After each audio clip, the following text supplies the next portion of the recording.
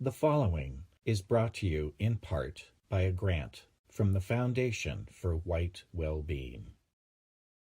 For yourself, are you going to be a better you? Are you going to serve white well-being? This can be done everywhere. If I did this here, then it can be done everywhere. And that's what we're doing. Every school, intermediate, elementary, high school, every community center, every lodge, every government. It can be done everywhere. I was always doubting.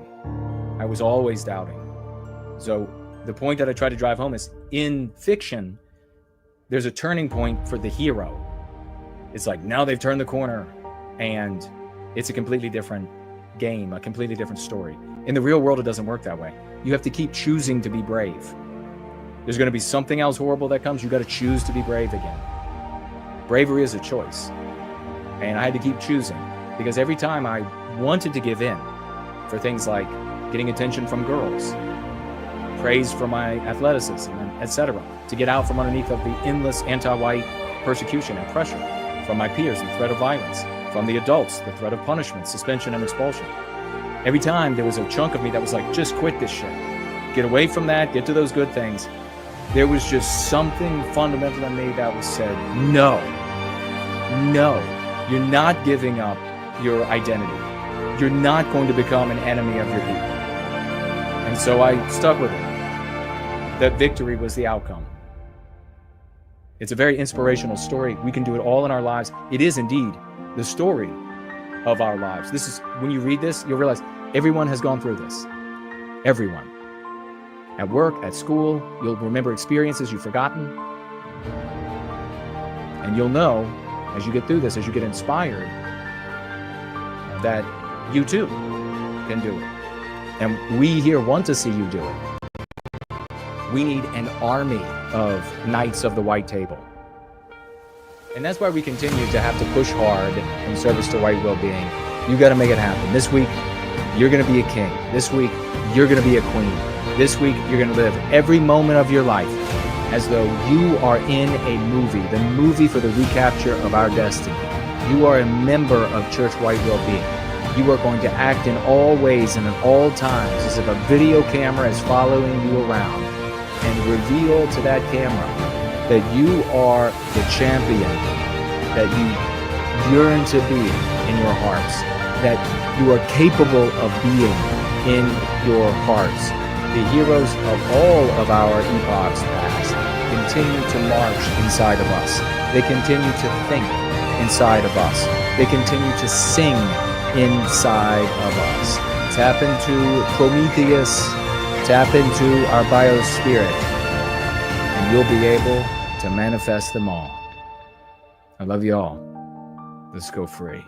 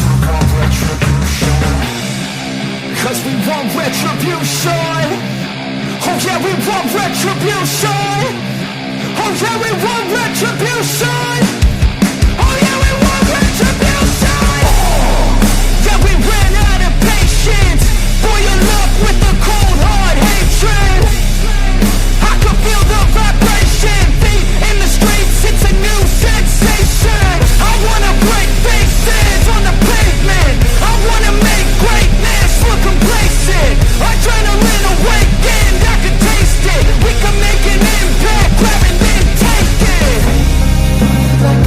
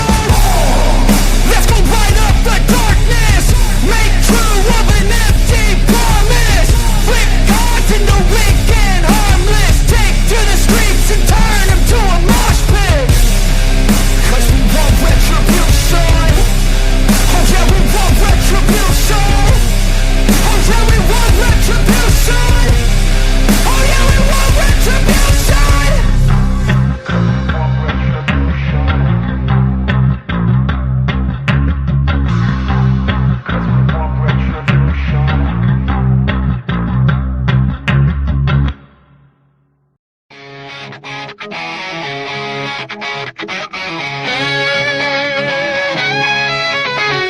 a world that's trying to tear us apart, they throw their stones, but I've got a brave heart. I'm proud of my roots, I won't be ashamed. With fire in my soul, I'll never be tamed. They want us silent, but I'll raise my voice. With every ounce of strength, I'll make my choice. No more shadows, I'll step into the light. With pride in my blood, I'll stand and fight. No white guilt, I'll carry the flame. In this fight for our honor, I'll stake my claim. With every heartbeat, I'll stand my ground. In a world of chaos, my voice will resound.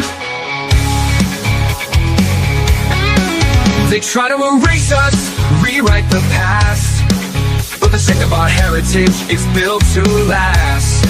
I'll shout it from the rooftops, let the truth be known.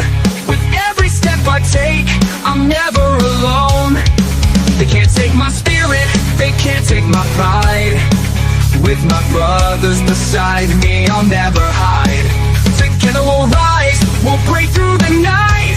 With courage in our hearts, we'll win this fight. No white guilt, I'll carry the flame. In this fight for our honor, I'll stake my claim. With every heartbeat, I'll stand my ground. In a world of chaos, my voice will resound.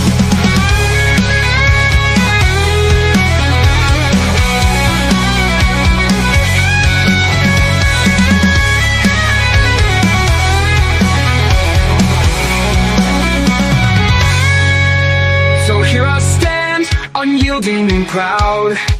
In the face of their hate, I'll shout it loud.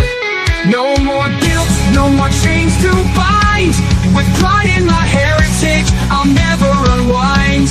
We'll carry the torch, we'll light up the night. In this battle for truth, we'll stand and fight. With strength in our hearts, and pride in our soul, we'll rise together, we'll take control. No white guilt, I'll carry the flame. In this fight for our honor, I'll stake my claim. With every heartbeat, I'll stand my ground. In a world of chaos, my voice will resound. No white guilt, I'm proud of my name. In this world of darkness, I'll never feel shame.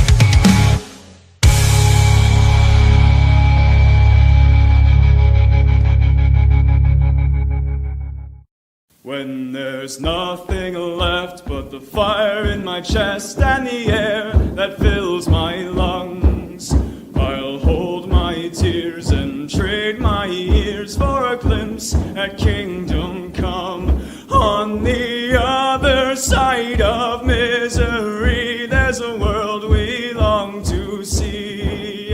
The strife we share will take us there to relief and sovereignty. Oh, by God, we'll have our home again. By God, we'll have our home. By blood or sweat, we'll get there yet. By God, we'll have our home. In our own towns, we're foreigners now. Our names are spat and cursed. The headline smack of another attack, not the last and not the worst.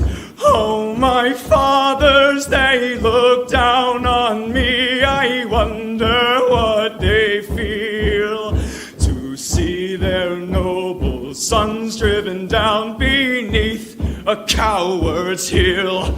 Oh my God, we'll have our home again. By God, we'll have our home. By blood or sweat, we'll get there yet. By God, we'll have our home. The road is dark, the way is lost. My eyes, they strain to see. I struggle forth to find a friend to light the way for me. Oh, brothers, can you hear my voice, or am I all alone? If there's no fire to guide my way, then I will start my own. Oh my God, we'll have our home again. By God, we'll have our home. By blood or sweat, we'll get there yet. By God, we'll have our home. Oh, by God, we'll have our home again. By God, we'll have our home. By blood or sweat, we'll get there yet. By God, we'll have our home. There's nothing like rushing to get together for another Sunday gathering. It's glorious to be here with all of you. Featured stories today. Prioritize Israel. What the hell is up with that? Baloyi, whites are subhuman. I guess we'll look into that. The German election. St. Clair, is she suing? Is she an Israeli op? And maybe some news about SoyGoying, some more ingenues in the white sympathetic sphere. Go free lesson of the day. It's the great Cindy Ben's spotlight of the magnificent biospirit of the West. There's going to be questions. There's going to be comments. And then there's going to be this. I recently spent $6,500 on a young registered Black Angus bull. I put him out with the herd, but he just ate the grass. Wouldn't even look at a cow. I was beginning to think I'd paid more than he was worth. Anyhow, I had the vet come over and took a look at him. He said the bull was very healthy, but he just needed a little boost. So he gave me some pills to feed him once a day. Everything changed the very next day. The bull was panting. He was flexing and eyeing everything in sight. He immediately serviced all my cows in just 2 days. All of them. He even broke the fence down and bred all my neighbors' cows. By the end of the week, we had to hit him with a cattle prod 14 times to get him off the back of a Volkswagen.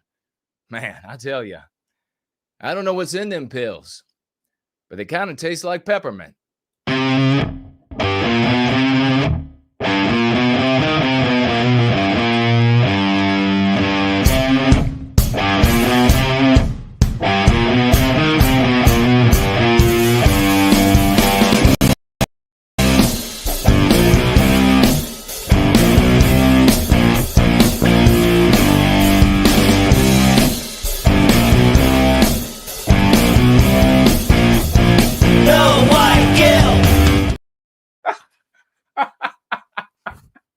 I don't know if y'all can hear me all right.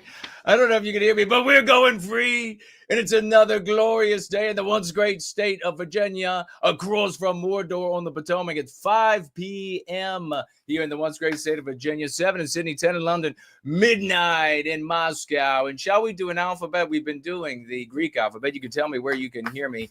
CYXWV, UTSRQ, PONML, KJIHG, FED, CBA. What letter did you hear first, ladies and gentlemen?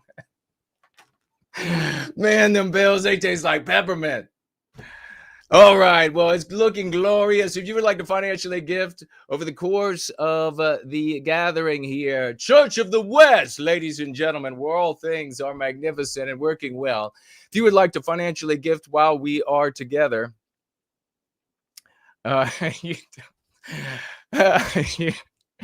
you may do so by heading on over to a number of the links that are in the description below, including Entropy, which is up and running, Subscribe Star up and running, G Live up and running, a Premium Rumble up and running, Odyssey up and running, and of course, Dude Bro Moment platform, aka Entropy, up and running. You may also financially gift by heading on over to nowhiteguilt.org. Click on the financial gift tab. You'll see all of these options and more, some monthly options where you can recurrently bill without even thinking about it. And then we celebrate you at the beginning of every month by whatever name you would like to be known. There's also 5 cryptocurrency wallets, and you can financially gift there. Maybe you send me a gift of like $1 worth, and then I announce it the subsequent week, and then you know that you've got me, and you can send more if you'd like. You can also donate to White Wellbeing Church of the West, ladies and gentlemen, by heading on over to the foundation for whitewellbeing.org, the foundation for whitewellbeing.org. It's a 501c3. This is how we recapture our destiny. Please tag me when you make that donation over there so the funds can find their way to yours truly. Otherwise, as we are here today and gulping down bottles of pills meant for the bull. Otherwise, you can tag me as No White Guilt. Tag me as No White Guilt. I want to hear what you have to say on any of these platforms. Be keeping my eyes mostly on the live chat over here on Twitter. And I see Scott, somebody by the name of Scott is over there. Hello to you. And we'll read what you have there in just a moment. Premium Rumble, I'll be keeping my eyes primarily there. And, of course, on YouTube, the live chat over on YouTube. Make sure you change it from top chat to live chat like I will do right now. And then you'll be sure to get everybody's chat, or at least a little bit more likely to get everybody's chat. We know that YouTube deletes chats left and right. And that's just what anti-whites do. And we're continuing to face an uphill battle when it comes to the censors and how they censor us and the use of AI. And the Grok of shit and all of the other AI that's out there. And so it is of primacy importance for you to reshare this across the platforms that you are on. Are you on Facebook? Are you on, where are you on right now? Are you on Twitter? Are you on X? Twitter X? Where are you? Please reshare, quote share, retweet, post a comment, and do it throughout the course of our gathering here on this glorious Sunday in service to White Wellbeing Church of the West, where all white people and non-white people come together who want to put an end to the victimization of white people based on our birth.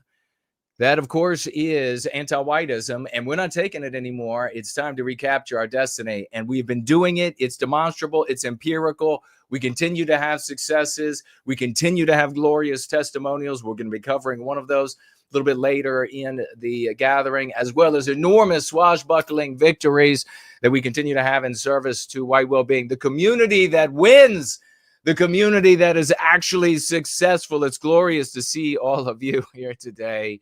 What does Scott have to say? We need to regain our white America and deal with the white people who are destroying our own, says Scott over here on X. Absolutely. We're actually dealing with them right now. We don't have to wait till we recapture America. We're dealing with them right now. We're winning the conversations in our family circles, in our friend circles, in our work circles. We're putting them in their place.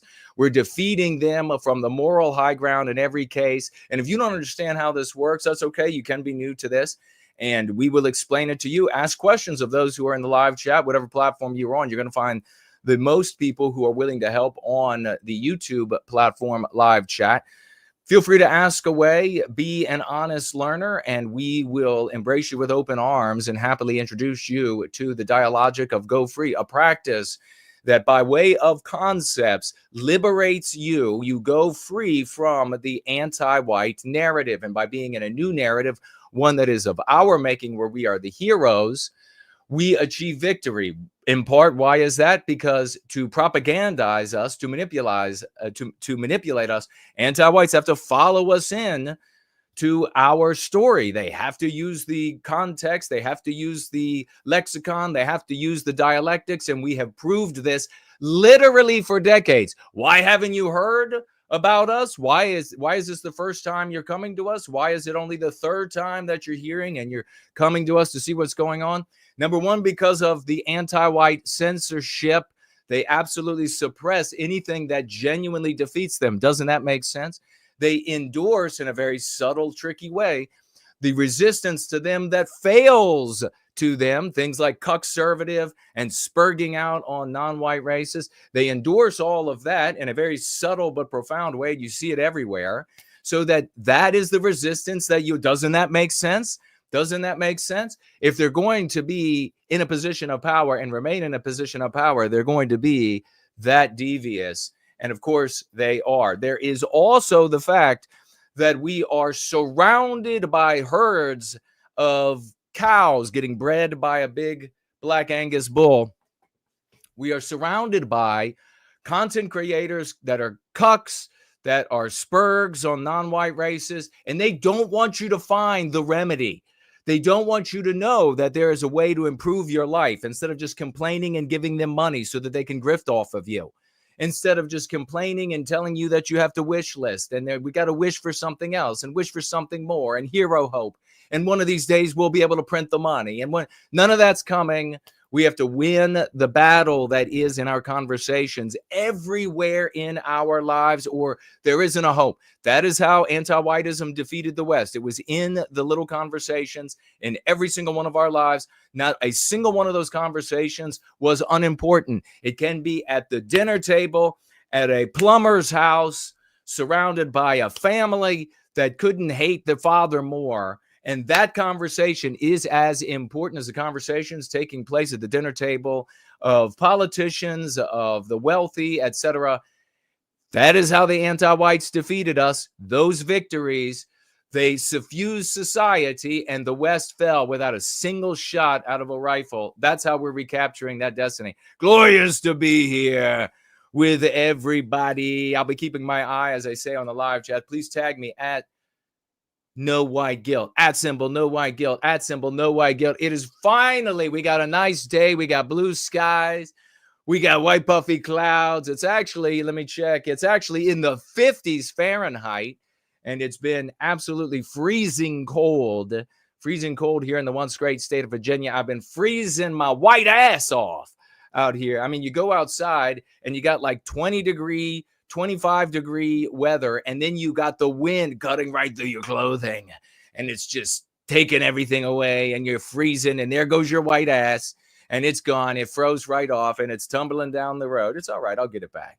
Good to see everybody. Prioritize Israel. We're going to be talking about that. We're going to be talking about whites are subhuman.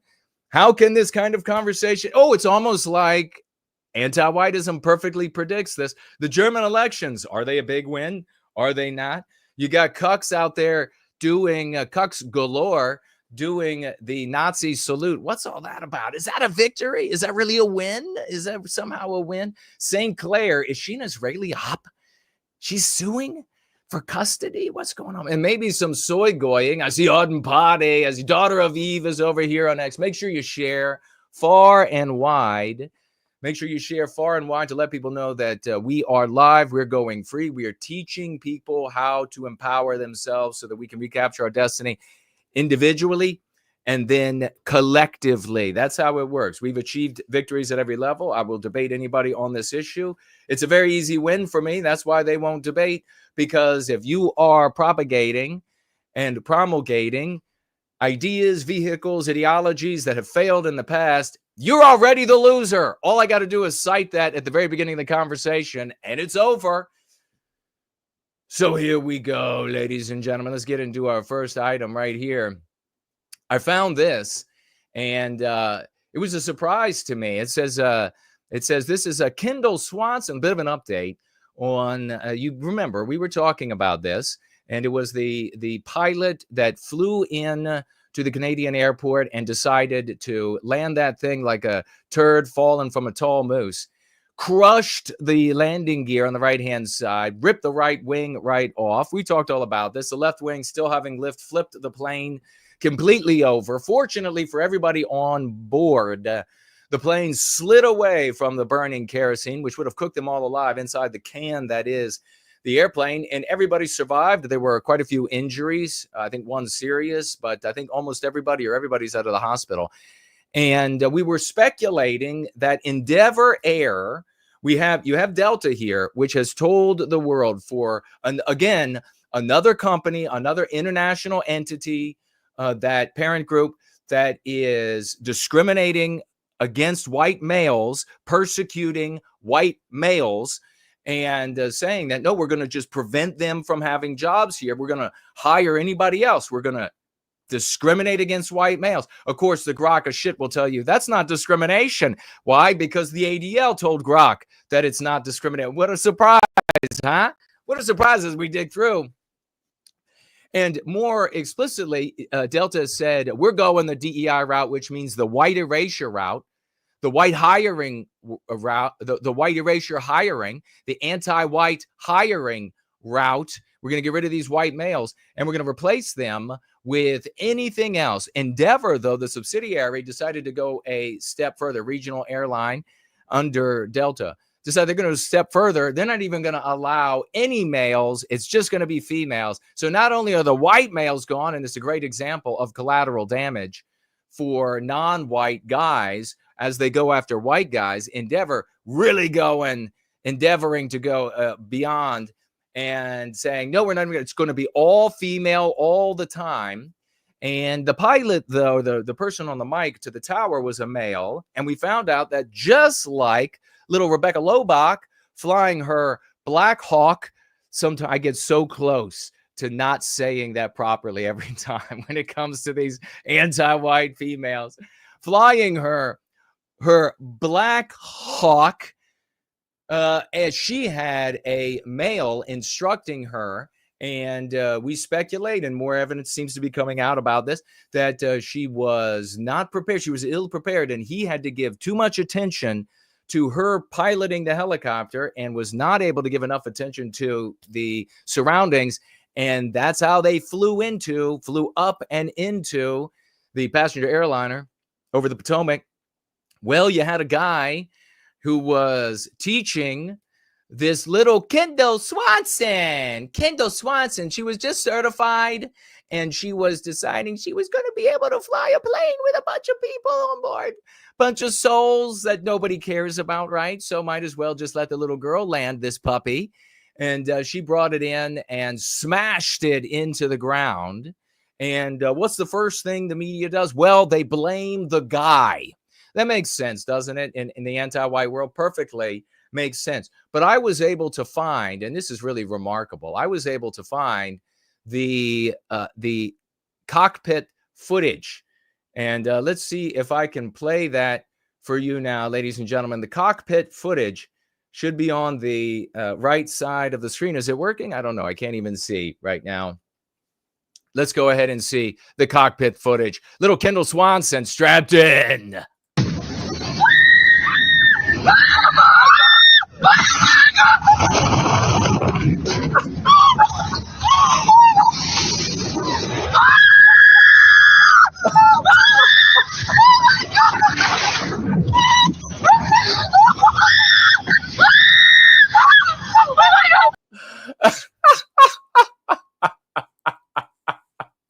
Hey, you got to trust in No White Guilt to be able to dig down into and find the actual footage from inside the cockpit of what went wrong. I not only did that, I went a step further, and I was able to find for you all the footage from inside the plane, the passengers themselves. Let's have a look.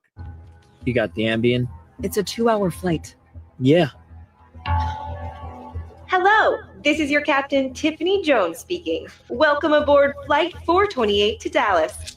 We're just waiting on ground crew to load the last few bags. We should be pushing back shortly. Did the stewardess just call herself the captain? I don't know. I'm trying to find my Xanax. Hey, Captain Tiffany here again. Ground crew is all finished. Flight attendants prepare for departure. The captain's a woman? Are you serious? It's 2024. Women can fly planes. Honey, this isn't an iPad. This is the real deal. Captain Tiffany again. I almost forgot to mention I'm accompanied today by First Officer Morgan Brooks. And oh, wow, would you look at that? It's an all-female crew today. You're in good hands. Now sit back, relax, I bet it's safe. Disguise. Hey, you gotta get off the plane. Little Kendall Swanson, she's gonna land that puppy. Here she comes. Will you relax? They're professionals. Yeah, so is Amelia Earhart.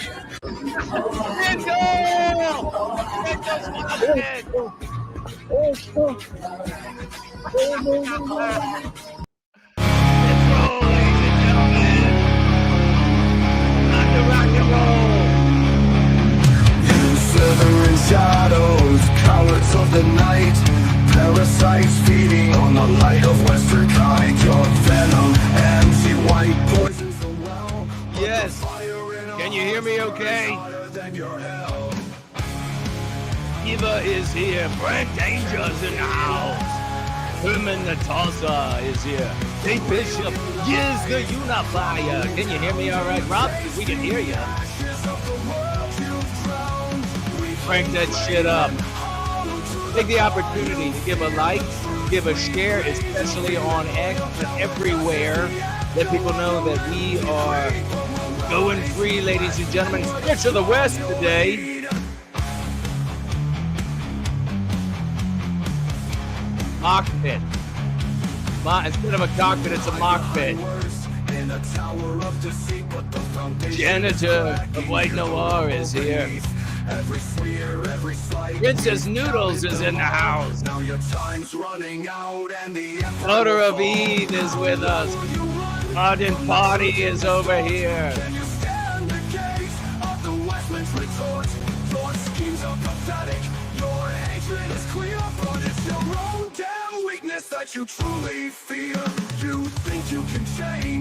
We got so much good news. Do you remember Daryl Brooks?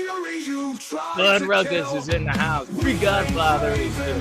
We feel reckoning. The great friend, Danger, Bio Spirit of the West. EKO is here.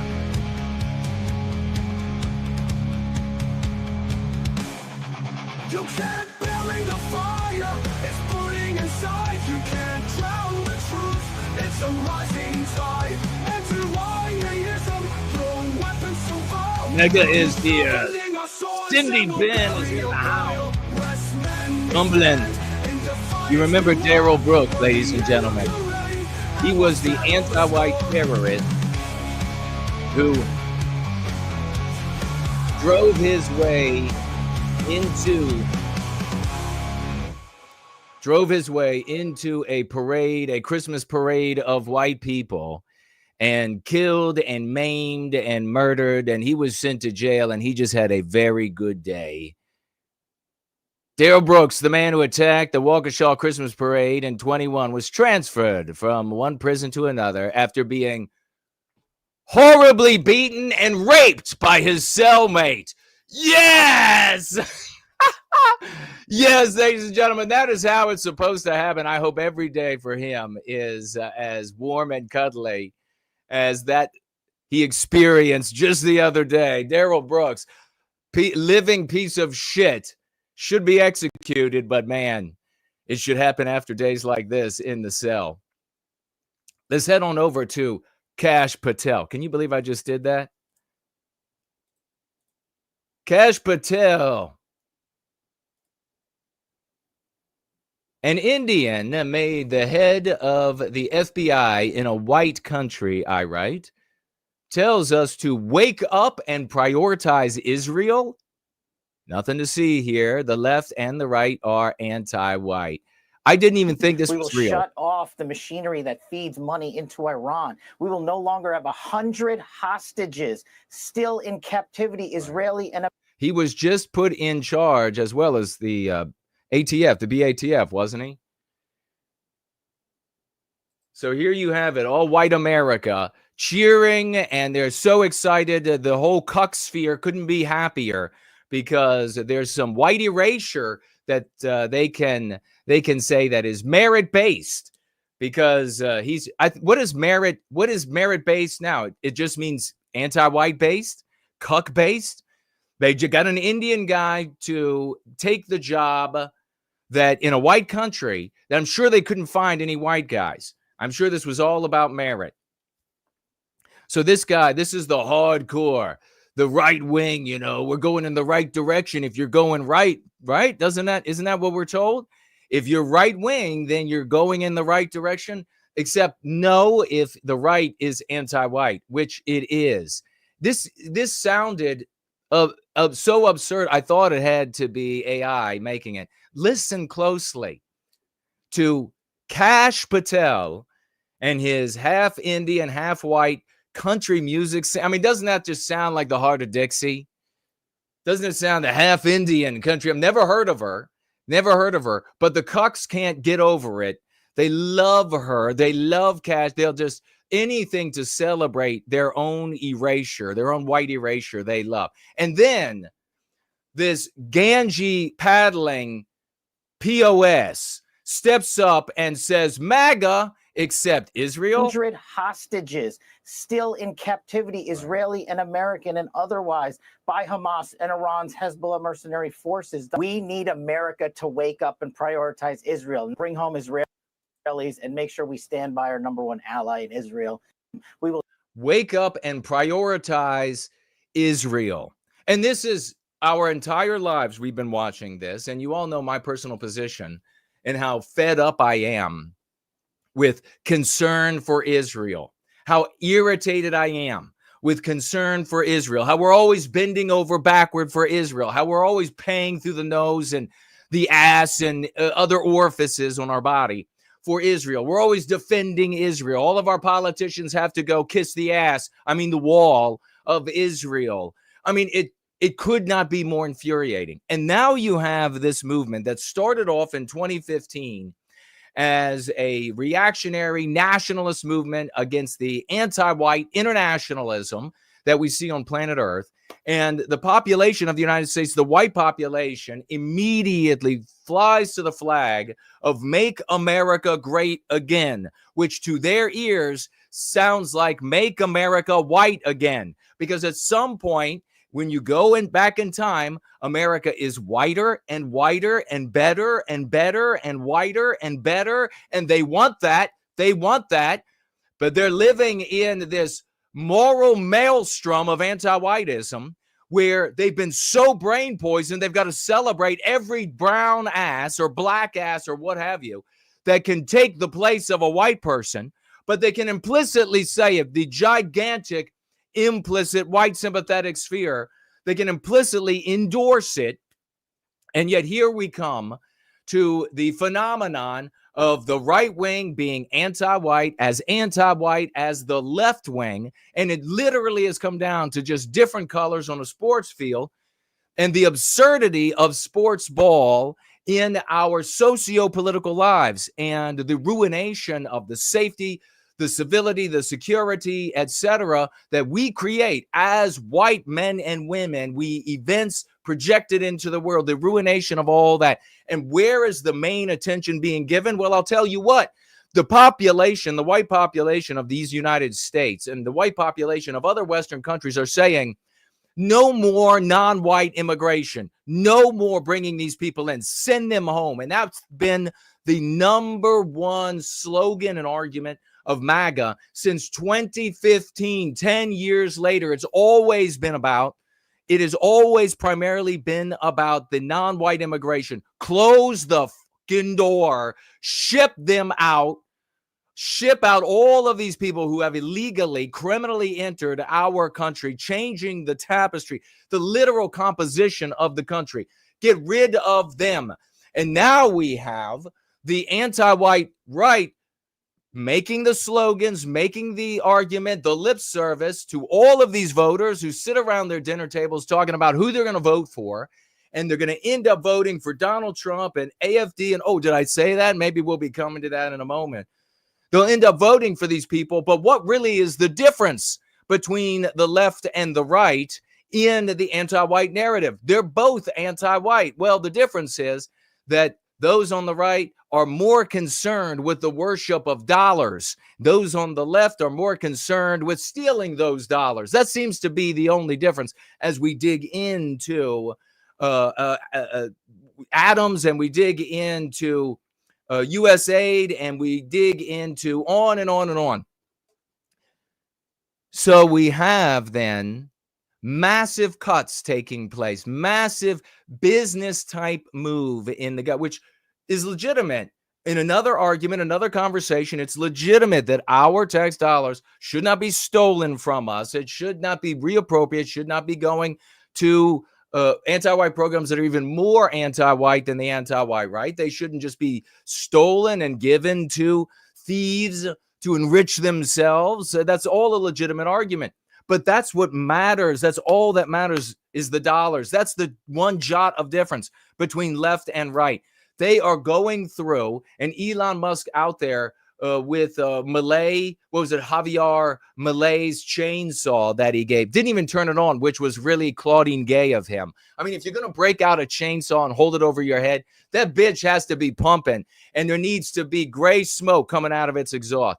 But what are you going to do? You know, this guy never touched a chainsaw before in his life, I'm sure. Never sawed anything in half before. Never done an actual day's worth of physical labor before. But that's neither here nor there. So they are going through all of the finances with a chainsaw. How are they doing on that immigration? They suck. They're not shipping out. In fact, right now there are numbers going around on the internet showing that the average Biden deportation rate was higher than the first month of Donald Trump. This is what we're getting. These are the big, remember when we were told, oh, it's going to be like military, we're going to be kicking the door down to homes of non-whites, and they're going to be dragging them out. And I was like, God, please in heaven, let that be. Oh my God, let Trump and Tom Homan be the absolute villains that the anti-whites believe them to be, please. I want that to happen. I want the troops, American troops, to kick their doors down, to swing in on fast ropes from helicopters through their windows and drag out the 6 and 7-year-olds or whatever it is and comfortably send them back to the country they love but refuse to live in. Send them back, kick them out of our country, kick them out of our houses. Oh, but no, that's not happening. No, it's piecemealing. They're just getting the worst of the worst. They're just getting the ones that are after the women. So the women will stop complaining and they'll go back, and they've stopped complaining now that they can play sports again and have the fantasy that they can beat men at anything. What a joke. Now that they can go back to their fantasy, their visage of how superior they are to men. Now they're like, we don't care about anything else. But there is some of the criminals that are out there raping, and they're like, well, we got to get rid of the ones that are raping women. No, in fact, leave those for last, because you're going to get them. Leave those for last. Let's get the ones that have come in here and are quietly hiding so that they can continue to request a change of status every day, which is lawful for them to do, as they can continue to appeal to different bureaucracies in the county, state, and federal governments so that they can get some sort of status to be able to stay in the country illegally, to become a citizen, to be able to vote, and to be able to vote us into environments and to project their instincts into our environments to create a world that we would never want to live in, which is the reason why we don't live in their countries in Central, South America, in Africa, and etc. We have no big longing to move there. Go for them first. But instead of all that, we have these people who don't give one shit about the white population in America. They can't even say our name without massive pressure from this community and the generalized pressure created in the population that is engendered by the exhortations of the swashbuckling heroes, both in the outreach team and individual actors, solo activists in this community. without all of that pressure, they absolutely refuse to even say the name of our race. Why? Because it's anti-white on the right. It's anti-white on the left. It's anti-white all the way through. And all of a sudden, the guy put in charge with law enforcement in America, a department and now two departments that have been used since the Clinton administration to terrorize, and at least since the Clinton administration, to terrorize and pursue and jail and blackball conservatives of every stripe, anybody who in any way is heretical to anti-whiteism and the achievement of its anti-white objectives. These two agencies, since Clinton got in office at least, have been terrorizing half or more of the population with the color of law, with rigged evidence. And everybody can go back and research the FBI crime lab at the J. Edgar Hoover building. You know, they were caught faking evidence for thousands or hundreds or thousands of cases. You can go back and research that. The ear is against the door, so I can't make a claim. Maybe I have just a bad memory about that particular incident. You can go back and look into it for yourself. Instead of focusing on that, in fact, this Ganges swimmer, he just, where his parents are literally from the Ganges, he just told the FBI, no, you don't have to comply with Elon Musk's email demanding what you've done in the last week, and that if you don't respond with 5 things that you've done, this is taken as a resignation and you're fired, you're gone. Instead, he said, no, you don't have to bother with that. No, I'm not going to dig into and begin firing all of these people that have, all of these agents, all of these individuals that are, especially the BATF, they have been beyond. Remember, they used to be called jackbooted thugs regularly. Back, you go all the way back before Tea Party days, before 2009. Before then, they were called jackbooted thugs for how they used to treat anybody who was the least bit heretical, dragging your feet to anti-whiteism and the anti-white left. And this guy's like, no, what we need to do is wake up and immediately prioritize a foreign country, Israel. How about you yourself back to whatever town, was he born in America? Whatever town you were born in America, send your parents back to the Ganges and open up a laundromat or a Exxon or whatever it is. Because you're obviously not at work for the white population of this country.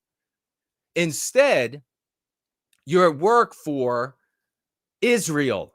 Now, we here have agency. We here are mature men and women of the West. So we're not going to sit around and just complain that Jewish people get what they want, or a percentage of Jewish people get what they want. We're not going to sit around and complain that Jewish people have power. We're going to say, how do they have power?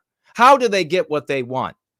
How is it that any group of mankind, a percentage of each individual group, how do they get what they want? And we are emulating that. We are doing it better than they've done it. We are creating the foundations that is rapid growth, miracle grow on steroids and whatever they're putting in that pill for the bull. The exact same strategies that will empower us so that the politicians and our wonderful Indian FBI, Indian American FBI head will instead prioritize founding stock America. Founding stock America. I remember when I introduced that decades ago at a Council of Conservative Citizen conference. You're welcome. And by way of Sam Dixon, who gave me credit, and God bless the good man for that. How often does that happen? For the founding stock Americans. That's how we make this happen. So Israel is going to be prioritized by your local sheriff. Okay, the dog catcher. Because a percentage of Jewish people do something noble They work together for their individual well-being by way of their group well-being. And it's a very simple explained, very simply explained, and I'm going to keep moving here in just a moment, but a very simply explained phenomenon. On the field before us, ladies and gentlemen, we have two American football teams. I want you to visualize two American football teams. The sports ball bowl just went by, the stupid bowl for the NF losers. On offense, you have the white race. In this scenario, it doesn't matter. You can flip it around if you'd like. On offense, you have the white race. On defense, you have the anti-whites. On the offense, the white race is broken up into isolated, selfish individuals. The receiver is only concerned with himself. He's only concerned with his job of running a route and catching a football that's thrown to him. He doesn't care about the rest of the offense, the rest of the team, the rest of the tribe. Similarly, the quarterback doesn't care about anybody else on the field, on the offense. He doesn't care about the receiver and what happens to the receiver. The quarterback just wants to do his job, get his pay. He's supposed to receive the snap and back up and throw the football to the receiver down the field if he becomes open. If it doesn't happen, oh well. On the other side of the ball, you have the anti-whites, and they're all working together, but they're all different. Boy, you have white anti-whites over there on defense. You have Muslim anti-whites on defense. You have Jewish anti-whites on defense. You have feminist anti-whites on defense. You have mestizo anti-whites on defense. It's a mélange, but they all are a single team working together to defeat the white team. And when the receiver is tripped up, when he is thrown to the ground, maybe by a black anti-white, and he jumps up and he complains, not about the other team. Well, no, it's not the entire anti-white team that's his problem. No, because he doesn't care about the rest of the white team. He's only worried about him. So he only talks about the black anti-white that maybe pushed him down or tripped him. And the rest of the white offense, they don't give a shit because it wasn't them that was pushed down. It wasn't them that were tripped. They're doing their jobs and getting their pay. You cannot win that way. We cannot win that way. It can't be explained any more simply. When we are victimized by the other team, it's the totality of it. Not an individual player, not an anti-white black or an anti-white white or an anti-white Jew. It's the totality. And when one of our team members is injured or undermined and can't perform their role or their life is made harder, the whole team runs over and crowds around. And they don't cuss just that one because you know what would happen if we all focused on the one anti-white that committed the foul? Well, the other ones would grab the ball and they would run for a touchdown. No, we focus on the entirety of the other team. Okay, tards? Okay, how much easier? I feel like I need to put blocks out for all of these idiots out there in the white race who are they have a propensity for selfish individualism that's fed and nurtured by the anti-white narrative.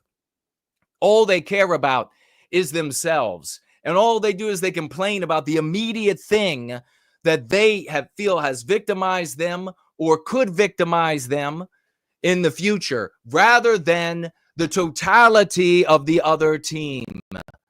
This is why we lose. If you're going to be in a contest with another tribe, another grouping, another team out there on the field, then you must behave as a team. You criticize the oppositional team. You come to each other's aid. The final point I'll make on this. I grew up playing youth sports, and the area that I lived in was transforming from one that had been almost entirely white. Indeed, we had segregation in Virginia at one point, entirely white to one that was every single month more non-white, more white erased. And eventually, as a youth, we got a black coach. And he came from a really bad part of the district. And he had to do some service for the community for some crimes. And so he was going to be coaching football.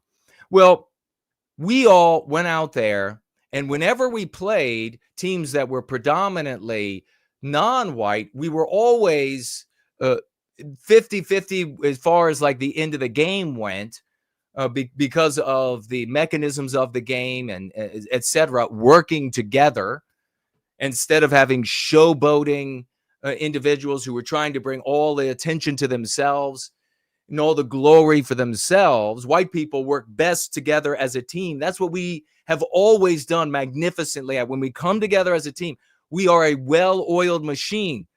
That's why keeping us in these isolated, selfish, individualistic states causes us to lose. But we were always shocked by how the non-white teams, or predominantly non-white teams, everything was a gang fight for them.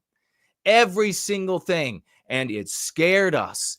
And our guys would run away. And sometimes we would lose the games because of this gang-like nature, this gang fighting nature of these other teams. Well, this coach came along and he's told us in no uncertain terms. I think we only had at that time a couple non-white kids on the team, but he was looking out at a sea of white little boys, and he said, if one of you gets into an argument on the field, the whole team runs over into that argument. If one of you gets into a fight, now mind you, we had always been told by our parents and the white coaches, don't fight on the field. This is a game. This is, you don't fight. You know, if you get at odds and you go to the separate ways, and the law will come down, the referee will come and flex his might and will decide. No, that's not what this coach told us. If one of us gets into a fight, the whole team fights. The whole team immediately attacks the entire other team. And that's indeed what had happened to us. That indeed is what had intimidated us. He told us our whole bench is to get cleared. We had never heard anything like this in our lives. And he said that if you didn't do this, you would never play on his field. You would never play for him. You would just ride the bench and be a loser. So you better get into the fight. You better get into the argument. You better be antagonistic. You better be in the faces. And I have to tell you, that kind of set well with my inner bio spirit, my inner Jason. This guy kind of became my spirit animal. He was rotund. He carried an illegal firearm under the front seat of his vehicle. He had a baseball bat, though didn't play baseball, in the passenger seat at all times. Kind of an on the edge kind of a character. In fact, one day he decided that he was willing to fight every one of us on the team, like in a big wrestle. We got to wear pads, and he was just going to be out there in his shorts and t-shirt. We beat the ever living hell out of him, of course. But nevertheless, he wanted us all to fight. Everything changed in these games. Everything changed. When we as a team, as a tribe, moved together against all of the opposition, we kicked their ever-living asses. And he couldn't smile bigger. Of course, he got warnings. Don't let your kids fight like this. Don't. But you really think they're going to fire the black coach who's paying his time back to the community for who knows whatever the hell he was guilty of? We have to be a united people. And it begins with the concepts that we use with the Go Free dialogic. That's where it begins. It begins in our own minds. When we march in unison, when we use the strategies that are succeeding, when we defame and attack the totality of anti-whiteism for its infliction of injury on any single one of us, we win. That's why it's disparaged. That's why the selfish individualism is pushed in the white race. Let there be unity again in our people. and it'll be over for anti-whiteism. One other tweet of mine that I wanted to share very briefly. Do you remember Luigi Mangione? Luigi Mangione. Let's see, do I have any notes to myself? Develop a practice that demonstrably and empirically works for white well-being, protecting our men, women, and children, and few care. Of course, I'm talking about me and White Wellbeing, the Go Free dialogic. Murder a father and husband because he works for an insurance company, and women desire you in the thousands. Here they are showing up at his court hearing because they are in love with him. This is hybristophilia. Only affects females for some reason. Maybe wonder why healthier white men of earlier ages said, you're not allowed to leave the house. You're not voting. You're not sharing your opinion. Hybristophilia. There are no examples, and the hyperbole is warranted, of men suddenly deciding that they fall in love with a woman because she's a vicious, murdering, criminal bastard. But females, hybristophilia afflicts them in their thousands, even in their tens of thousands. Really healthy country. Have to understand the females among us. Now, of course, that doesn't include the women of the West. German election polls. Former Merkel party regains top spot, it says. Populist AfD surges to strong second place. Of course, they're still counting. And leftist Social Democrats collapse. Let's put that up on the screen and have a look at what you all are saying. We're going to keep moving along. If you have any thoughts or opinions, if they coincide with mine, then you're right. If they don't, well, you're a vegetable. And there's room for learning. And I welcome you and your humility and fealty, and you may come to the hierarch of the white race, yours truly, Jason Kuna, and you may make an appeal. You may come to me and sue for pardon, and I will give you pardon, and you can learn how to be a master of the white table. Is in the house. I love that 4-0 came up with that. Ivan Ziharova is here. Corey, Viking warrior. If you've ever played the game Mafia, it teaches that an organized, informed minority will always beat a uninformed majority. Go Free method answers these faults for our people's current condition. Absolutely. Thank you for that testimonial. 100%. I have not played these games. Never even heard of it. I'm going to look at it. It's also called the Werewolf. I'm going to look that up. That is how you get the FBI director. And I want you all to pay special attention and maybe mention it on whatever platforms you are on. Pay special attention to what other content creators who complain about they spurg out on Jews all the time. Watch how they observe this. Watch what is their admonitions. What are their admonitions? What are their recommendations? How do you move forward? And see the colossal difference between what we do here and what they do there. And then mention that difference in tweets and posts and gabs on Facebook, whatever it is that you do, wherever you are.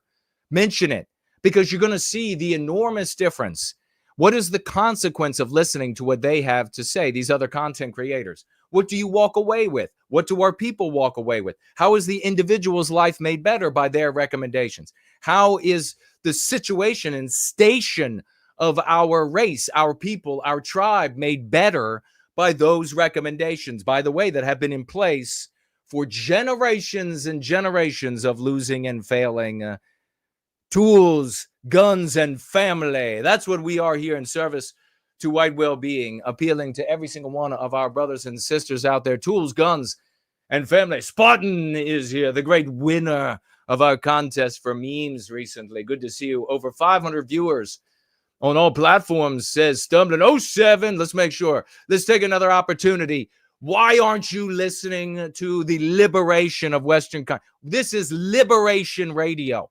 This is liberation. We are flying under the radar of the anti-whites, and they are trying to find us, but we are from one shadow to the next like a European ninja, better than their Asian ninjas, even better than theirs with respect to their ninjas, but better than their ninjas, even in my opinion. And we are moving from the shadow to the shadow, and we are slitting metaphorical roses' throats, something like that.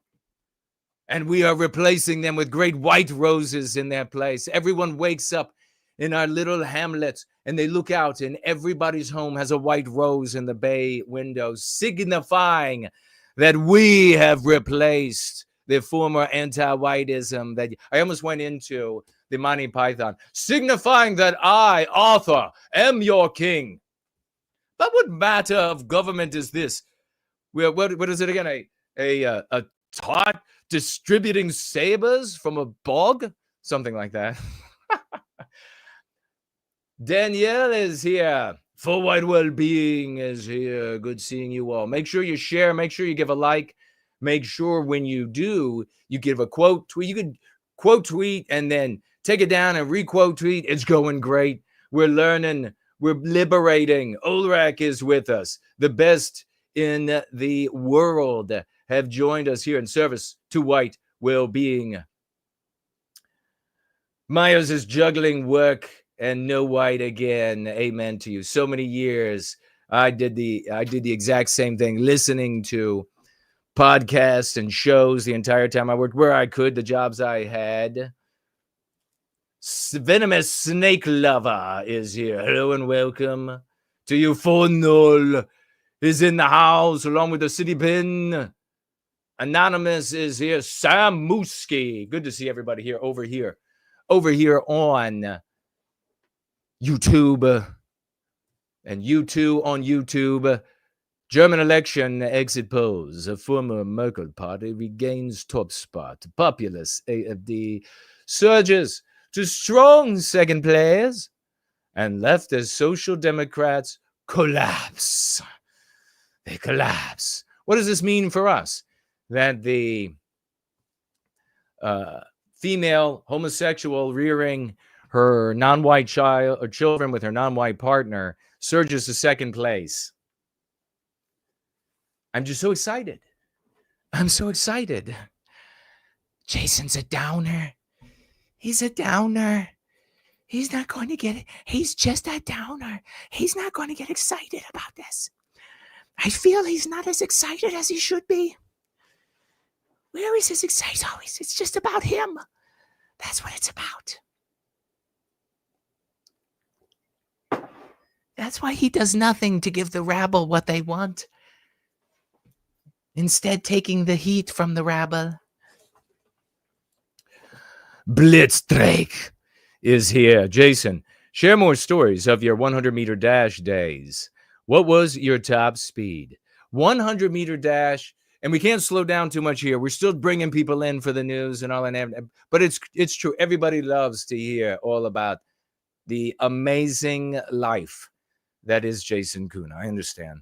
And the athleticism, the ability to fight, the super high IQ, the fairly handsome, the chiseled Grecian body that they actually took all the statues came from me. It came from philosophers and soothsayers, and they could look into the future and they were like, it was that guy. It's that guy. The only one thing they got wrong on those statues, just one thing. Perhaps you'll be able to figure that out on your own. And other talents that you don't know of. And yes, top speed, very fast. I'm one of those lightning white guys. It's one of those lightning white guys. And in fact, I get up on the treadmill to this very day, full speed, flying.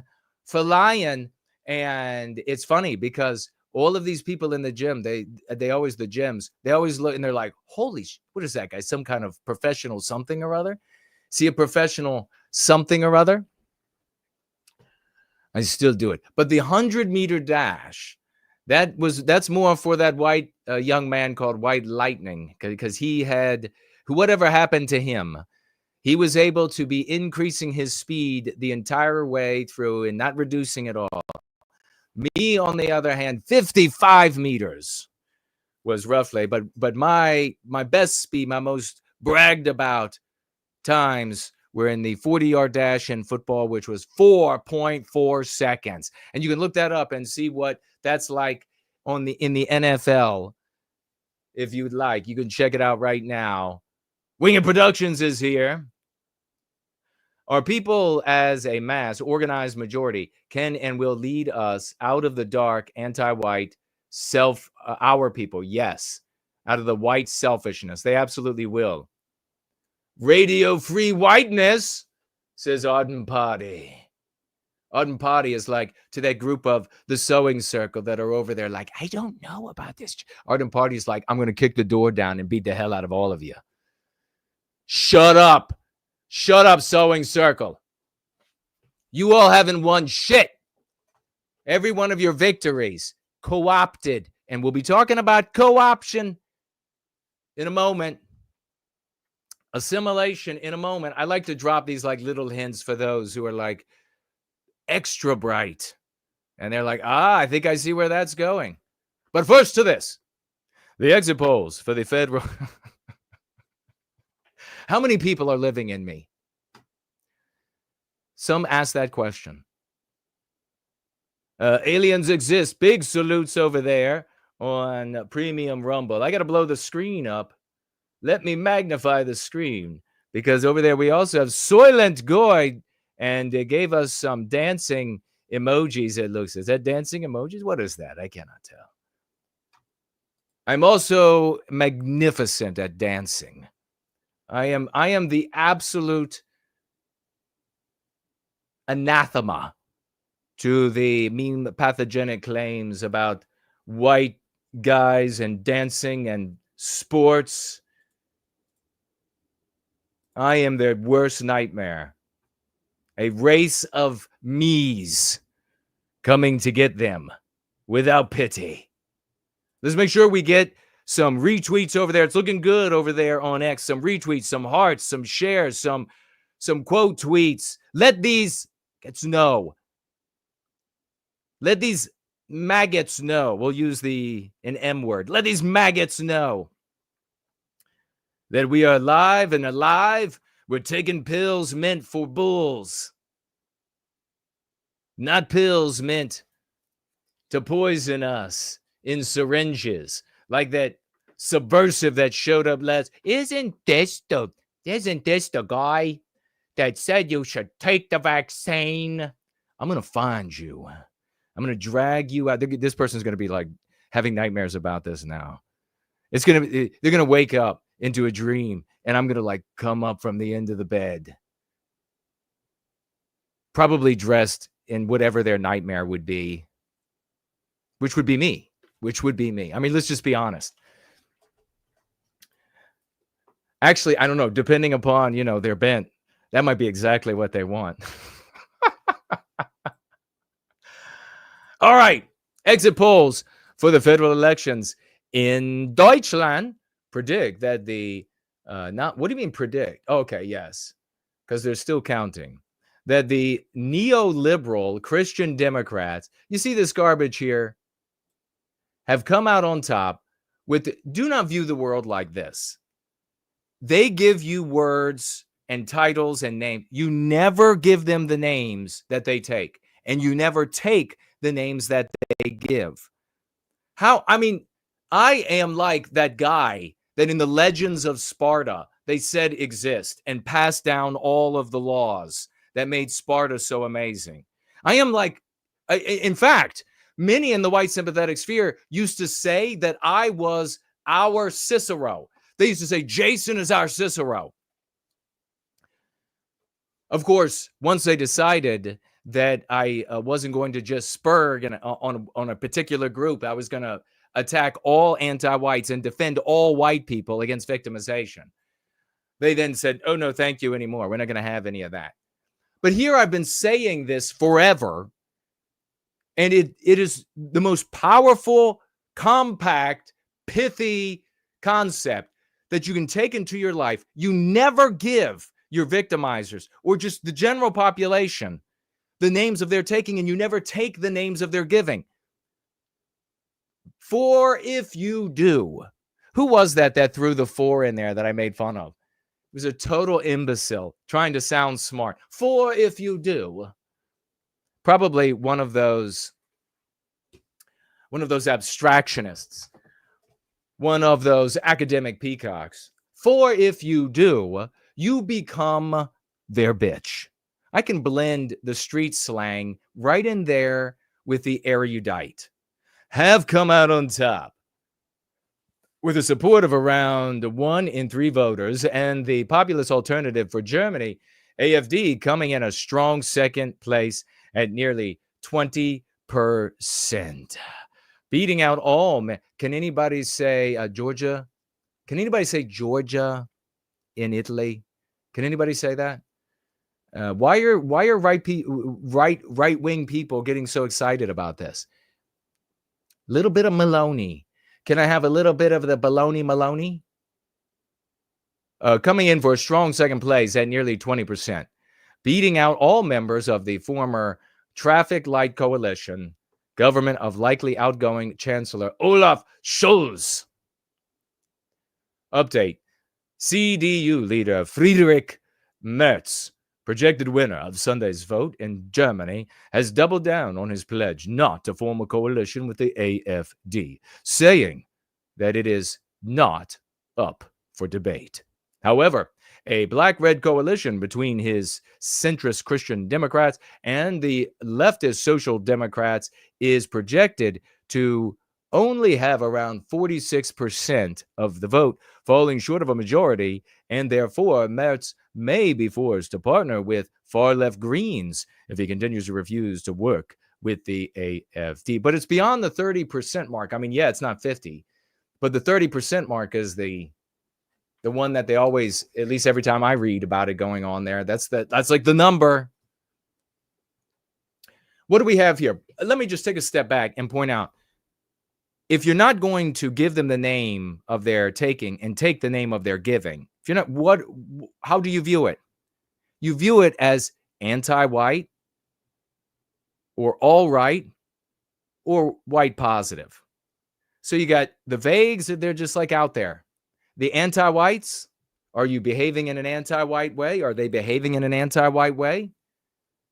Are their policies anti-white? Or are they white positive? Go back to my analogy of the American football team. And of course, you can use this whatever team sport that you understand better than American football. But everybody knows what American football is. You might not know all the rules. Everybody knows what it is. Go back to the team sport. If you are complaining about the anti-white social democrat on the field instead of the anti-whites, because the anti-white social democrat has irked you in some way individually, we continue to lose as a team. Please, white race, get your heads out of your asses. Why does he always have to get naughty and nasty like that? We've got to call the totality of our victimizers. And when you get down anti-white, and when you get down into the weeds, you can name individually down in the weeds if it's going to make you feel good. But we've got to talk about the other team, which is anti-whiteism. That's the other team on the field. The white race, anti-whiteism. We center ourselves. When we center ourselves, we engender concern for the totality of our people. And when we can engender concern for the totality of our people, rather than the vagaries of a social democrat or an Israeli or a black or whatever, when we engender that in our population by exhorting them to that focus on us, when we engender that, we are creating a people out of a deracinated race. And if you say to yourself, you can't get it, it doesn't make sense to you, it doesn't have to make sense to you. It works. Just imagine that you have this long experience of watching TV shows and movies that your brain perceives as reality. The greatest white leaders, the greatest white thinkers were not bound to wheelchairs. They weren't old and ugly. They didn't have messed up hair. They were Alexander the Greats. They were Pattons. They were, go down the list. You can look them up. They were put together. They were sound of body, sound of mind.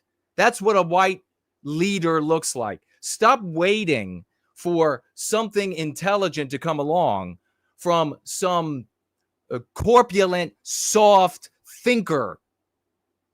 Nothing good is going to come from them. I look at their channels and they have shit tons of views of all these white people showing up, wondering about the deep thoughts. They go to their conferences to hear about their deep, learned thoughts because they're so soft and squishy, like the little Pillsbury Doughboy. They're so soft. Their daughter of 7 could whoop the hell out of them. They're so soft and squishy that they must have the answers. That is a fiction from entertainment. That's not what our reality has ever looked like. For Christ's sake, what is here to be positive about? That we in Germany are sick and tired of this non-white immigration that is changing the complexion, literally and figuratively, of our once great country of Germany. Changing everything about it. White erasing us. Our people in Germany, imagine if they are all given the tools of the concepts we use here in Service to White Wellbeing. They're all able to talk about the white erasure in their towns. The white erasure of these beautiful German cities and towns. Some of the most magnificent thinking and architecture and beautiful environments in the totality of the West being white erased, not replaced, not a replacement population, not all of these other terms that do nothing to benefit us. White erased. Every one of us in Germany learning that the problem is white erasure will be able to put the 2 and 2 together. They will be focused then on our people. And I have a little bit of an inkling. If you, even with as bad as our genetic stock is for the white race all the way around the world as a consequence of our brothers' wars, and therefore as bad as the genetic stock is in Germany as well, I have a little bit of an inkling that if you give us in Germany anti-whiteism, as we are pushing and doing, anti-white, white erasure, hush crime, it won't take much for them to put 2 and 2 together and come together in a way that will obviate these political parties and their voting. This is utter control. The beauty here, as I say, is our people are fed up. They're looking out at the world. They're fed up. They're sick of it.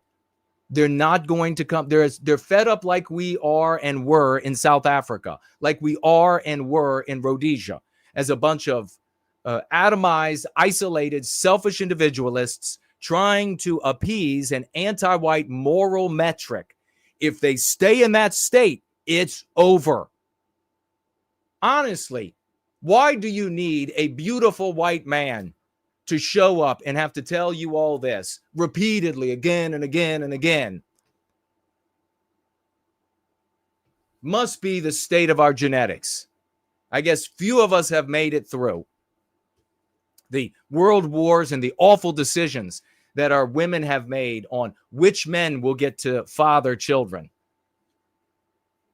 So that is where we can draw inspiration. We too can be excited about the results of the election in Germany, these early exit poll results, but not for the reason that cucks are going to be excited about it, not for the reason that because it's erroneous, not for the reason that these race, non-white, spurging content creators are excited about it, not for the because it's erroneous, not for the reason that those who are in this spectrum and are manipulated and their brains are just like worms in their heads, and they see in their head like a literal spectrum.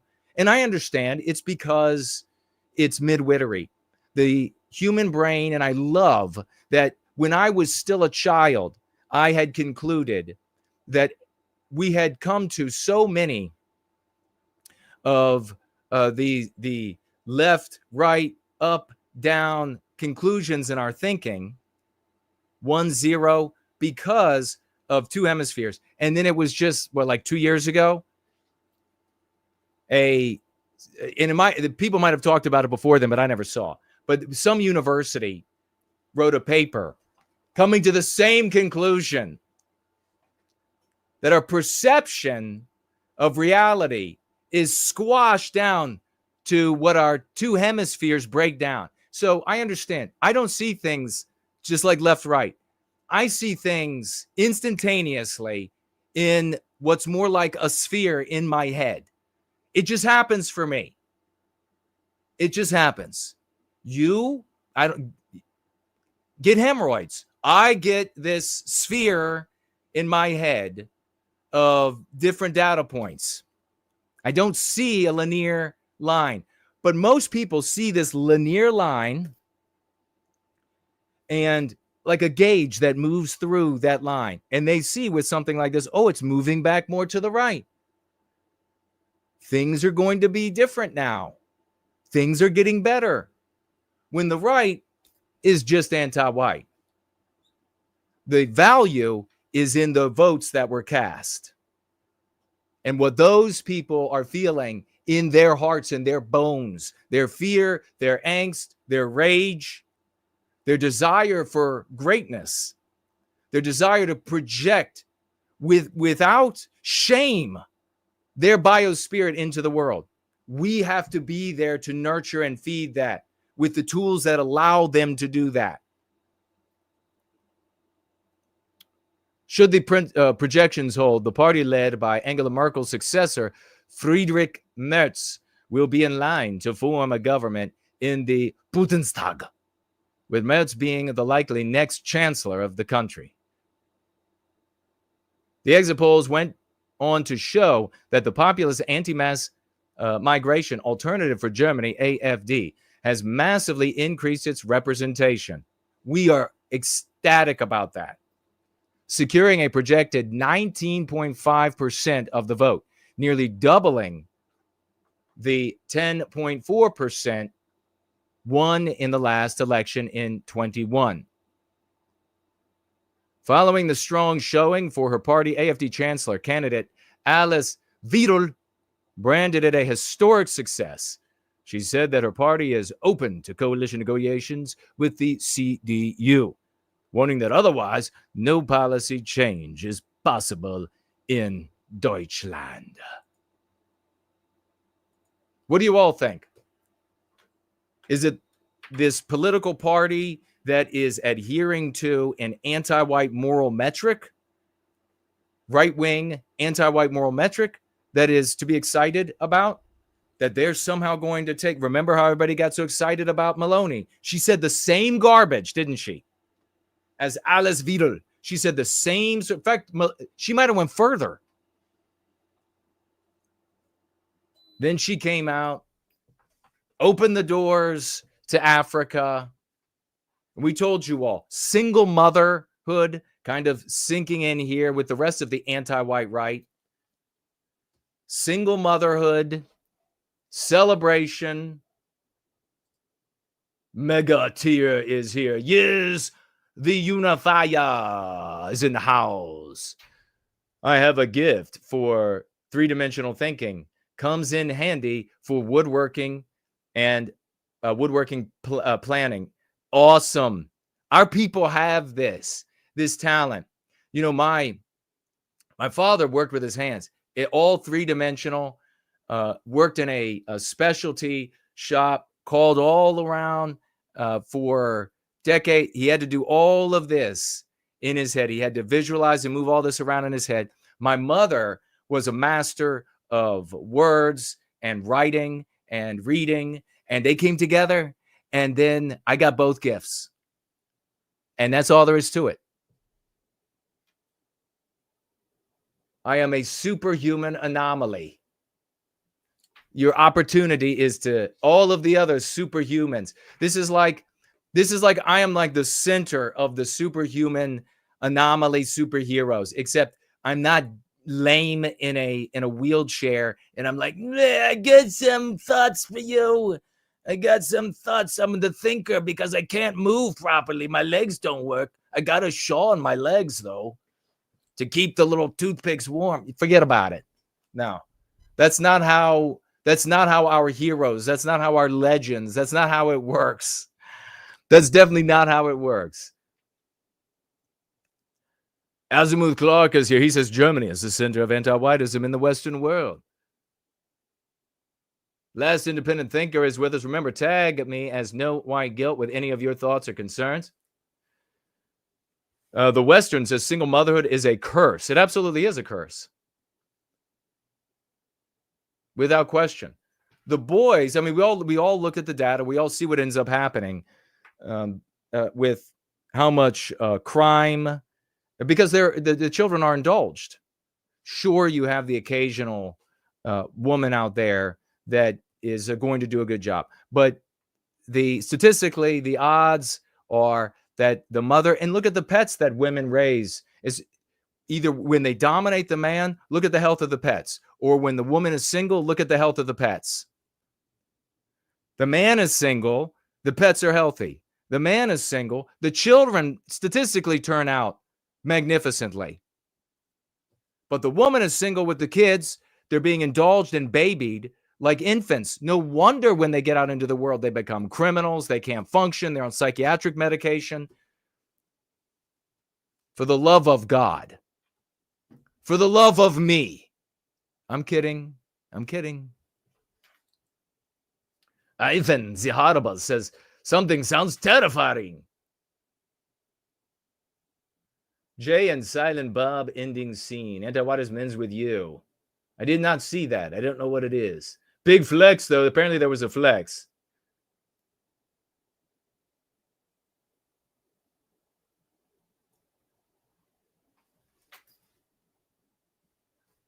All right, let us keep moving with a game. Are you all ready to play a game? How about over there? Are you ready for a quick game before we get into Trump went rounds with that old witch from Maine?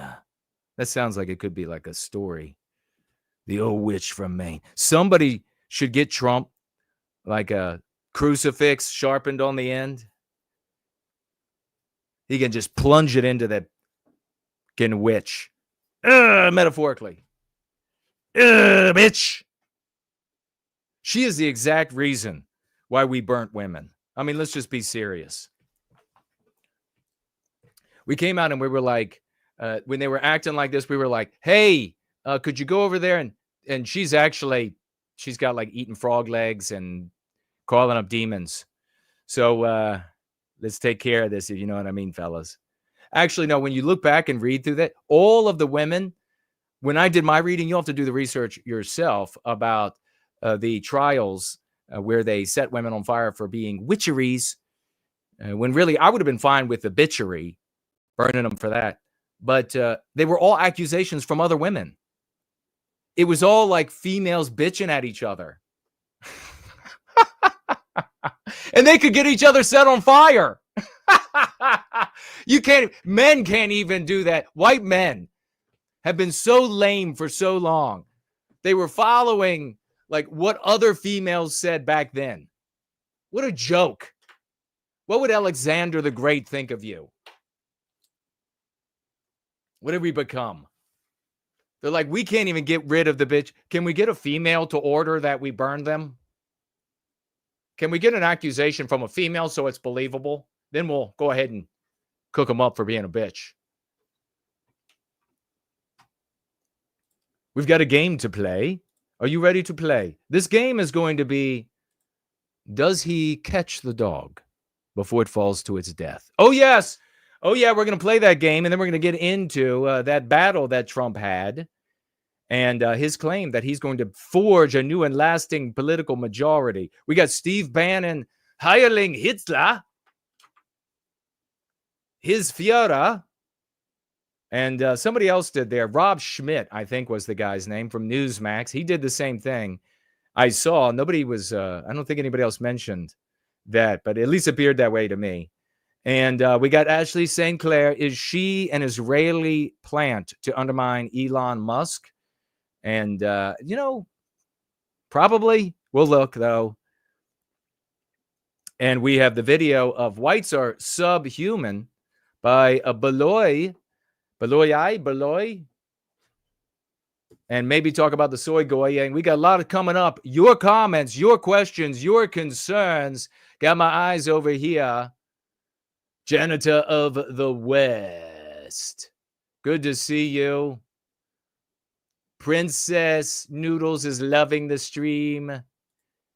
In Germany, the legacy parties are going to gang up on AfD and exclude them from power, says Daughter of Eve, and she would know.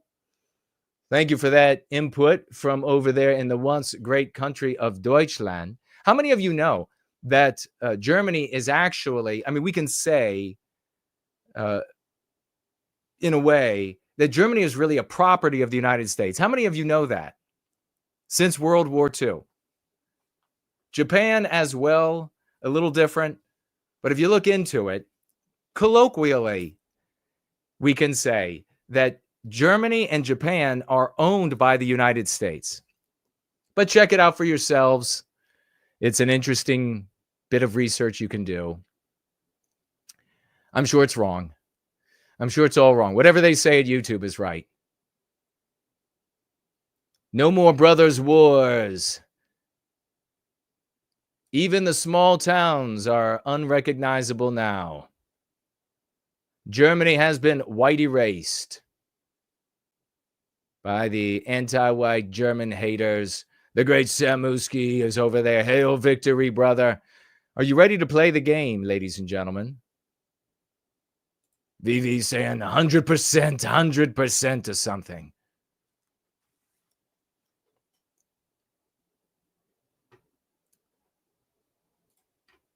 The game.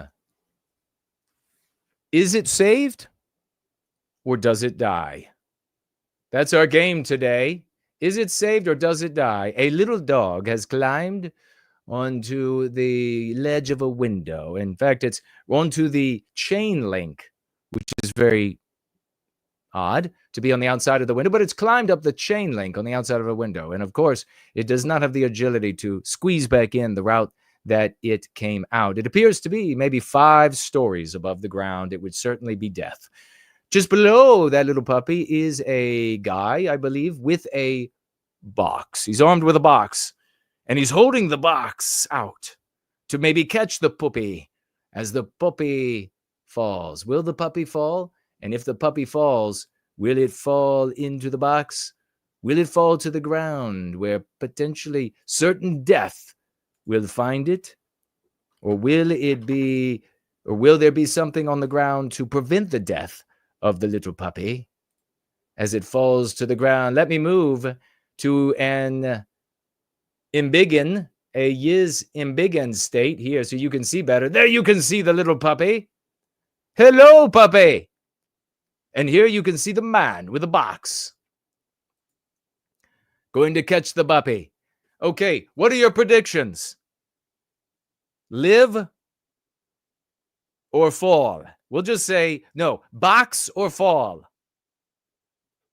Those are your options. Make your bets now. Box or fall in the live chat. Box or fall. I'm going to see what you all are thinking.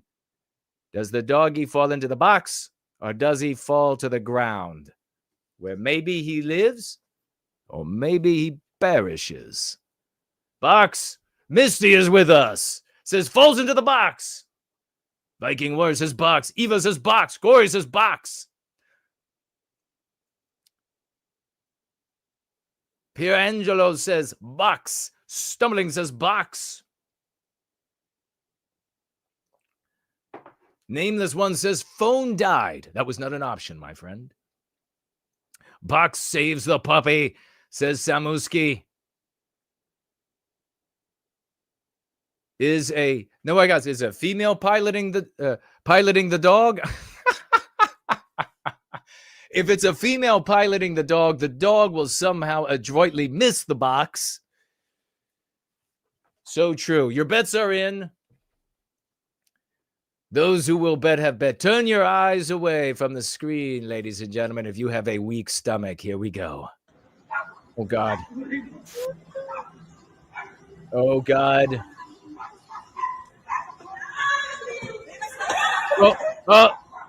Oh, boy. Oh, my God, that's a long way.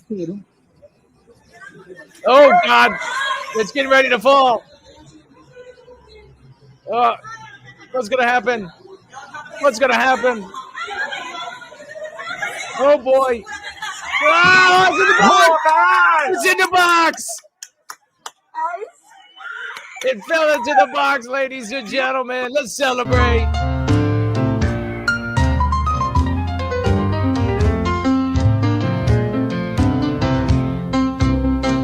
I hear them calling out my name. Voices rising like the thunder and the rain. They've been waiting oh so long. The puppy lives. Now's the time, gotta make them strong. Oh, my people, calling out to me. I see the road, Lord, I hold the key.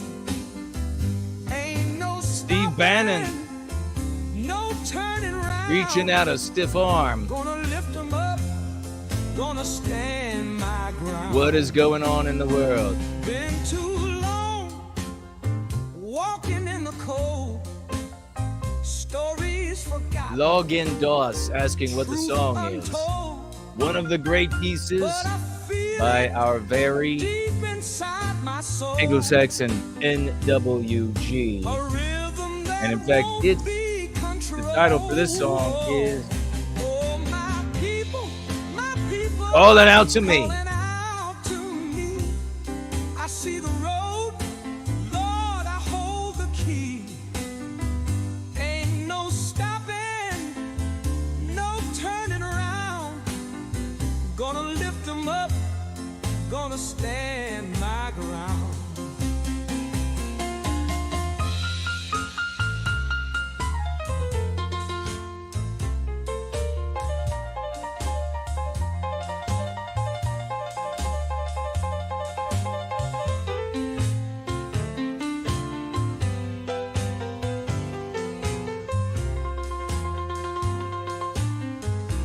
Love this song. Been too long walking in the cold.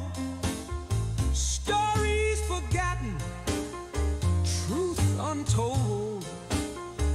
But I feel it deep inside my soul. A rhythm that won't be controlled. All right. Donald Trump, ladies and gentlemen.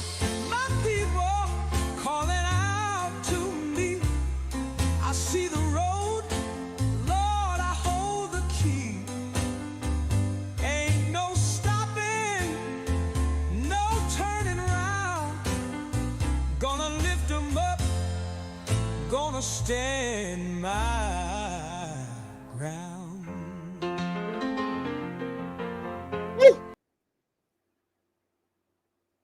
The NCAA has complied immediately, by the way. That's good. But I understand Maine Is Maine here, the governor of Maine? Are you not going to comply with it? I'm complying with state and federal laws. We are the federal law. I love that part. So this is a governor's meeting with the president, and he put Maine on the spot because Maine has said they're not going to comply with the executive order of not allowing women with penises to compete with women who don't have penises in sports, academics, etc. But I think in particular, though, in sports. And here he is putting her on the spot, calling her out like he is Don Corleone. Don Corleone, calling her out right there on the spot. She says, I will comply with state and federal law. And he says, I am the federal law.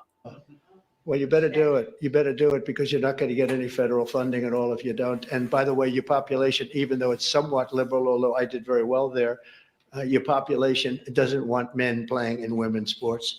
So you better comply because otherwise you're not getting any federal funding. Okay, she just said, a little hard to hear, see you in court. When he said, you're not going to get any federal funding. He said, she said, see you in court, this hideous bitch. Free state, good, I'll see you in court. I look forward to that. That should be a real easy one. Listen. And enjoy your life after governor because I don't think you'll be in elected politics. Hey, if you're going to throw the gauntlet down, you got to be ready to play. If you're going to run with the wolves, don't trip. President Donald Trump sparred with Maine's Democrat governor during a meeting of governors at the White House on Friday, with Governor Janet Mills telling the Republican president, we'll see you in court, over his push to deny federal funding to states over transgender athletes. Trump told the governor he looked forward to it and predicted the end of her political career for opposing his order. Look at this foul. This is the exact kind of thing that has been holding the knife in the back of the West. This is it right here. This is the exact kind of headstrong, self-centered, egotistical female behavior everybody else can get. Shut the hell up. But not this female. It's all about her, like St. Clair on display. She and St. Clair, one and the same. It's got to be all about the female. That's all that matters. Everything else in the world doesn't matter. She's at the center of the universe. The confrontation came after Mills and Trump had traded barbs over the last 24 hours regarding his push to bar transgender athletes from playing in girls and women's sports. The confrontation in the state dining room was an unusual breach of the typical courteous interactions that lawmakers, even of opposing parties, have historically shared. Oh, from NBC News. So Trump is just a meanie. I think he could have gone further. I mean, I'm obviously, as you know, I'm not for carving out a space for females to continue to stab the West in the back. But in this scenario, Trump could have gone further. Throw her out. Throw her out. I mean, why can't our leaders be as badass as, I don't know, Saddam Hussein? I remember back in the day, Saddam Hussein brought all of the leaders of the government into a giant auditorium.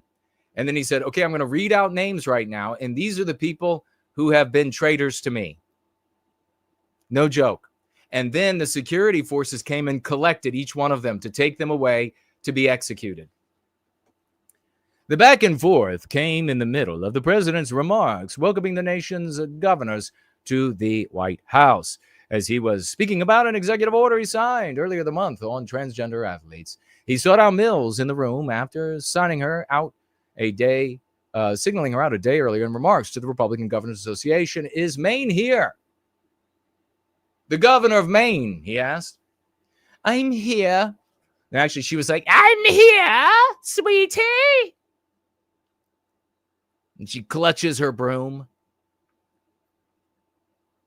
Are you not going to comply? Actually, he was more like, are you not going to comply with my order? I'm complying with state and federal law, sweetie.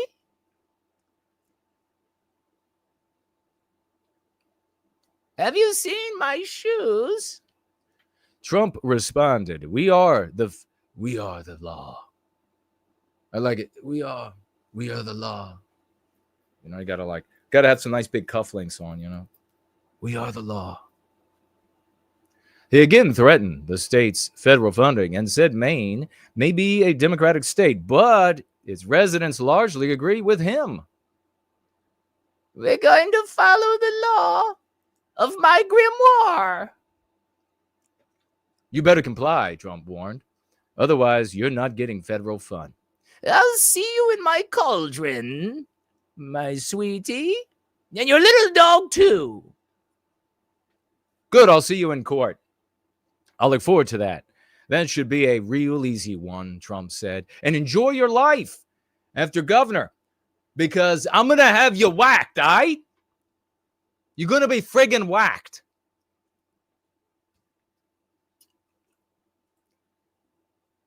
Trump at CPAC says we will forge a new and lasting political majority.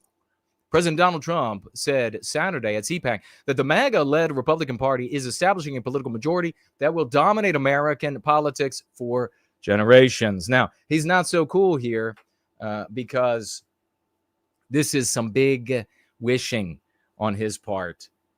The Republican Party, to its core, is anti-white right.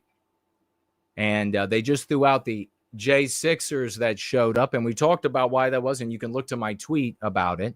Trump made the comments while addressing the crowd at the Gaylord National Resort and Convention Center in National Harbor, Maryland, for the third day of CPAC.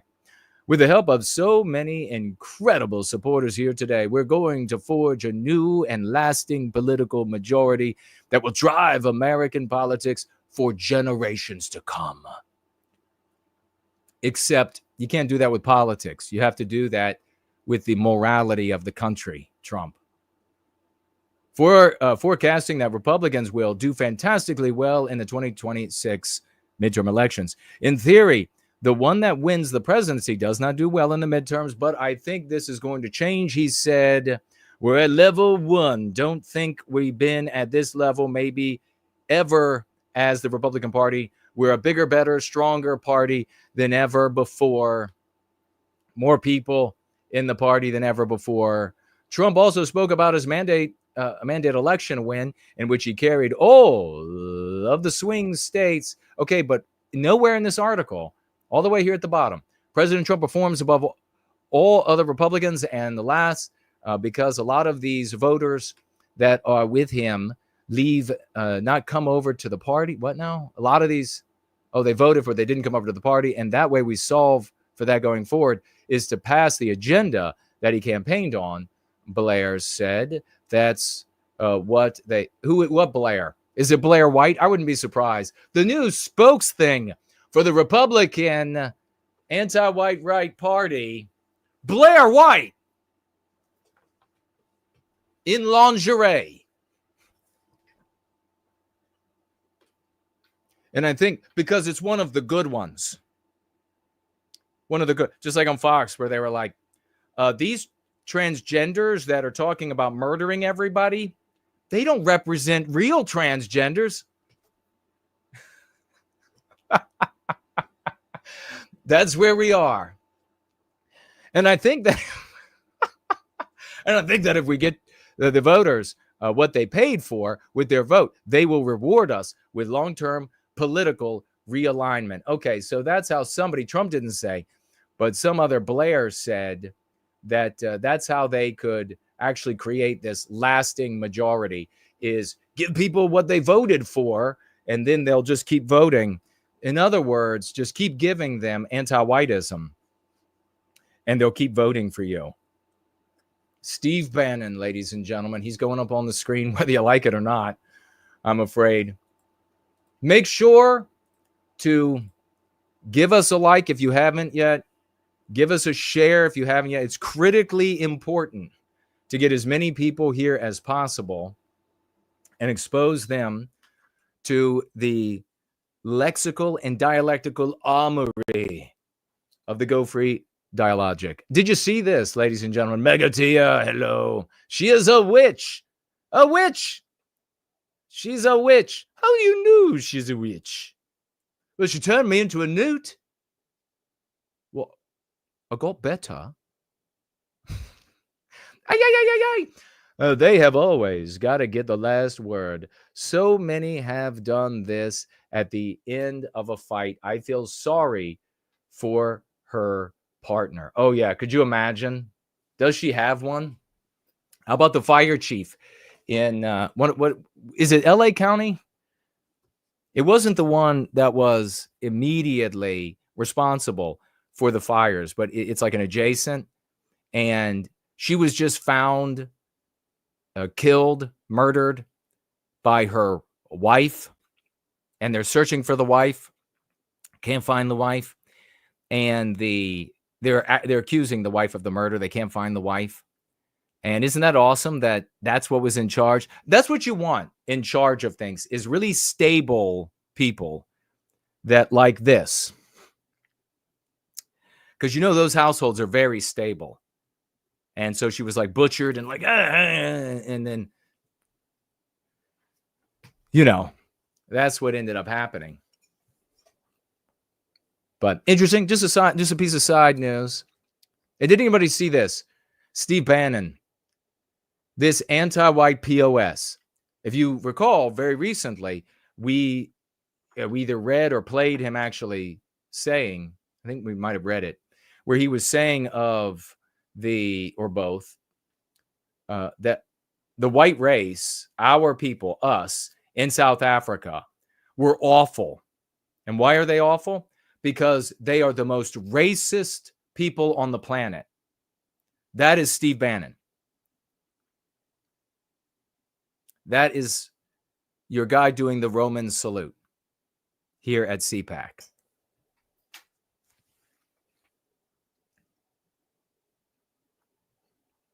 Total anti-white POS.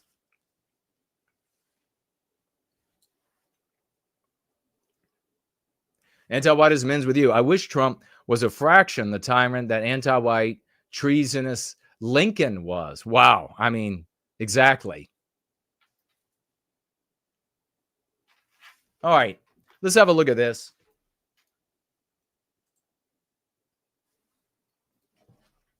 As we have a very, very cozy Go Free gathering this Sunday. Steve Bannon is carnivalizing Nazism.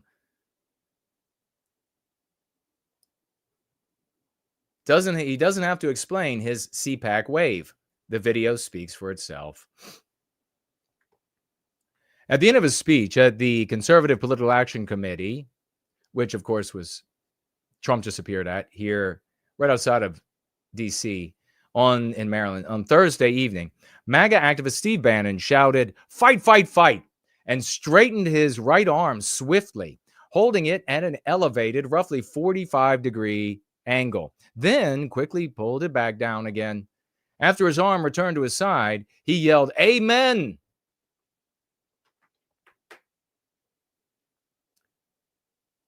Any person with the faintest knowledge of Western history would recognize the gesture as the Nazi salute. Bannon has denied it was supposed to be a Nazi salute. In an interview with NBC News at the conference Thursday, Bannon said, I do that all the time.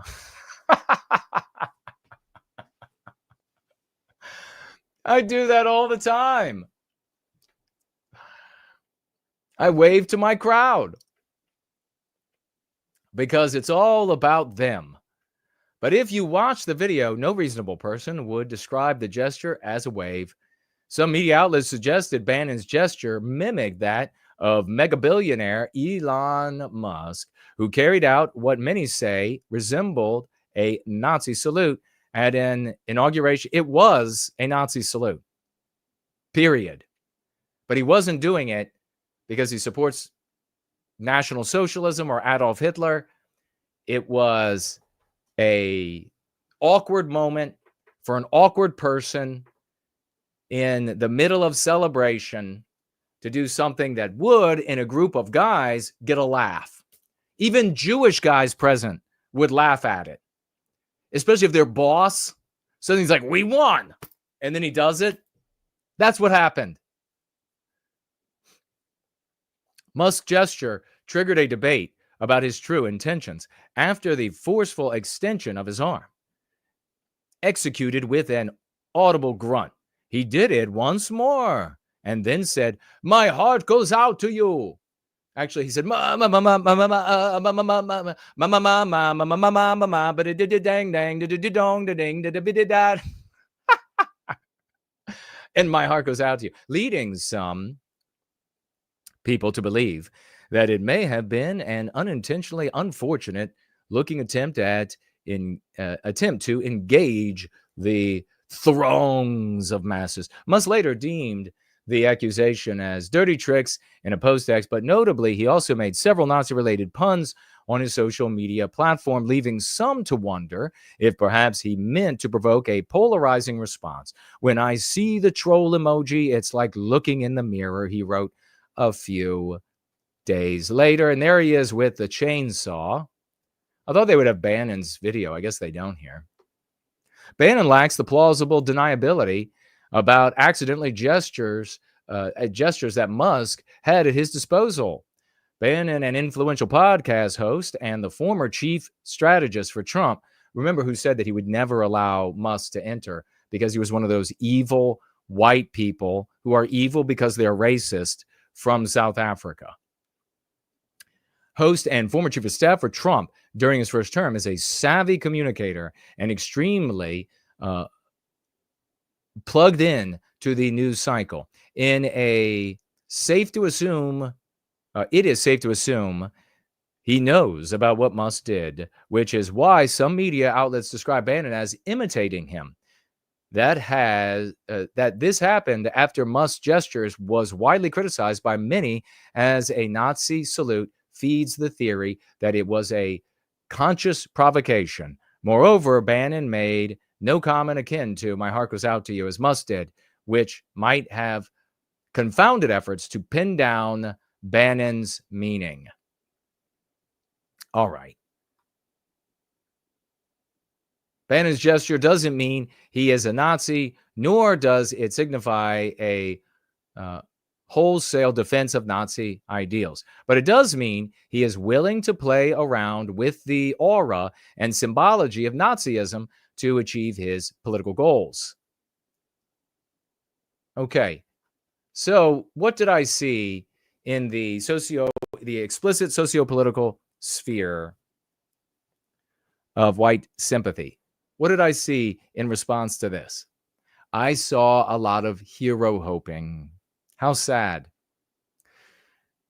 Not so much for Bannon himself. Bannon or Rob, who also did it, as I say, from Newsmax. I think that's his name. Not so much for those individuals, but because these sad souls have to grab onto anything that they believe that they've achieved. Well, in fact, we watch them ignore the fact that their efforts achieve nothing. They do nothing positive. They achieve plenty negative, but they do nothing positive. So instead, they go out there and they talk like a fan of a sports ball team when something good happens beyond their control and beyond their influence. Good, however they view to define that. Like probably AFD getting a higher vote, they view as good. But that's not good. AFD's higher vote in Germany is not good because the party is good and going right is good, because the party is not good and going right is still staying anti-white. For a decade, we got to talk about this for so many years, and it's still.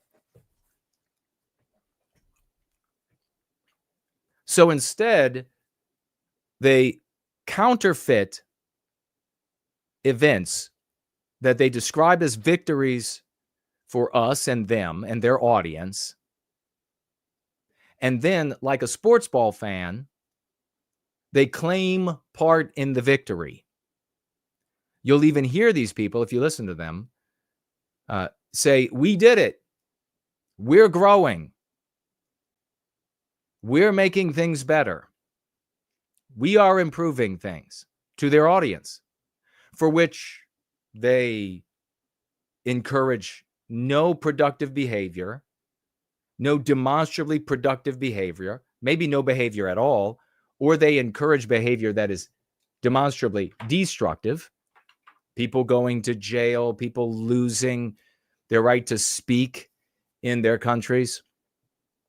In this case, what they've decided to do, largely, is to claim that they have normalized the Roman salute. And just wait to see what they normalize next. This is sad. I actually felt great pity for the content creators that were saying explicitly that, or in so many words that they are influencing the cucks to salute Hitler, and they are going to influence more. And influencing also by way of the vehicle of a joke. Somehow you go from being a joke to something serious. Explain that? Well, you can't, because it doesn't. It doesn't. What's really sad about this is what's really happening is that conservatives are co-opting edgy humor. It's always happened this way. It always works this way. This is the edgy humor of the moment. It's been a big laugh that Elon did it. It doesn't get you one jot closer to Nazi Germany. You haven't influenced this. No, they've stolen your edgy humor. They've taken the teeth out of your joke. And you can see it on the face, in the sadness on the face of Kanye West. As his wife, new white wife leaves him, or whatever is happening there. And fewer people care about his tantrums and his Nazi shirt, his swastika shirts, and his heiling, and his saying that he loves Adolf Hitler. Fewer people care. The joke is stale. It's old. It's shop worn. And what happens when a joke is stale, shop worn, old, used up? Well, the desiccated take it up. This is evidence that the joke has become lame. The edginess is now the purview of the senescent. They have ruined your joke. If that was your joke, the edgy hilarity of a Nazi salute, of a swastika, of a statement about loving Hitler, well, now even boomers on their boomer cycles, they've taken your joke. They didn't adopt your ideology. They didn't move away from being, they didn't move more right into Hitlerism. The right is anti-white. They've just taken your joke. Everybody, at all of the goobers, I mean, CPAC is full of the rankest goobery. And they all got the joke when he did this. So now when you go out on Gab, or you go out and you're like, I don't know what I'm going to do. I'm going to post me a meme of Hitler giving a salute. The boomer, dried up, shriveled balls. Do you remember what was that movie? What was that movie where, oh, damn. It wasn't Tommy Boy, I don't think. I think it was older than that. Where the The older guy falls on the ground. He's got gym shorts on. And then two teenage boys, they sit in there like, oh my God, did you see his sack? It's all shriveled up. That's who adopted the joke. You've been defanged. Your comedy has been defanged. You've been defeated yet again in the most humiliating way. Rob freaking Schmidt and this Boomer Bannon has stolen your joke. Bannon at the heart now of the right wing in conservative politics, and Kash Patel, we all have to wake up immediately and serve Israel. Bannon, in this headline from Haaretz, after Steve Bannon's dismissal, pro-Israel hardliners lose a critical ally in the White House.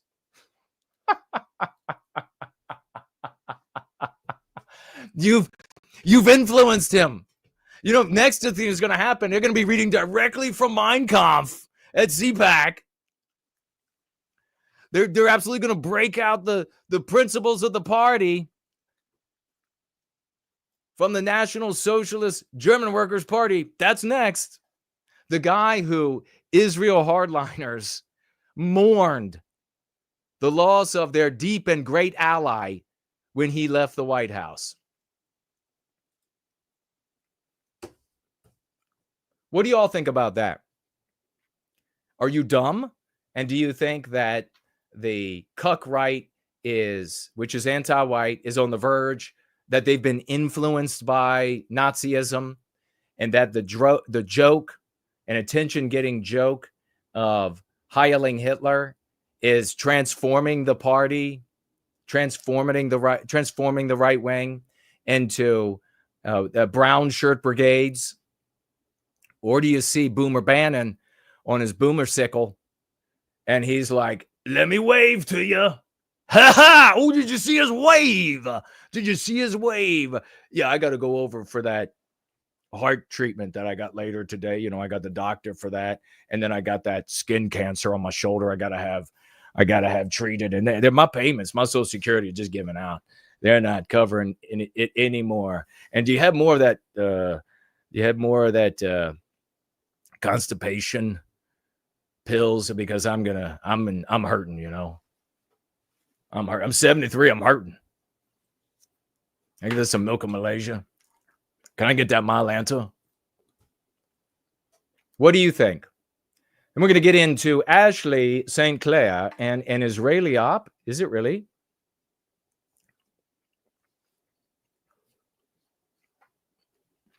And we will continue to roll through this cozy, very cozy gathering.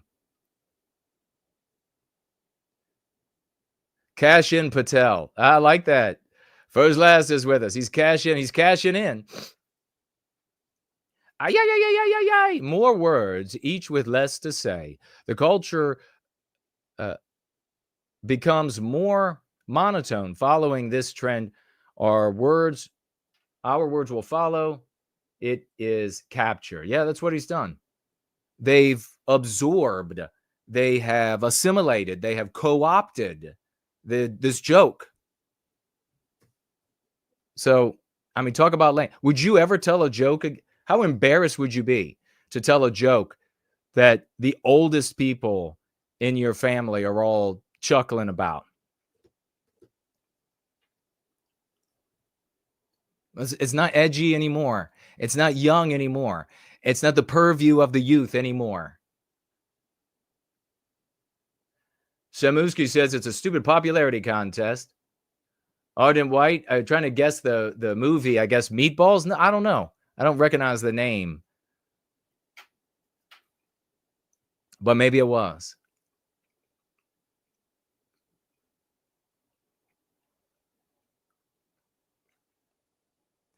In the unlikely event Musk and company fully co-opt the salute, Steve Bannon will have managed to achieve nothing and made the world more cringe. Yeah, I mean, that's really the word for it. The cuck right, Boomer Bannon, Rob Schmidt.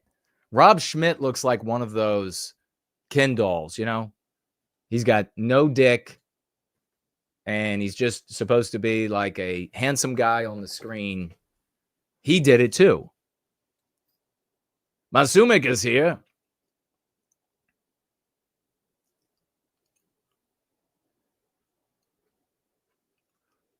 ADLBLM types, love having villains to find up donations and give their propaganda power. Yeah, precisely. Very well said. I think the saluting trend is cooked up by anti-whites running these scum. Says anti-whiteism ends with you. Maybe. Maybe it is. It's so easy for the establishment to take the edgiest of jokes that the population, the infantile and increasingly infantile. And I go to the extreme there. It's not even, I mean, I get some of them are like sophomoric. Some of them are childish, but it really is infantile to see somebody say they love Hitler and go, oh my God, did you hear what he said? And then these content creators, they have like tens of thousands of followers. Did you hear what he said? Oh, they're like dumbass little seals. Oh, he said something so naughty. Well, now Boomer Bannon said it. Now Boomer Bannon is doing it. You might as well take Mucilex. You might as well prop up a big glass of Mucinex with your swastika and Roman salute. Mucinex. Is that what? No, not Mucilex. What is it called? I don't need it. I've just seen a commercial once or twice. My system works beautifully.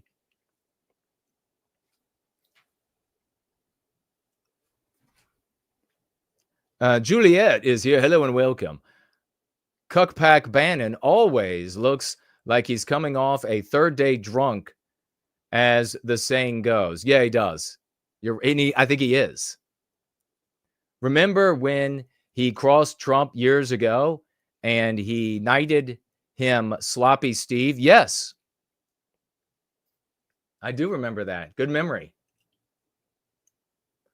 Kaiser is with us. Kaiser is thinking, oh boy, it could not have ruined the edginess, the youthful edginess, and made it more cringe than to have a autistic guy that speaks really poorly do it as like a joke with buddies, and then have Boomer Bannon do it.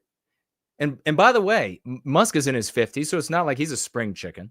Boomer Bannon do it, and Rob freaking No Dick Schmidt do it at CPAC as well.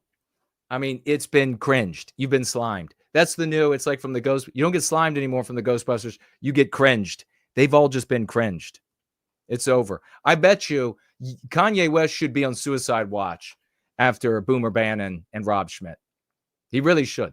What can you do now? What can you do now?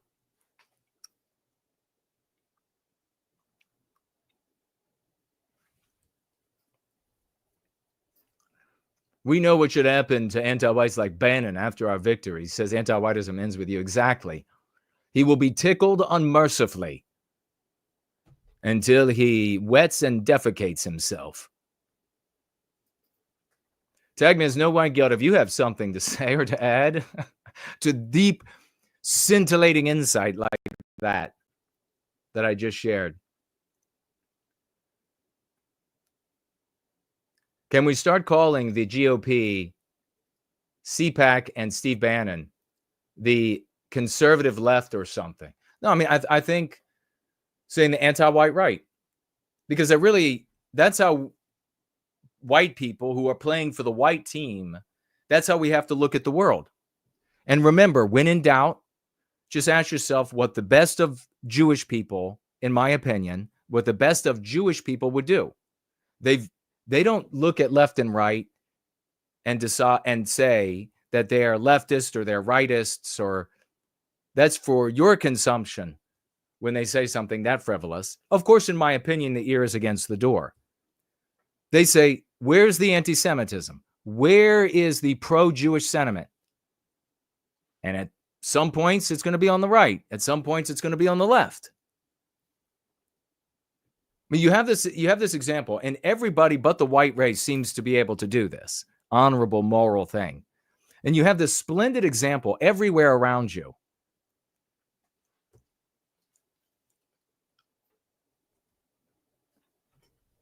Base White says, just stop by to say Jason Kuna is the most pristine. God bless you, brother. Thank you for stopping by our very, very cozy Sunday. This Sunday, very cozy. Mestizo Carve. A lot of people in America have health problems, and colon cancer rates are getting younger and younger. Well, that's true. That's true. And there are a lot of doctors out there that are saying it's the food, it's the drink, it's the water, it's the shots. And hopefully the great RFK is in there, and great insofar as focusing on the health and these injections and everything else. And hopefully we'll get some movement on the dial. But you're right about that. We should come up with a new white well-being gesture that implies love for Western kind that we can use to greet each other. Ditch the Roman salute. If we had any sort of wave, the ADL the very next day would tell the world that it means XYZ. And if we gain more in popularity here, well, then you would see fictional, shows rolled out, books, movies, and they would be saying, oh, look at what they're doing there. Then you would have done it in the past, and it would be on the internet forever. So I wish.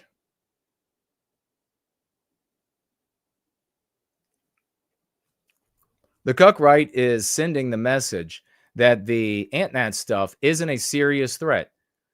But at the same time, we'll 100% push to lock your ass up if you decide to do it, says Bishop. Yes. Yeah. Oh, you're if you go out and you get caught doing AntNattery, you're going to suffer the consequences of the social morality of our age. That hasn't changed. It only changes when it is confronted with the pristine white well-being morality of going free. Let's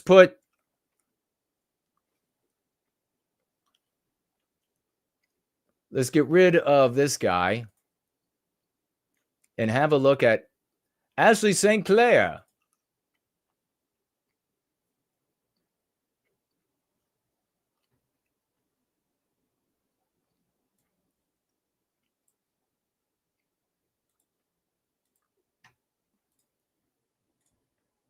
Ashley St. Clair sues Elon Musk for sole legal custody of their son. Exclusive with People magazine. There she is. The nasty little harlot. Ashley St. Clair is suing Elon Musk for sole legal custody of their infant son. St. Clair, can you believe this? So to bring you up to speed, St. Clair revealed on Valentine's Day, when she wasn't being treated like the queen of planet Earth by Elon Musk and taken on Martian getaways, flown around the red planet, and then lauded by millions. I mean, this is so disgusting. She's just another baby mama, a term that I absolutely hate, have always hated it since I first came across it. I thought, what an abomination to I was still a child. I was like, what an abomination to my spirit. I didn't know to call it the biospirit then. But my nature, my instinct. We have mothers in the white race. There aren't baby mamas. But anyhow, that's all she is. So she complained publicly. She lied about being pursued by a tabloid magazine, forced her to do it. Always females never taking agency. And then the very next day, she invited a tabloid magazine into the apartment that could be $40,000 a month, paid for by Elon Musk, who also gave her a Tesla truck, reportedly, provides her with spending cash in abundance, reportedly, provides all the money for the child feeding, care, the entire nanny staff, reportedly, and what else? Oh, a full-time security, best security on planet Earth, reportedly. And so she decided to throw a public tantrum. The tantrum continued the day after she invited the tabloid magazine into her apartment, paid for by Musk, with her friend reaching out. Come to find out, and we'll see if it says here in this article, whatever we read here, that she had already hired an attorney, an Israeli attorney, and also, I guess, he must practice law in America, and ad agency. And the ad agency was speaking to the tabloid magazine the next day. And still not getting the attention she wants, wanting to draw Musk away from this moment in history where he is embroiled in Doge and addressing the ills and cuts in America. And it makes you wonder, like, two things could be at work here, or one of two things could be at work here. This could be 100% just the solipsistic nature of females. The world revolves around them, and that's all that matters. Nothing else matters. So even though first time in history, generations, that you have somebody going in there like Elon Musk to address the rank corruption for the totality of America, and indeed the harm that this corruption, this anti-whiteism inflicts on Western civilization around the world, and collateral damage to some non-white countries that are being encouraged in behaviors that are also destructive for them. She says, what about me? Now, every guy out there and woman of the West will see that that is a personification of females, of female nature. Behind every ruined guy is a woman that's taken all of his dreams and hopes and drive and energy and repurposed them for her, to serve her world, to put her at the very center of everything. And the guy becomes little more than, you see these jaded, beaten down plow horses, and they don't want to live another minute of their lives. And their head is low. You see in their countenance how miserable the totality of their life has been. Not a free breath going through their lungs for many years. That's what most married men end up looking like. The vast majority. Guys who have been in relationships with women for a long time, that's what they end up looking like. The woman has repurposed their entire existence to serve her and her needs. So this is perfectly in keeping with what women do. I absolutely could see Ashley St. Clair saying, fuck the world, me. Fuck all those millions of people, me. Fuck all the children out there, me. The totality of the population, me. 100%. We all can see it. Let's just be real. It could also be that some of that corruption that could get cleaned up is going to Israelis.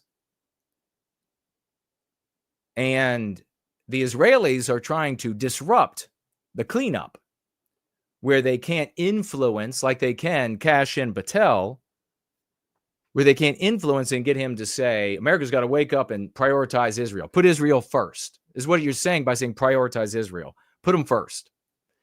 Where they can't influence like that, disruption is the next option. Maybe it's that. Maybe it's both. But that's where we are, where now, since she hasn't been able to take the autistic boy away from his work in Doge, she now is literally filing a suit. She's suing Elon Musk for sole legal custody of their infant son. St. Clair filed the petition for custody with the New York Supreme Court on February 21. In the petition, St. Clair, and obviously that's going to be sympathetic courts, New York, very sympathetic. In the petition, St. Clair said New York is the home state of the child who goes by RSC. User Magazine was the first to report the news. The author, 26, alleges in the petition that Musk is the father of the boy who was born in September 2024. The exact date has been redacted. She claimed that Musk was not present at RSC's birth and has met him only 3 times and has had no involvement in the care and upbringing. That's what you get from this being a breed sow. You can just take your ass down to the ghetto and ask the breed sows there, what's it like to be a breed sow? Well, they come by, they bang you a couple of times, and you get that. You get some fun out of that. Then they go. Then the government pays you, which means the white man pays you. The white man pays for it. So that's how it works when you're a breed sow, Ashley. That's what you are. You're a breed sow. Musk came in there like a thug and impregnated you, and he's rolled out. He went out to his hoopty or whatever, his pink Cadillac, and drove off. And you'll never see him again. Hyperbole, legitimate. So she says, well, he's not coming around. He's not taken care of. And the $40,000 a month for the apartment, the Tesla truck, whatever other vehicle she could drive, the state-of-the-art, most prestigious security on planet Earth, everything paid for, spending cash in her pocket. None of that is enough. Because what? She wants to disrupt the work. She wants to be the center of attention. She wants Musk revolving around her rather than himself. This is the ruination of men. And this is how it happens everywhere. Don't let a woman do this to you. Walk away. Guys out there, no matter how good any other aspects of that relationship is, you will be ruined. Walk away.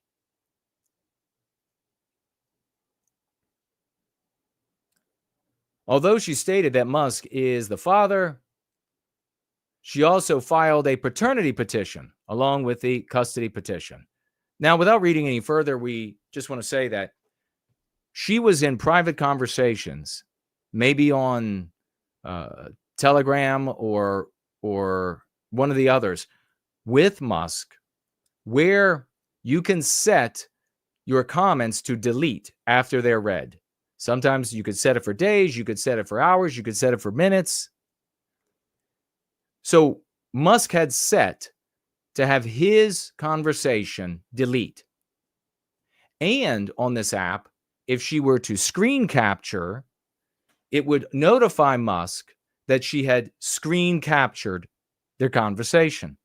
So instead, what the conniving harlot did was she took another phone and photographed every communication. And she's now been sharing those communications with people. Particularly like communications where he's talking about, we're so happy about the baby, and we can't let anybody know that I'm the father right now because security reasons, that he has the second most death threats behind Donald Trump, and they would obviously come for a mother and baby of his. Obviously makes sense. And that's what this breed sow signed up for. She knew this. But she's in there capturing all of the communications when he clearly doesn't want that done. He wants those communications to disappear. And she can't honor that. Why would she? She's a breed sow. So here's the question.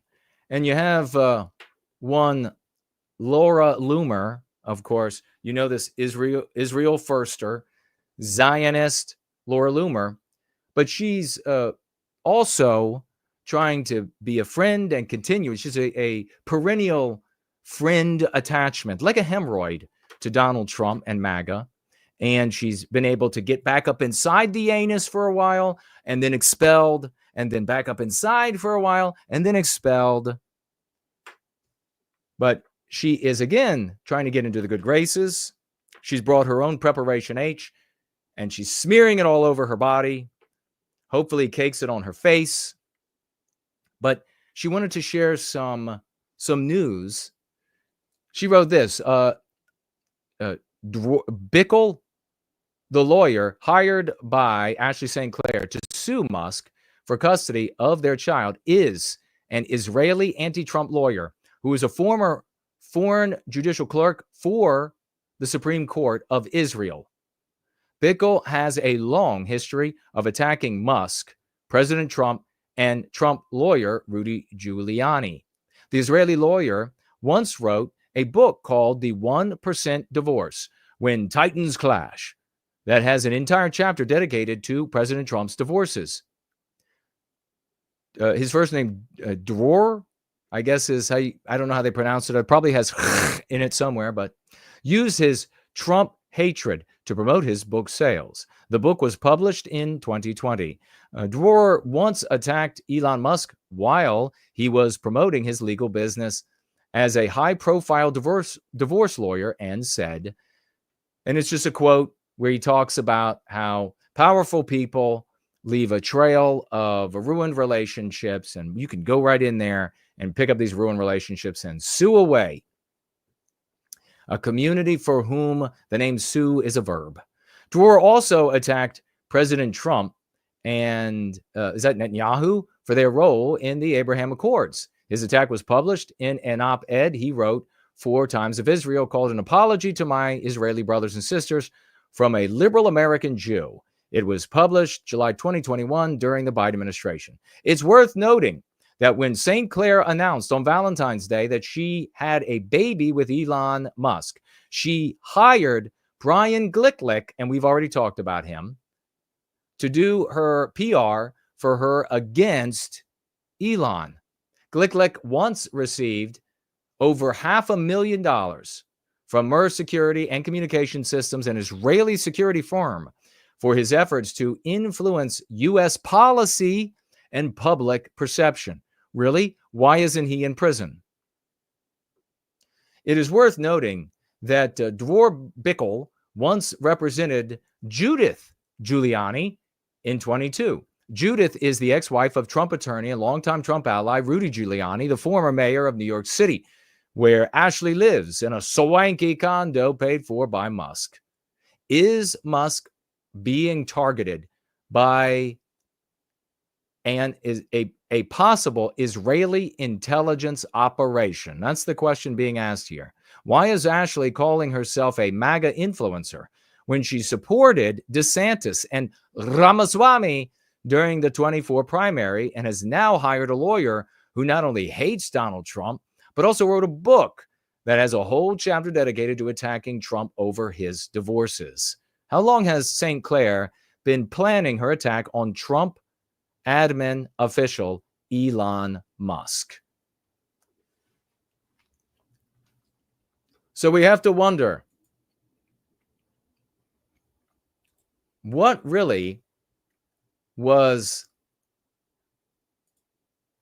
Ashley up to from the very beginning? Not impossible that it was an Israeli intelligence operation, manipulation operation. By deceit thou shalt wage war was once their motto and probably still is. This is the richest man in the world. What do we have for us in store for the future when this son, this Jewish son of Elon Musk, comes to age? What role is he going to play in anti-whiteism? His mother is half white. He will not be identifying with the white race. Why? Because the white race is not a people. Because the white race doesn't play as a team. Because the white race doesn't complain about the totality of the anti-white opposition. The white race, members of the white race, selfishly, individualistically complain about individual groups of anti-whiteism because either they've been aggrieved, harmed, or they anticipate grief or harm as a consequence of those individuals. So this son of Elon Musk will look at his options.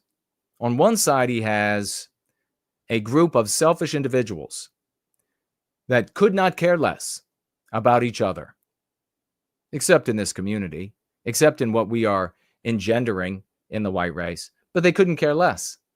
A bunch of selfish individuals that won't come to each other's aids, won't come to support and prop up each other, won't hire each other, won't promote and laud each other because they are also members of Western kind. Westmen working at a shoe store, Westmen working in the Pentagon, Westmen working as law clerks, they won't help each other. Moreover, we are suppressed and oppressed, demonized, pathologized, criminalized by this anti-white narrative that we are forced to live in. That race, identify as that, the race that is the villain, the victimizer of all of the innocence the world has ever known, the cause of all the problems that people have ever had on planet Earth, identify with that. Or identify as a Jew and join at least a percentage of the overall Jewish population who work for individual well-being by way of communal well-being. A group of people who are looking out for each other, taking care of each other, constantly, vigilantly facing outward at the world and seeing villainy coming at them from every direction, and therefore putting up walls, spending their dollars, charitably giving their legal, entertainment, accounting, political, law enforcement advice, whatever it might be, to whatever cause to benefit the whole for the empowerment of the individual. What group might he align with? If he's going to be Jewish and align with being a Jew, he's going to have a lot of support. He's going to have opportunities in academia that he's not going to have as a white guy. He's going to have an entire state that is going to love him for being the son of the richest man, one of the sons of the richest men, the richest man on planet Earth. And if he accesses some of that power and wealth at some point in the future, maybe Musk dies in a weird way, maybe not necessarily a assassination, but suddenly falls ill with a strange disease or maybe a common disease that for some reason takes hold of him quickly and finishes him off.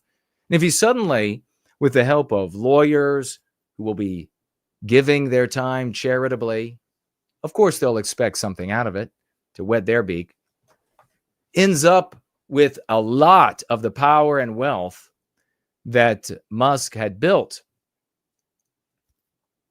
it won't be used to the benefit of our people. It won't be used to put an end to the victimization of whites. It won't be used to arrest the deterioration of Western civilization. It'll be used to empower himself and his community for the benefit of all the individuals that compose that community. And who do we have to blame? If you're ready for the hard pill, it's you. It's Western kind. That's who we have to blame. So we can predict right now very easily what's going to come together, the number of possibilities in the future for this child, and how he will live his life with the power or talents and wealth or whatever it ends up being that he's able to accumulate and use. We can predict it and we can see exactly how it will play out. And we can also predict exactly how selfish white people, individualistic, selfish white people who spurg out on non-white races, we can also predict that they are going to blame Jews for that outcome. If you can't see the truth through that simplicity that I have painted it out for you, and describe for you, then nothing can help you. And nothing will be able to help our people. We have to ask the question, what was Musk thinking? On a much more serious note, what was Musk thinking when he decided that he was going to bed down this breed sow? And I think we have the answer right here.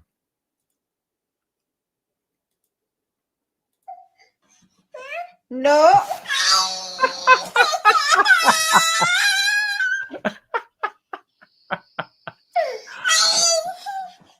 No. No, little Elon. No. You can't have that, Elon. No.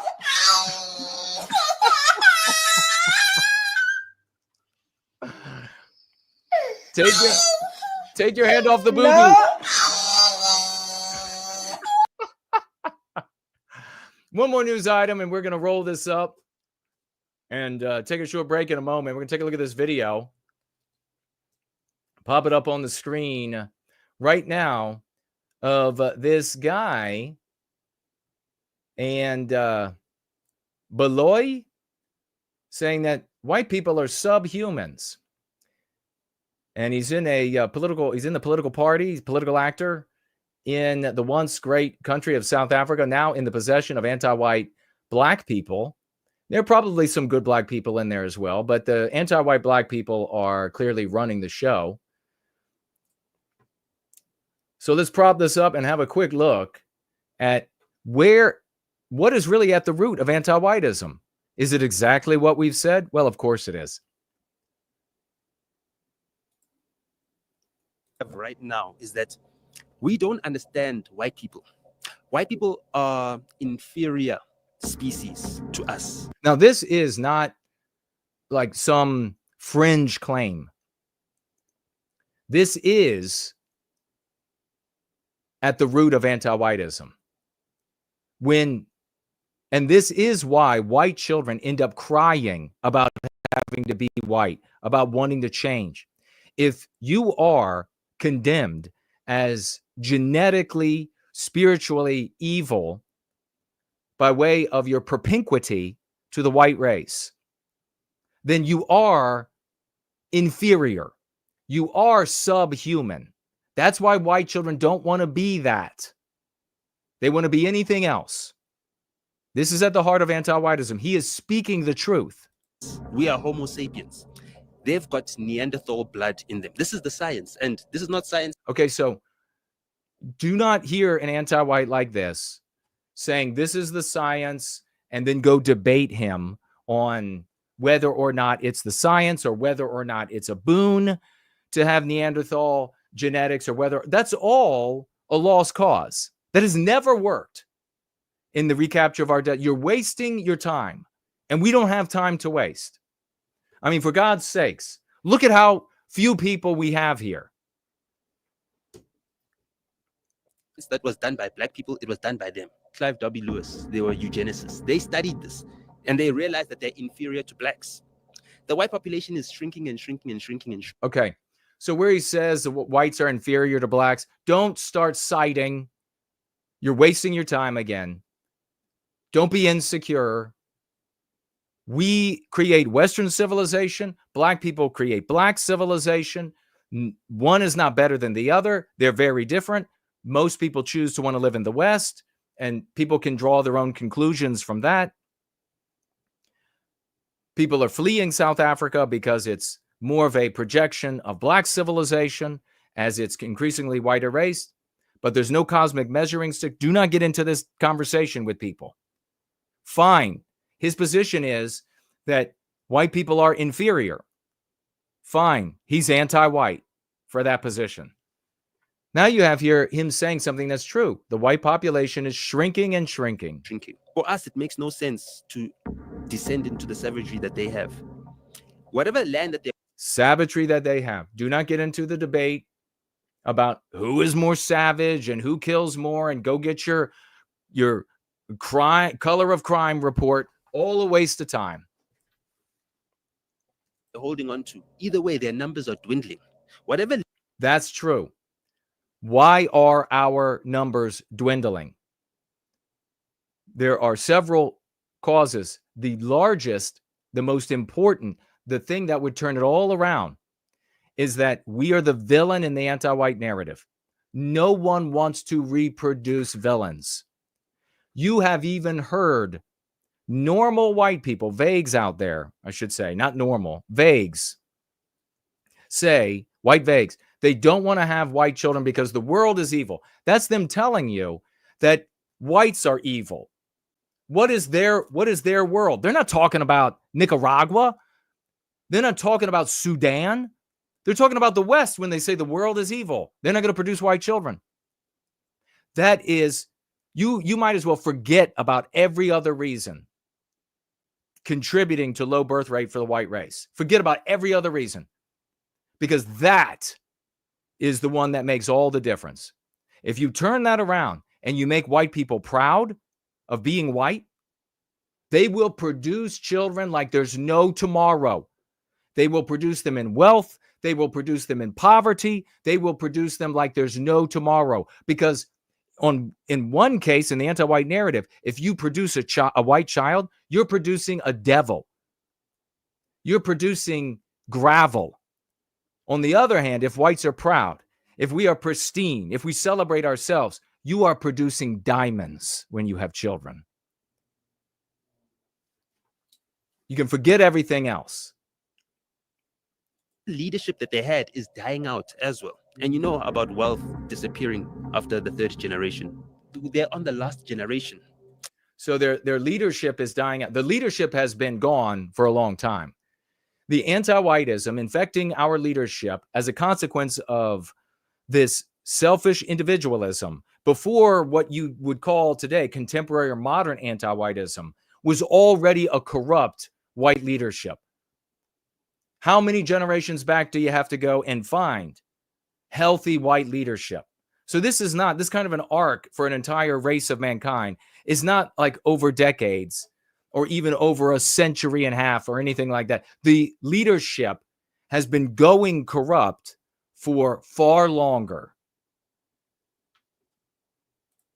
We're dealing with the weakest whites that the world has ever seen. Oh, so true. This guy. These are the weakest and the worst whites the world has ever seen. Leave it to this black guy in South Africa to say the truth. We are the weakest and the worst white race. That's why we have 100 people here on YouTube. That's why. Because this is the worst fucking white race that has ever lived. A call to personal responsibility with tools that demonstrably produce success, and no one fucking shows up. I want to explain this so that people don't think that, I'm being racist by saying whites are inferior genetically. We've got different categories of evolution. We are at the echelon of that. Whites are a step below because... Okay. Once again, poor English. An echelon is not apex. It's just a rank. Throwing in rare words to sound smart, but let's continue. So they are at the apex is what he's trying to say. And white people are at the bottom. Because they've also got Neanderthal. White people are at the nadir. DNA. Unfortunately, by the strictest definition of what a human being is, white people are just below human beings. You are negotiating with an animal, a wild dog. Again, it's not only this guy that thinks that way, but it's your little white babies crying about being white. What am I? Why do I have to be white my whole life? Where's the sink? Can I wash off being white? This ain't the only guy thinking this. This ain't the only guy that's been taught this. This in South Africa. You find white children making these, and their parents making these videos in Canada, the United States, the UK, Germany. You find it everywhere. You cannot expect the same behavior of a human being that you're expecting of a dog. We need to start understanding what we're dealing with. Because we're not dealing with a who, we're dealing with a what. Everywhere. Not dealing with a who, dealing with a what. This is the conclusion, the logical conclusion of anti-whiteism and anti-white governance. This is the logical conclusion of anti-white governance. South Africa, Rhodesia, ahead of the rest of the countries formerly white on planet Earth. Logical conclusion. Only being restrained by the rest of the Western world and what's left of white influence in the rest of the Western world. If there had not been influence from the rest of the Western world in Rhodesia and South Africa, we would have been entirely genocided long ago. Long ago. In the world, white people have gone and progressed. They've progressed because of savagery. They've killed people. They've decimated populations everywhere, around the entire globe. There's not a place where the sun shines. Again, no reason to debate that every race of people has engaged in warfare and savagery, and white people have done it better, I guess. No need to get into that conversation. This is an anti-white monster with speaking from the anti-white historical pages, all fiction and fictionalized reality from the anti-white narrative. He is using excuses from the past to justify victimizing in the present and in the future. That is the conversation you have at the dinner table, on the metro train, the subway train, on the regular train, in the airplane, at the bus stop, at the lathe, at the water cooler, at the drawing table. That's the conversation you have. Shines that white people have not decimated the people. Progressed because of savagery. Logical conclusion of anti-whiteism. Ladies and gentlemen. The other thing I want to, and if you have any comments to any of this, tag me. If it scrolls away, I'll come back to it. We're going to be getting to the swashbuckling in just a moment after a very brief break. But I want to mention before we go to that break about the SoyGoying of, what is it, MK, what's about it? What's her name again? MK something like that. What about it? What's about it? The young lady we had, we played the video of her talking about South Africa just the other day. And we were applauding her. We were applauding the verbiage she was using. Clearly either, and more importantly, the perspective that she was using from the position of our people as a people being harmed, of people being harmed by an anti-white world, not races of other people or particular groups, communists, socialists, whatever, but an anti-white oppositional team. It was a very healthy position. So she's either being directly influenced by us. In other words, she's watching me, or she's, but doubtful with so few people watching, or she's being influenced, and it's much more likely, secondarily, by our swashbucklers and the success that they've had and the success that I've had swashbuckling, influencing others to use these concepts and therefore this perspective, and it coming out here and there, and then her, for whatever reason, maybe it was aleatory, maybe it was intelligence, maybe it was a just self-serving, streetwise decision to view things from sort of a sagacious decision to view things from the position of our people against anti-white victimizers. Maybe that was it. Who knows? But for some reason, she was using much of the Go Free dialogic. And that is to the big salutes, and I give to everyone here. We watched her talk about South Africa and talk about it from the perspective of white well-being, white positivity, and doing a great job. She made a tweet the other day. I immediately, literally, after she tweeted, responded to that tweet.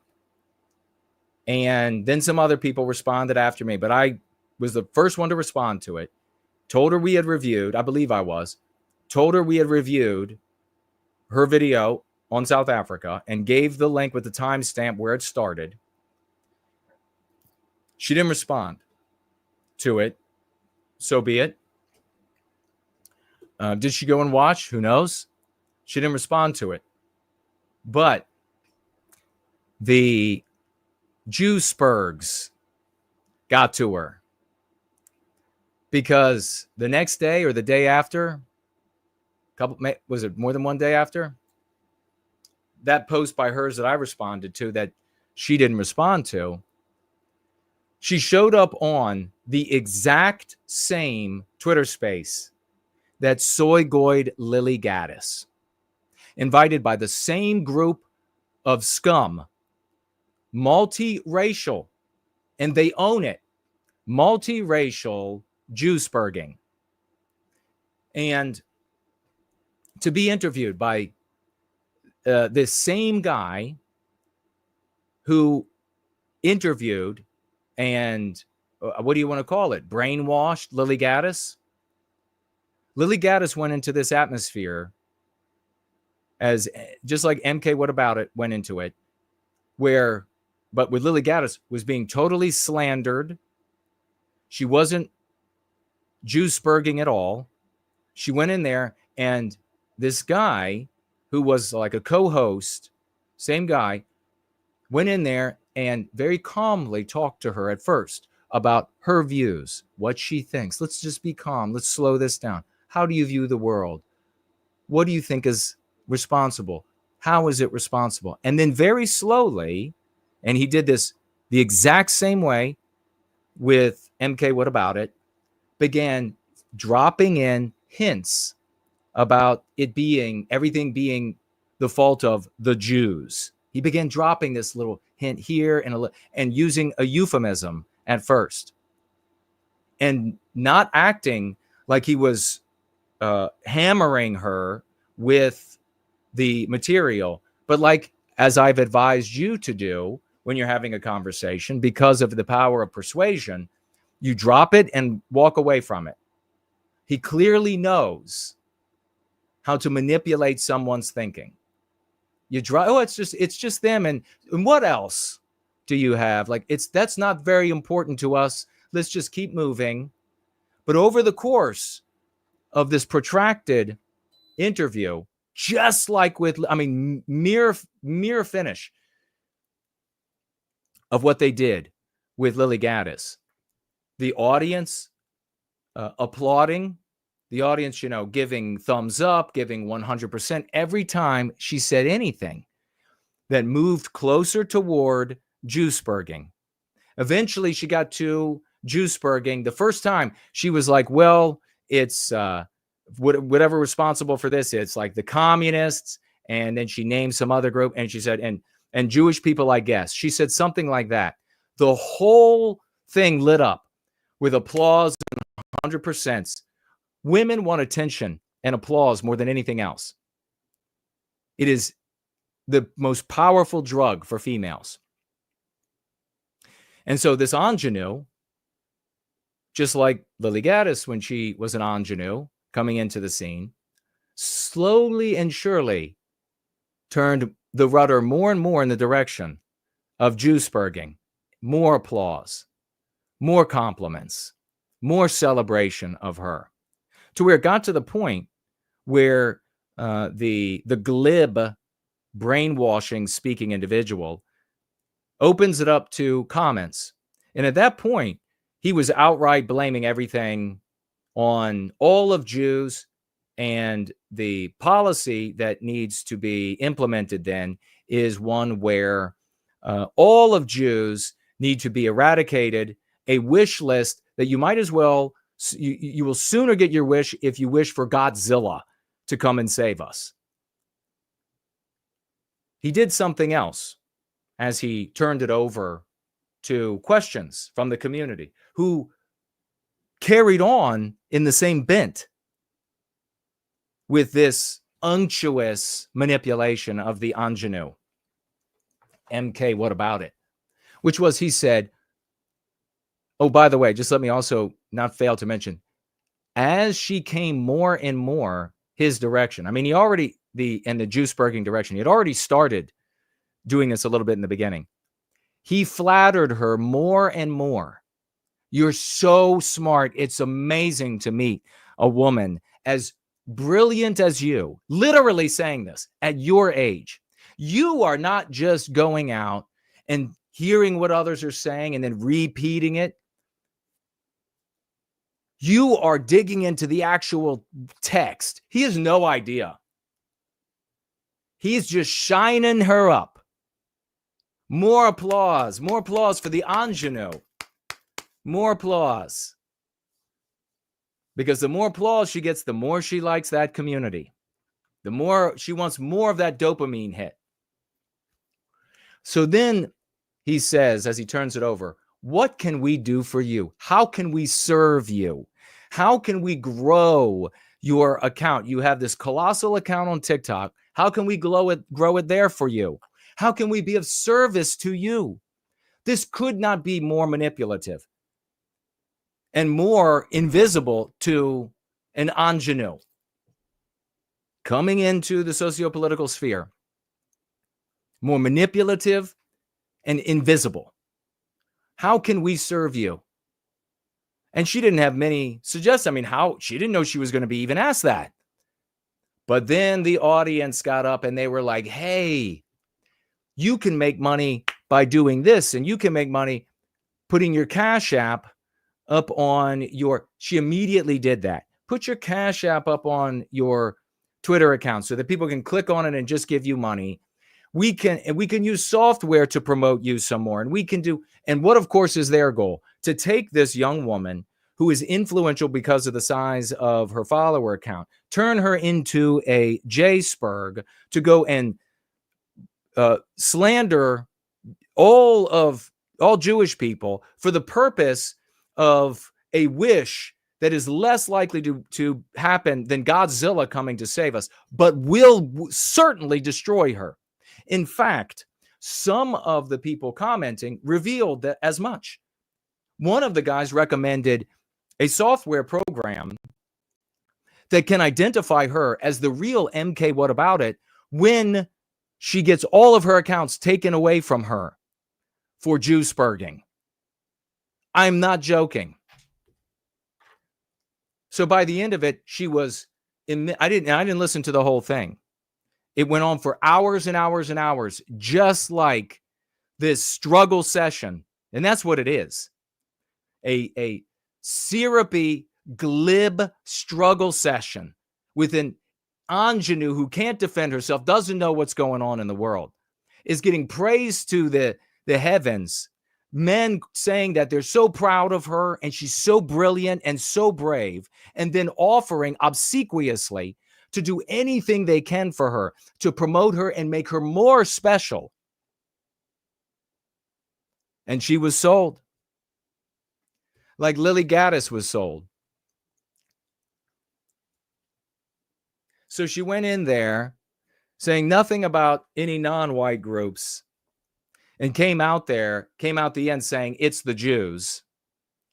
And the other thing that's really worth revealing, and that this Twitter space is still up. After, I believe she's gone, but she might still be there. But it was much later in it. I had left it and I had things to do and I came back, and God himself brought me back at that moment. Because I explained to you all that this Jew-spurging movement, it's not about white well-being.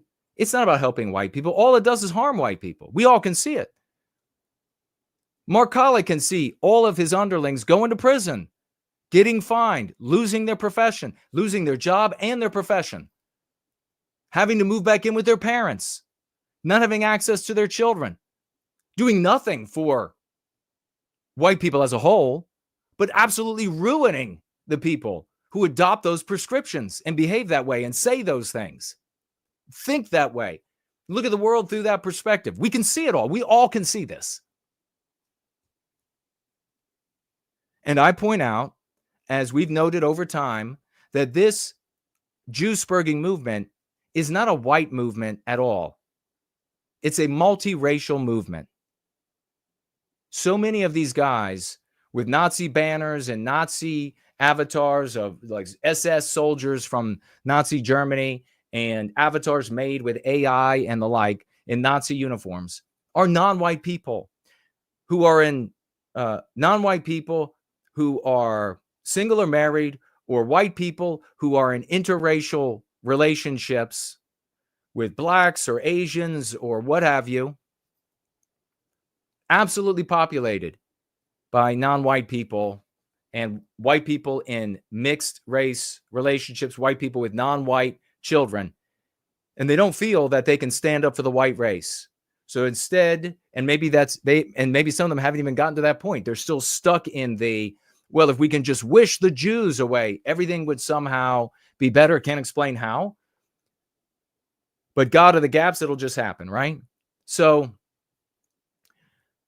the smooth talker, the unctuous guy who claims to repeatedly puffs himself up pretentiously as an academic and a deep thinker, and not everybody can understand his profound insights of it's the Jews. Yeah, every idiot. That's how you have so many idiots following that. Pumps himself up all the time. He ends up saying on this Twitter space, this movement, he says, cannot be white nationalist. It cannot be white national. I know we have white nationalists. There are some white nationalists in this movement, but it can't be white nationalists. Why, he says? Because it will appeal to too few in the population. The movement has to be multiracial. Kind of like Jason has been warning for well over a decade, almost 2 decades. Has to be multiracial. It has to remain multiracial. And all the different races have to come together to expel the Jew. That's going to happen. I ended up checking out some of the other big talkers in this space. One of them was black. Another one had might have also been black and had an Asian wife. Another one was Hispanic. I don't know, the smooth talker, the glib speaker, he might have been white, maybe Jewish. Who knows? But that's what it is. Now, what's going to happen with MK? What about it? I don't think she's going to immediately go the direction that Lily Gaddis lost her mind after she was SoyGoyed. She went so hard into Nazism and hatred of Jews, pictures of Adolf Hitler, that she is a joke of her own content creation. MK, what about it? Appears from only the couple things that I viewed that she lives in maybe her parents' home or a home that her parents pay for her, and it's expensive. It's money. She's got money there. And it might be that I have an inkling that dad or mom or both is not going to approve of a bunch of Jew spurging. Complaints about the things burning down America and even the attacks on the white race. They might be fine with that. She's a 25-year-old, apparently, and they might be fine with that. But I am inclined to think that they'd be less okay with Jew spurging. So we might not see a leap off of the deep end. This is more of a warning, I guess. A revelation that the multiracial Jew spurging movement are like piranha. And every new content creator that is complaining about the destruction of the West and or specifically about what's happening to white people are going to be molested that's the appropriate word, by these abject losers who, by way of their self-serving arguments and their personal jealousy of or feelings of victimization or inferiority to Jews, recruit and brainwash these dilettantes or ingenues into their midst to carry out their agenda, irrespective of the harm it inflicts. So whereas you could have a Lily Gaddis come to White Wellbeing and use her attractiveness and the pull, therefore, to males, and an MK, what about it, with her attractiveness and her pull to, and females, for both of them, and females, to spread and promulgate a white positive message to transform those followers who adopt those concepts into powerful agents for change for the end of our victimization in their worlds, which ends up benefiting all of us. Instead of that, they are abducted and pulled down into the mire of self-destruction. Multiracial Jew-spurgery is as much, if not more, of a threat to white well-being than any platform owned by anti-whites, than any harm being inflicted by anti-whites. And indeed, it ultimately makes of them the ultimate anti-whites. I'll be right back.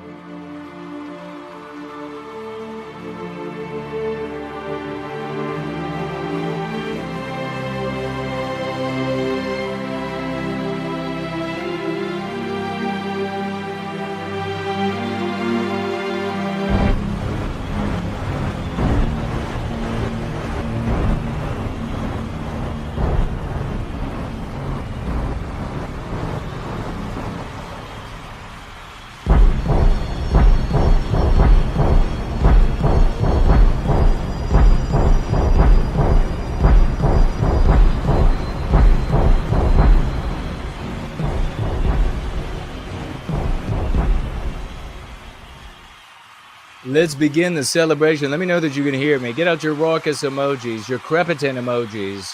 Begin the celebration for the swashbuckling tonight. We want to begin with the great Franklinator, who has been doing the Franklinator things, and God bless him for all of that. He put together most of these, indeed almost all of these victories, a fraction of the overall victories that we have here in service to White Wellbeing. And what a champ he is for that. And the timestamps, we celebrate him for that. We also celebrate him for showing up in Donald Trump Jr.'s live chat, the number one son of the president, and already commuted ideas through Jr. to Donald Trump. And it worked out fantastically, even though they banned that being shared on X because X is anti-white as anything else.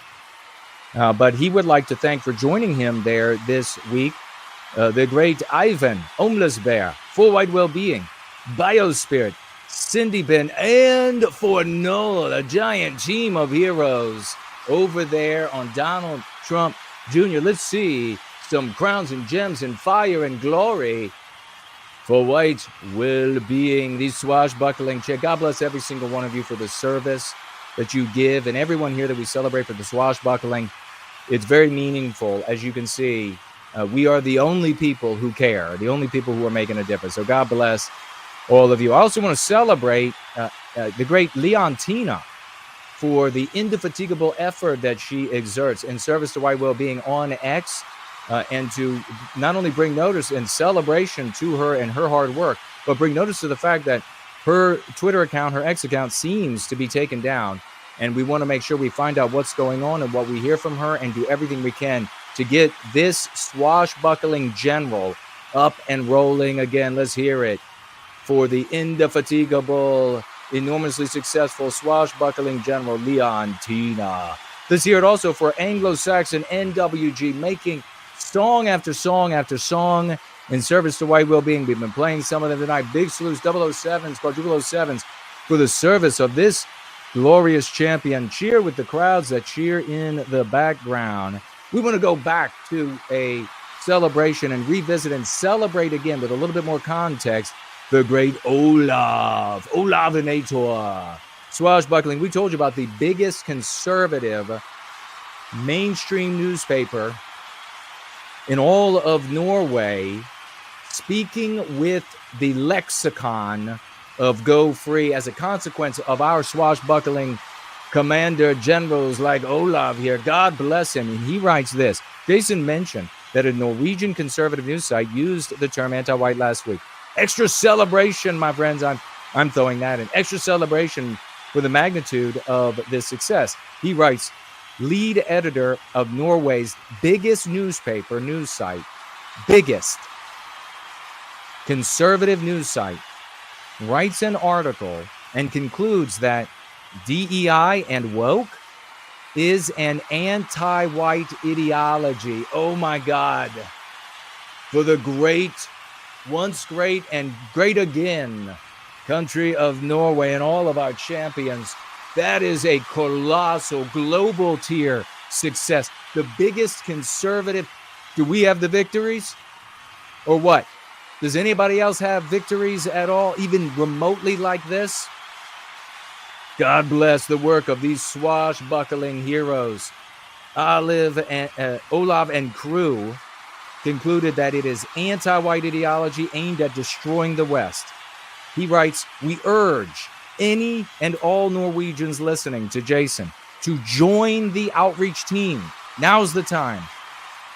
Norwegian-speaking members of the OT can join us in spreading and swashing the lexicon and dialectics to our brothers and sisters in Norway. Oh my God, ladies and gentlemen, and this is this colossal victory of the efforts of these folks with the tools that work in service to white well-being. The Go Free Dialogic is another magnificent demonstration, another magnificent testimonial to the claims made about the viability and success of the dialogic itself. We've claimed many times that it works across all of our different languages. And here we have again a demonstration that indeed in Norwegian, we are transforming the language and how people talk about our socio-political context, situation, and victimization. Let's give it up for these heroes. If you are Norwegian, you're listening to my voice live or in replay, or you know the language, get involved immediately. Reach out to Biospirit of the West. You'll find the link in the description below. Join the OT, get vetted, get involved, study the dialogic, and let's recapture Norway so that it could be a shining star on our planet to the rest of the West, leading the way of how white people talk about our victimization in a way that welds us together and enables us to take back all that we have and all that is ours. Big salutes.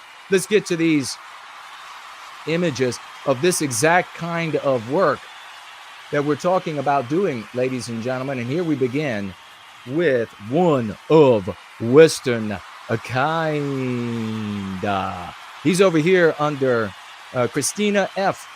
And he says, white erasure is coming to every square inch of Western civilization if anti-whiteism isn't defeated. Iceland is no exception. How many of her followers ended up seeing this? And now, mind you, her tweet got, at this point, already almost 1 million views, where she writes, genuinely felt so disgusted yesterday when I found out there are immigrants from the third world countries in Iceland still not over it. And one of Western kind launches into this like a glorious saber-carrying angel from heaven and swashes her and all of her audience up to power with 17,000 views, 1,000 likes at this point, and retweets and comments. This is how we change the world. It is these, remember these people's names. When everybody else wants to take credit, when everybody else says, well, it's just on its face, that's the obvious thing. When everybody else tries to downplay, when everybody else says anybody could have done it, remember these generals' names. Let's keep it going to more of the general swashbucklers. We're going to be getting to Ethelred in just a minute. Great Eric is back under Pauline Hanson's party. He says, who else is sick of the white erasure taking place by way of the mass migration into our once great Australian country? He has 200 likes from her audience. Voters, ordinary white people becoming extraordinary. 12 replies. Give it up for the great Eric. Down under, rocking it. Cool Papa J Magic rocking it out under ABL, a black conservative guy who has well over 1 million followers, subscribers, and thousands of people every time. And the vast majority of them are white.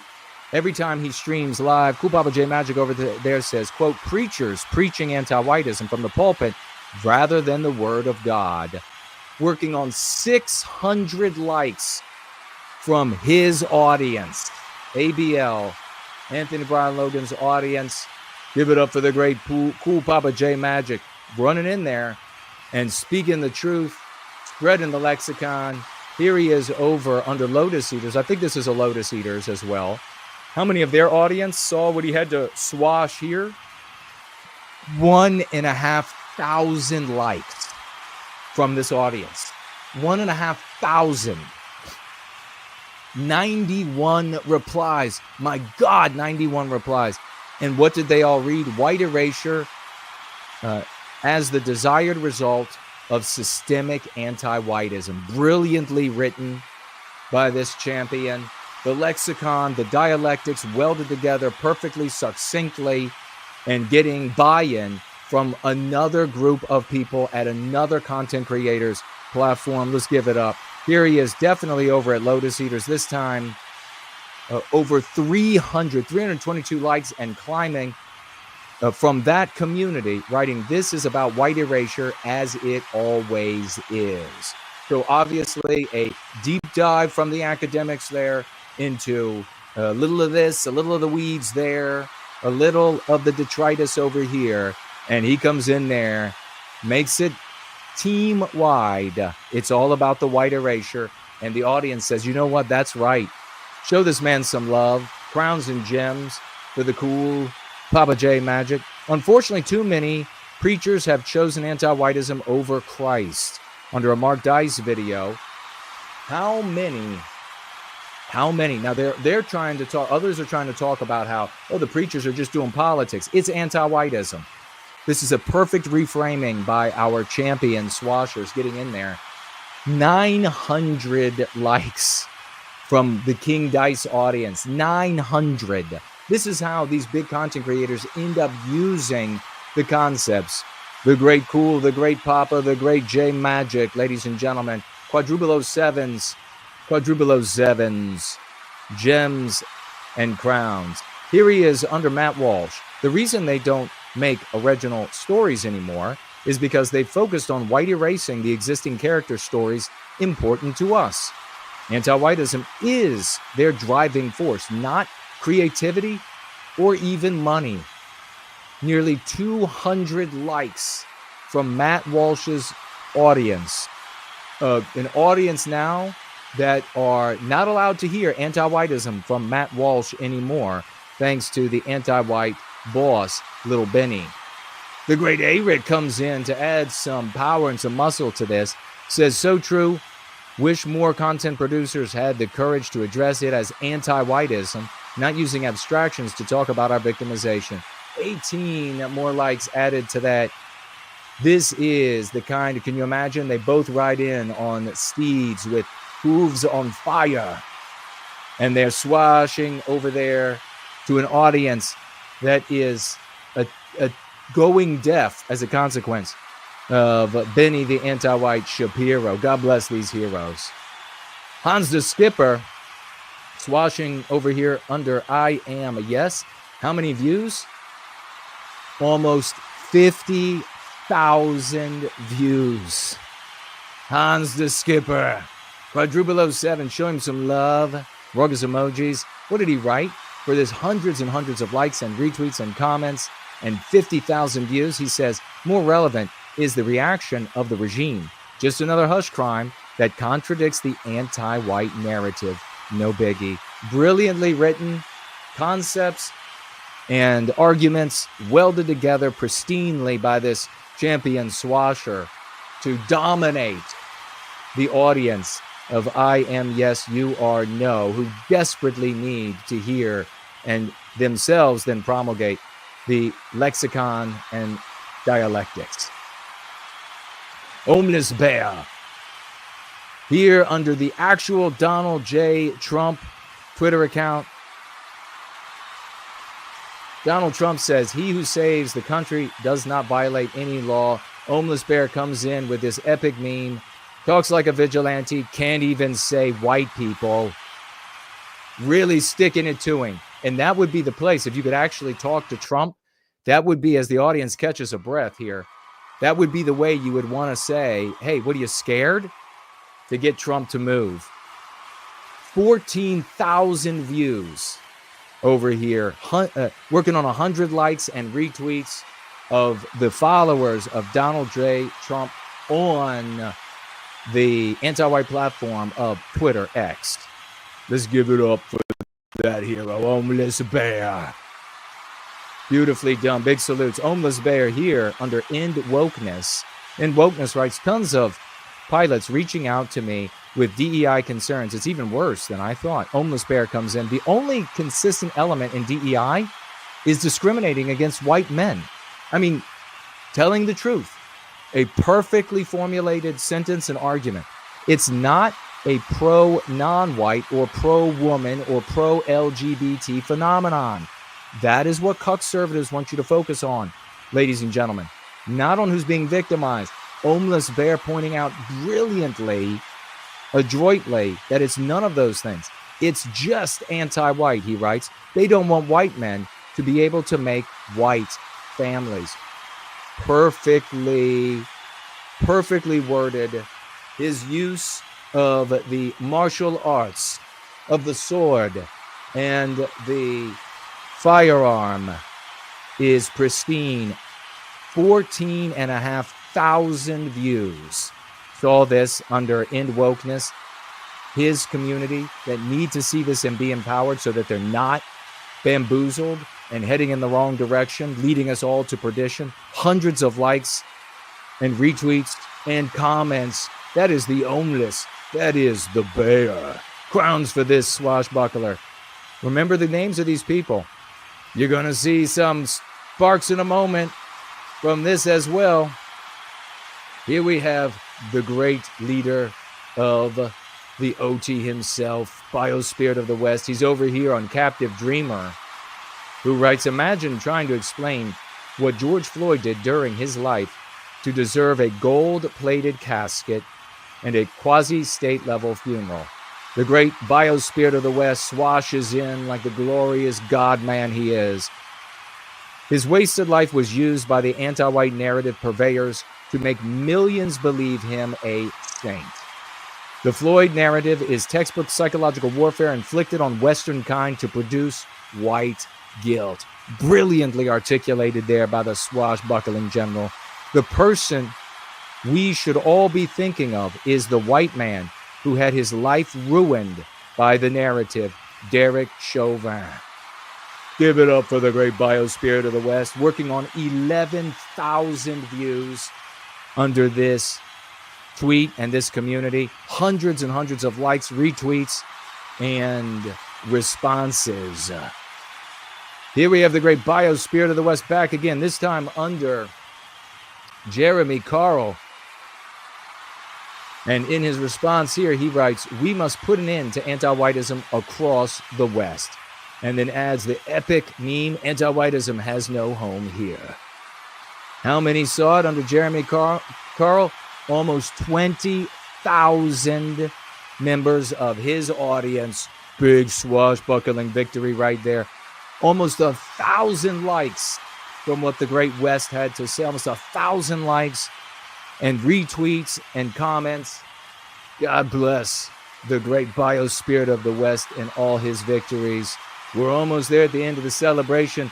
Ladies and gentlemen, before we do, we have a couple of videos. We're going to give it up to the Tree Godfather. Everybody, 07s, 007s, quadruple 07s for the swashbuckling early victory of this practical Wunderkund to White Wellbeing, the Tree Godfather under, is it Andrew Branca,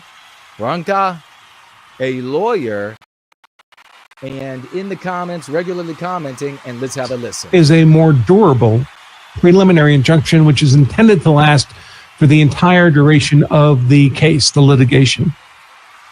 This preliminary injunction is in a case involving the White House executive orders to cease and desist paying for contractors engaged in EI initiative, of course, the anti-white male, diversity, equity, and inclusion policies of the progressive woke left. Celebrate the great Tree Godfather inching Andrew along to a glorious place and the recapture of our destiny. And we got one more.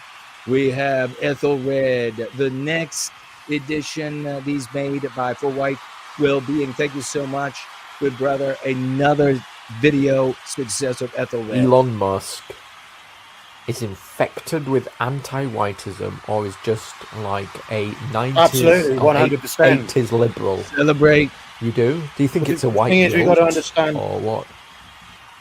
I do, and I think Elon Musk has got a lot of white guilt, and the reason why I know that is because his ancestors lived in South Africa for many years, and his ancestors went through some of the most horrific anti-white violent crimes you could ever imagine.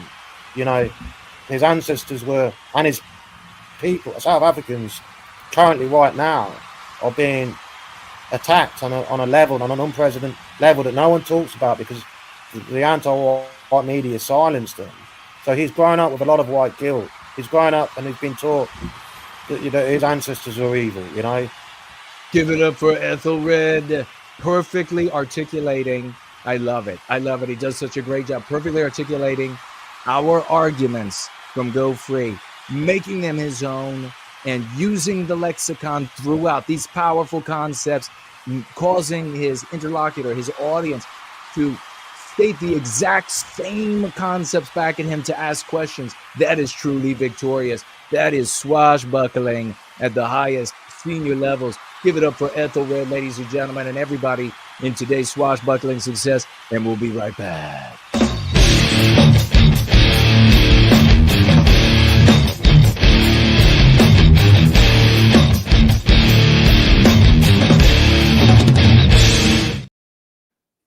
Wow. This is, and it's so telling. I watch as we're celebrating here with all of you champions. I watch as the few viewers that we have, that number drop even lower as we celebrate doing things that change the world. Doesn't that tell you? I mean, the white race is sick as downbreeding galore as a consequence of the wars and the decisions of so many of our women of who's going to reproduce, what man is going to have children. And here we are today, and then women, of course, also dominating the men in their lives.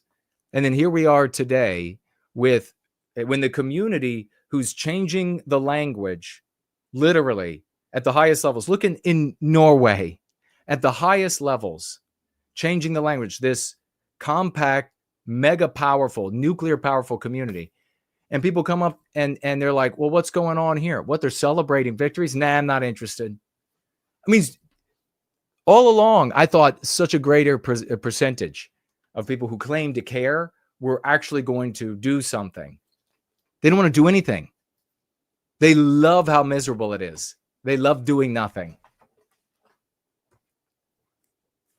Big celebration for our champions. Make sure you tag me as No White Guilt. I see the great Corey is here. Marilyn is here. Cockatoo is here. Or at least she was earlier in the chat. I see Herod is here. Good to see you. Full White Wellbeing is in the house. Good to see you. Hallandir is here. Hello and welcome. Blessed Norwegians. Yeah, exactly. I will go straight to, if we really are gaining steam in the mainstream Norway, we have the biggest platforms using our concepts as a consequence of our swashing efforts. I will go to Norway. I will go and I will help in Norway. We need if we can get a country at a mainstream level, the politicians, the mainstream media using the concepts and arguments that we craft here in service to white well-being, that would be enormously powerful. The great Cindy Ben is here. Thank you all for celebrating. Everybody who celebrated, you have my celebration. You have my genuine gratitude. If I could be 1 million people celebrating everybody who does achieves these epic feats, I would. I'm going to carry all of you on my shoulders off the field. AOC is with us, says greetings. Good to see you. All right, remember to tag me as No White Guilt. If you tagged me earlier and it has scrolled away, tag me again. Let me know. While we're together, I want to read what you have to say. Going to be looking at the financial gifts now, the mailbag, and our lesson of the day. We really are changing the lexicon that people speak with, says Samuski. This is awesome. It is, man. It totally is. We really are. It's amazing. I've said it before that it's amazing that some people lose faith because there's no evidence of success. And there's another type of defective person who loses faith because they do see success. We don't want them around. We're happy to shed them from the work that we're doing. Let's continue the celebration for those swashbuckling. We have the great dude bro moment over here on Entropy. Ladies and gentlemen, $50 financial gift from the dude, the bro, the moment. Make sure he feels the love. Get this man some trees, get this man some horses, get this man some scenery from the countryside, give him a picturesque place to live in the crepitant emojis, in the cacophonous emojis that you build for him in the live chat. He wants to see that he has a beautiful place to live, a fertile place to live and raise a family. We're also going to celebrate him because he financially gifted in my pop-up roll-in, it looks like 50 White Wellbeing. Can you believe this? The pop-up roll-in, he financially gifted. Man, show this guy. This makes it $100 between the pop-up roll-in and here, working class man. And he is absolutely dedicated to the recapture of our destiny with what he can clear. He's smart enough to see this is working. Give this man love. And what does he write with these financial gifts? For white well-being. That's what it's for. Not to the ill-being of any group on planet Earth, no matter what grouping that might be, for white well-being, which we argue benefits everyone who lives in the West and even benefits non-white countries around planet Earth. If the white race is healthy in our countries, the world is healthy. God bless the great dude bro moment. Big salutes. Man, $100 from the dude, the bro, the moment. We also have another $100 financial gift. Keep that beautiful countryside scenery coming in. Pigs and cows and livestock and castle for Hallandir. Hallandir wants to go out into the rural countryside. It's so picturesque. He wants to live in the beauty. $100 financial gift over here on Entropy. God bless you. Thank you so much for your financial gift, champion. Big salutes. Knockout. Big salutes for the financial gift. Big salutes. God bless you. And saying everything he wanted to say with a testimonial of $100. God bless you. Great to see you. Good brother. Let me swivel over here and we will check on our other platforms to see if we have any celebration-sized financial gifts. And we do. We have the great First Last. First Last is coming here. 100 gleaming music playing dollars. 100 First Last dollars. And he says, he advises everybody with those $100 to switch to Dvorak keyboard. 100 playing the musical instruments dollars. God bless you, brother. Good to see you. Thank you so much. And we also have the other glorious champion, Corey. Corey, working man, sleeping in his car, waiting to go into work. $50 financial gift from the great Corey. Another Sunday in the dojo of White Wellbeing. 07s. Corey, God bless you for that, man. Thank you so much. We continue rolling now, and we will get into the mailbag and all of the other financial gifts, any other financial gifts that we may have. And then we will proceed. Let us jump into the mailbag, though, ladies and gentlemen. Something is in the mailbag. What does it sound like? It sounds like a letter down in the mailbag. Oh, it is. It is from Anonymous. Look at this. Beautiful. This Anonymous. The anonymous people are not always the same person. This is the one, dear lady with the beautiful cursive handwriting. I guess you should say beautiful cursive. Thank you for standing for white people and white children. So much to comment on this month. Georgia's Second Amendment, Lincoln Park, Ohio, South Africa, Ukraine, USAID, etc. Then there is the anti-white censorship on your X advertisements. It's the chains on the minds of our people that are hardest to endure. Absolutely beautifully said. Says here also, got a rebounder and loving it. to be in shape, to be healthy, and so happy in that vein that RFK Jr. was appointed, even if he is anti-white elsewhere, because our people's health has to be improved. These poisons have to be taken out of our foods and water and drugs. And she's happy about. She says our people are sick and we need to become healthy. Take care, Anonymous.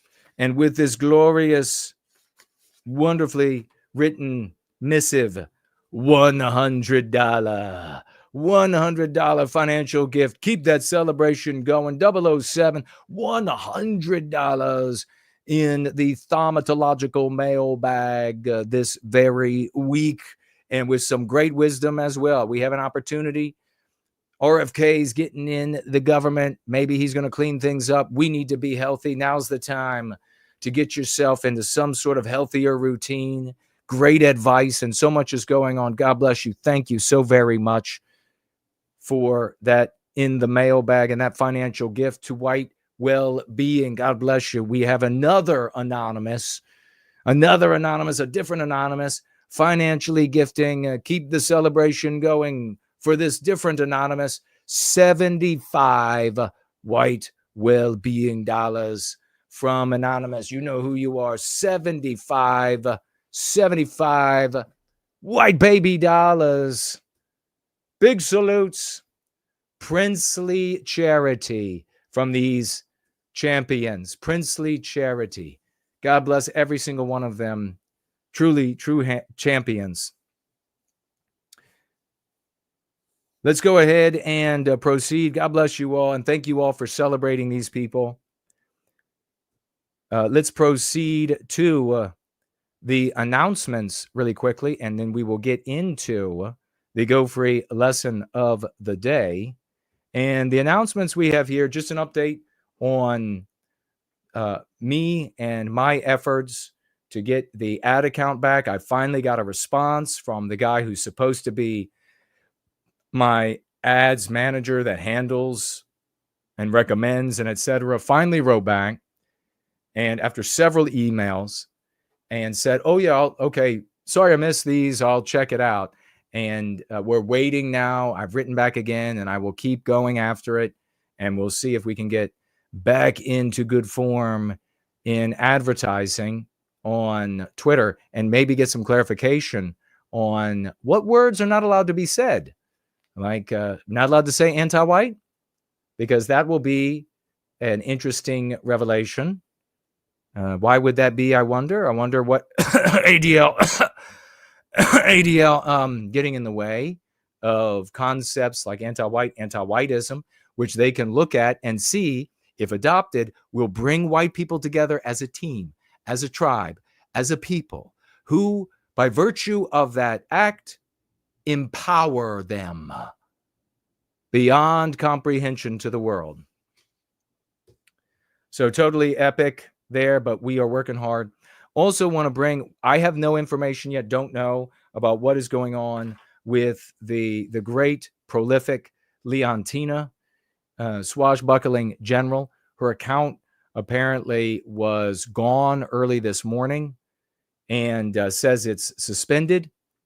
The great Ivan Z. Horrible was able to get his account back, and we would like from him specifically exactly what you said, what buttons you clicked, how you replied, and then to take that exact step 1, step 2, step 3, and communicate it to Leontina as soon as we are able to hear from her and find out what's going on. Interesting that this happens the day of the German election, isn't it? Where politicians are acting anti-white, and she's talking about this. So the day of the election, the account disappears. If we have a scenario where X has told her she's not allowed to ever have an account again because the German country interferes in that, then we need to help where and how we can. Because this is the successes, the victory, the voice, the reach. It cannot be silenced. We cannot allow it to be silenced, because anti-whites don't like it. We have to make it happen. Another challenge to us and the work we do, and we will win, goddammit. So we're not breaking out F's for Leontina yet. We're going to see if we can resuscitate.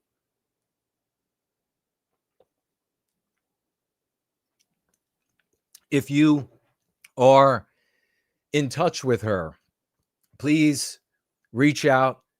Or if you can hear me, if you're watching, Leontina, and you can, we've chatted before with a different name elsewhere.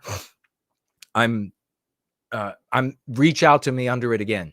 Tell me it's you, and so we can begin this conversation and begin restoring you to your glory.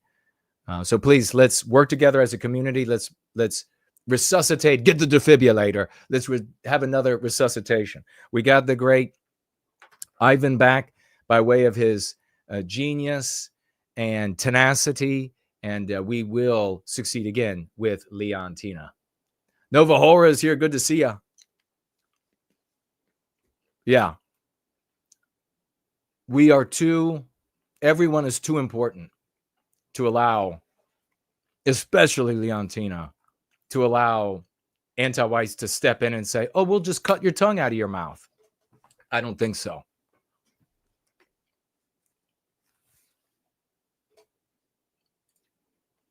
All right. I'm going to be looking for your comments. We're going to get into the Go Free lesson of the day, which is Cindy Ben's spotlight on the great biospirit of the West. There are takeaways there. We have plenty of time for you to chat, for you to share what is on your mind, your concerns, and what you would like to ask me about.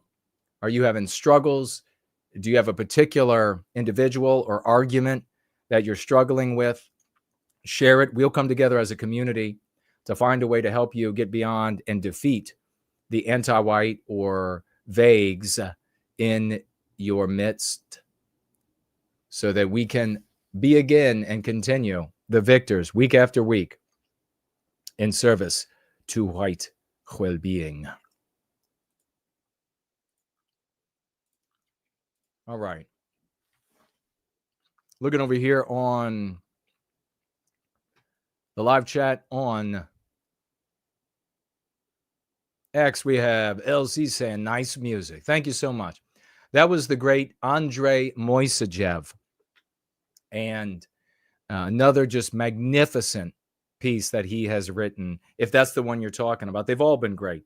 But that is Andrei Moisejev, a legit composer, and he is slowly but surely creating a symphony for my book, Prometheus Rising, Take Back Your Destiny, which is written to teach us about ourselves and our environment, our strengths and our weaknesses, and how those are used against us, and how different ideologies or purposes or vehicles in our midst can be wielded by any groups of people, even other groups of white people, can be wielded to undermine us. So it is meant to be an allegory. It's meant to teach us.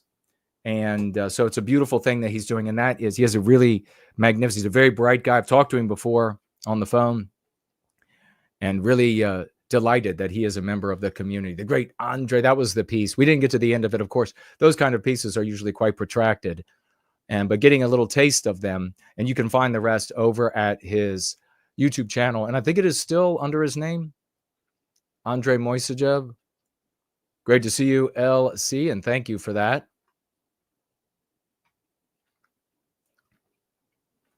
The only people succeeding.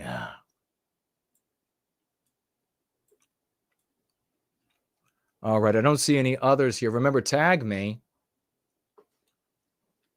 Remember to tag me as No White Guilt if you have any questions or comments. And we will see if there are any other financial gifts. The low tech over there on Premium Rumble says it's the food and drink. I guess maybe undermining the health of Western kind. It absolutely is. I mean, you can't eat garbage and drink garbage and be healthy. So excellent work over there, team. Excellent work on retweeting the stream here today. God bless every one of you who did that. 41 retweets and 49 likes. Well done. This is how, I mean, it's a critical part of getting around that censorship, the deboosting of white positivity, the deboosting of the work that we do. So well done, team. Nobody over here on nothing on D Live, but there are people. Hello to you on D Live. What about Odyssey? Any tags or financial gifts?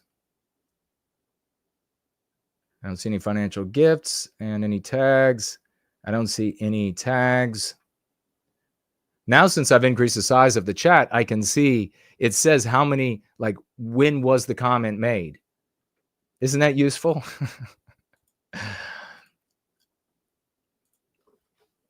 Could have used that a couple of years ago. We have over here a financial gift from the great Yiz the Unifier, $5 earlier at our very beginning of our gathering. Weekly folk tithe for White Wellbeing. Remember that tomorrow is for the dragons. This is not like what we do here is not a standalone thing. We have a network and we influence other networks. The Mondays we call Dragon Mondays. And that begins with Discordant Dragons at 6 p.m.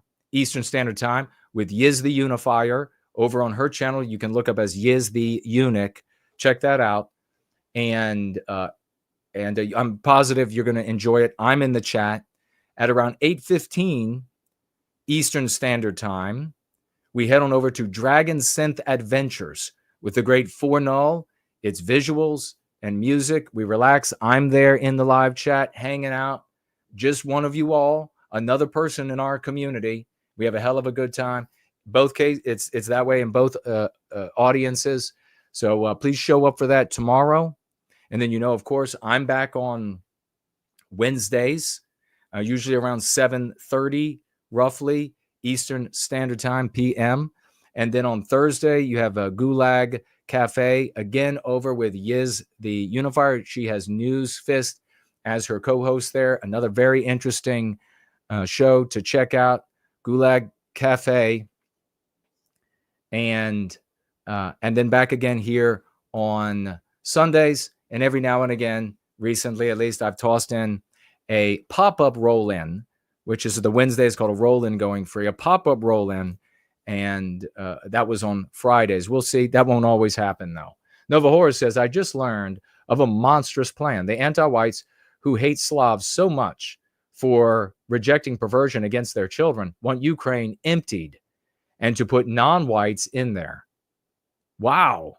Where did you see that? What would they do with all of our people? Cool Papa J Magic says, too bad about the Spurgs because she seemed amenable to learning. I hope we can bring her back from that pit. Talking about MK, what about it? I hope so too. I hope that, as I kind of anticipate that her parents are not going to tolerate Jew spurging. And so even though she went into that community and she may give a little lip service for the applause and the pats on the back and the attention, that when she makes her actual content, that she stays away from it and doesn't ruin herself and doesn't ruin the good she can do for white well-being. I mean, obviously, the choice is multiracial Jew spurging that ruins your life, or white positive, white pristine, white positivity going free, empowering yourself and your audience. It's clear. You come here, you get love, hope, and redemption. You're having victories. You go over there, you get nothing but you have to endlessly hear the most awful things about other people. Who cares who they're about? Just hearing the most awful things about other groups of people and endless complaining. Who would want that? I mean, I remember one point I was thinking, coming away from a get together, I was like, these are a bunch of losers. Like, I'm a winner. I face a challenge, and there are other winners in the world, obviously. You are other winners. I see a challenge, I face the challenge, I decide what I have to do, I overcome the challenge. You go into these groups, and it's just endless bitching about nothing can be done and wishing for things that could never happen. And I was like, this is just a fetid group of losers. They cannot be helped out of this self-destructive mindset. So those are your options. So I hope she either chooses to be in some way in this community or an orbiter influenced by whatever, or at least is not going to upset her parents. And I don't know anything about like her parents but this is the sensation I get looking at her, looking at the background when she is streaming, knowing her age, hearing her talk, especially off the cuff during that struggle session, that unctuous struggle session. That's the impression I get. Thanks. Cool. We hope so. Something I said, Nova Horse said, no, God bless it. Tag me as no white guilt.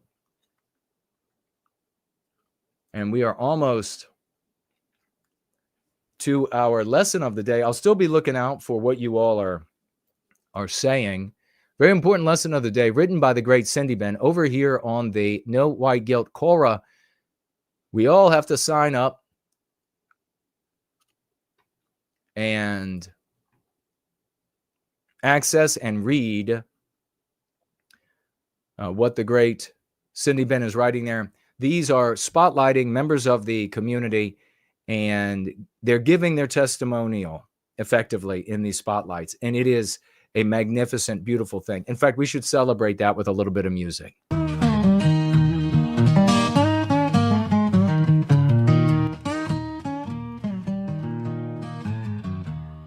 I walked into a dusty bar, boots heavy on the floor.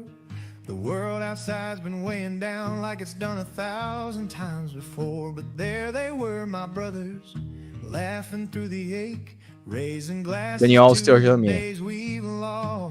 I heard about the plan from anti-white, anti-Slavs on Black Pigeon's speech show.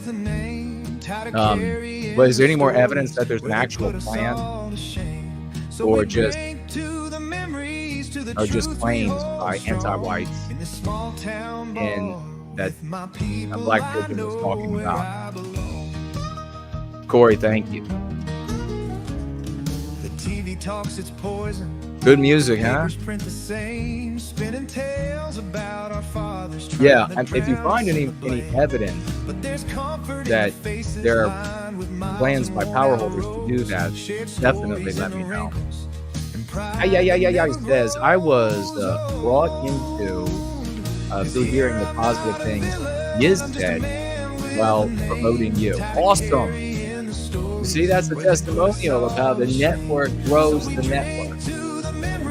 How we're able to glean the gold members, the diamond members of our people from that coarse rabble that we've become. Thank you for that.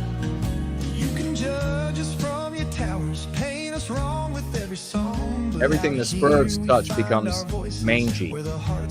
They're like the people who tried to get you to do drugs, like because it's edgy, punk, fun. It's horrible seeing it happen. It is. And I've been watching it happen for decades. So you can imagine how disgusted, furious I can become. You know the apps like Shazam, which you play a song with, tells you which song it is. Oh, okay, says Craig the Man. It's a home for us all. Oh, that really, it says you got the song wrong. Oh, well. Of course, the anti-whites are going to say we got it wrong. So the spotlight of the week, Biospirit of the West, like the great Cindy Ben. This man loves living in the West, and he wants to help make sure we have a West in which to live. Anybody who is in the Go Free community knows Biospirit of the West. Not only is Biospirit a key concept in the Go Free method, but the username of the White Wellbeing Outreach leader, often referred to as Mr. West.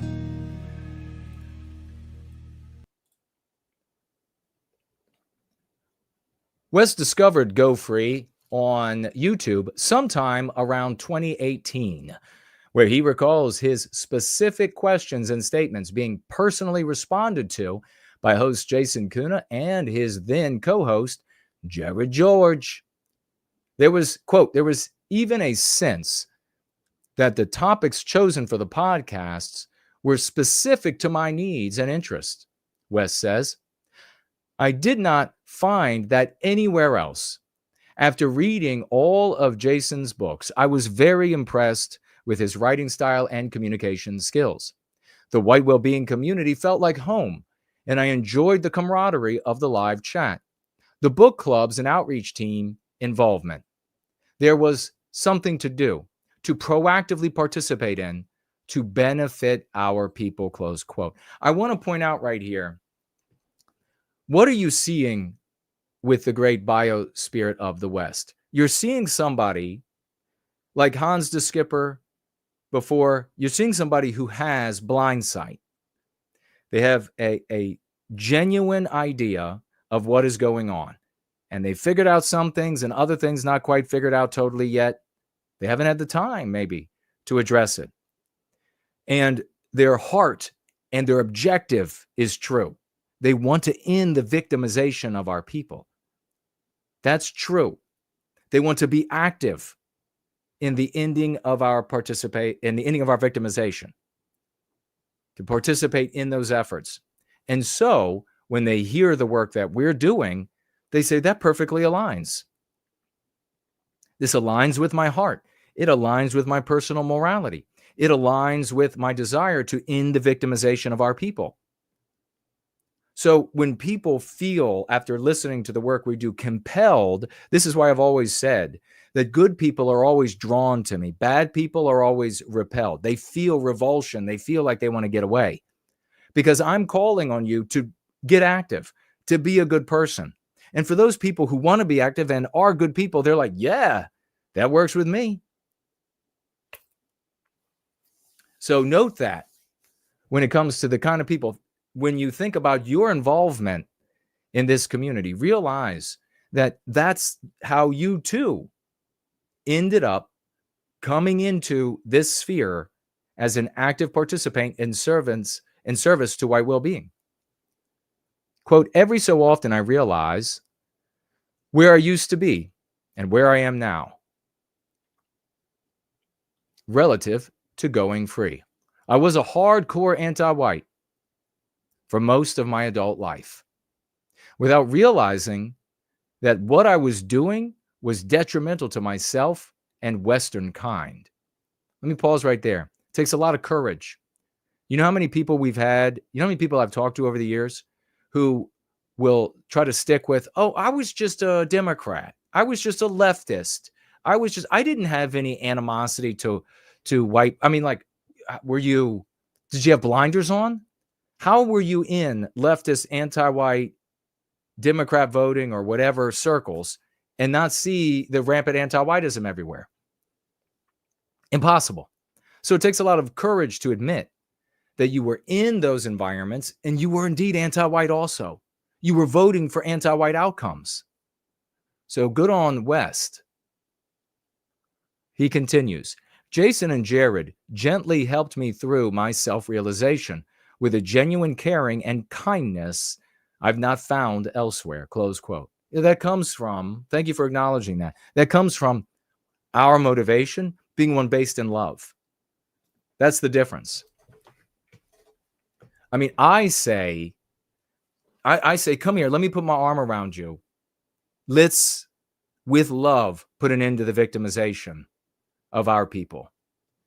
the Juicebergs that are brainwashing the ingenues, dilettantes, and etc., they say, come over here and let's hate together. Let's hate together. I mean, can you imagine?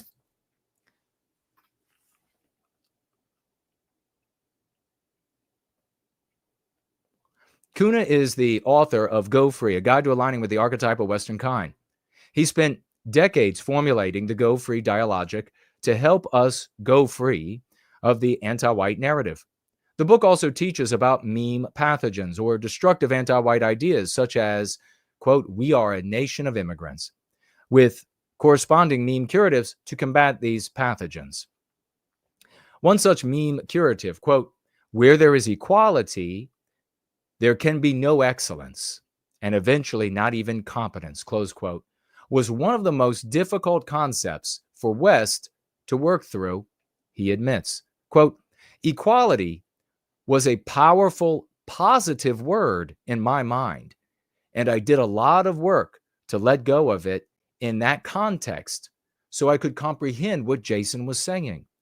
Anti-whites use equality to beat us into being the same, which we are not. I realize that the excellence I love to create in the world is destroyed by this anti-white concept of reducing us to a bland sameness.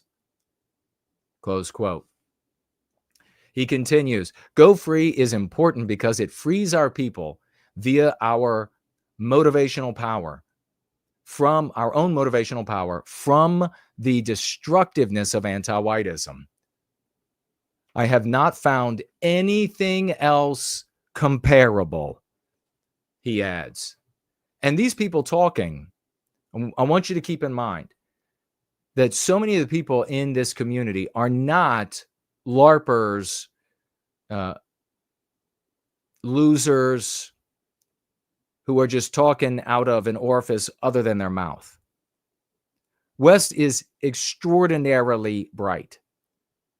We have very bright, talented, good people in this community. And that's the kind of folks we're trying to draw. Every good kind of person. You could have a regular, you could have even a low IQ, you could have a midwit IQ, we're trying to bring in all the good people. We want the writers, the thinkers, the musicians, the woodworkers, the metal workers, the doctors, the police. We want everyone, every white brother or sister who is good, to join us in service to white well-being.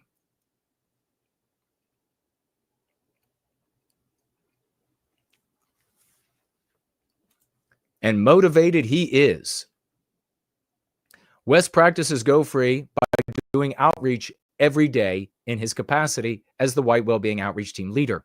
He joined the team when it first started and urges others to join as well. Join if you want to be involved in the team activities of the outreach team. We do have solo activists. There's nothing wrong with that. We have some very, very successful solo activists. But if you want to work with a team, you go in the description below. You'll find the link for Biospirit of the West. Reach out. It's a way to also expedite your training, your learning of how to do this dialogic.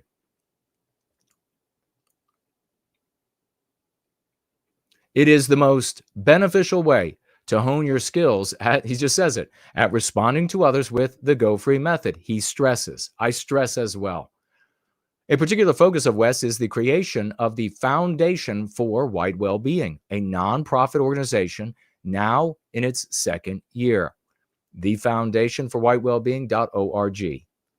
Quote, I see this entity as a catalyst for those with wealth to financially support white well-being, in the process gaining individual well-being through advocating for our group well-being as a people, he said. Being retired from the workaday world, West finds it fairly easy to devote time to doing outreach for white well-being. Quote, when I get discouraged or feel burdened, I take a break and come back to it refreshed and invigorated. The more I participated with the outreach team activities, the better I have become at speaking with others confidently and accurately, he says. And that's brilliant wisdom right there. Take it to heart. There are going to be times when you feel discouraged. Do not give up. Don't try to push through the discouragement so that you just get worse and worse. Throttle back a little bit. Throttle back. You take a little bit of a break by throttling back. You're not giving up. Maybe you post less, maybe not at all for a day or whatever it takes. You feel better. And then you come back to dominate for white well-being.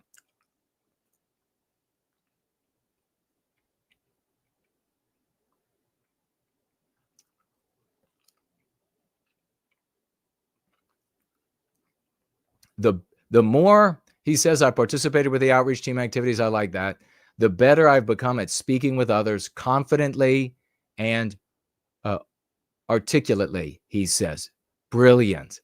Yeah, this interaction with each other is how we build that mental muscle on how to interact not only with other people, as he's saying, which is terribly important, but with our own subconscious mind, who, especially in the beginning, but will forevermore, complain and buck up and try to reassert itself with the mean pathogens you've been infected with.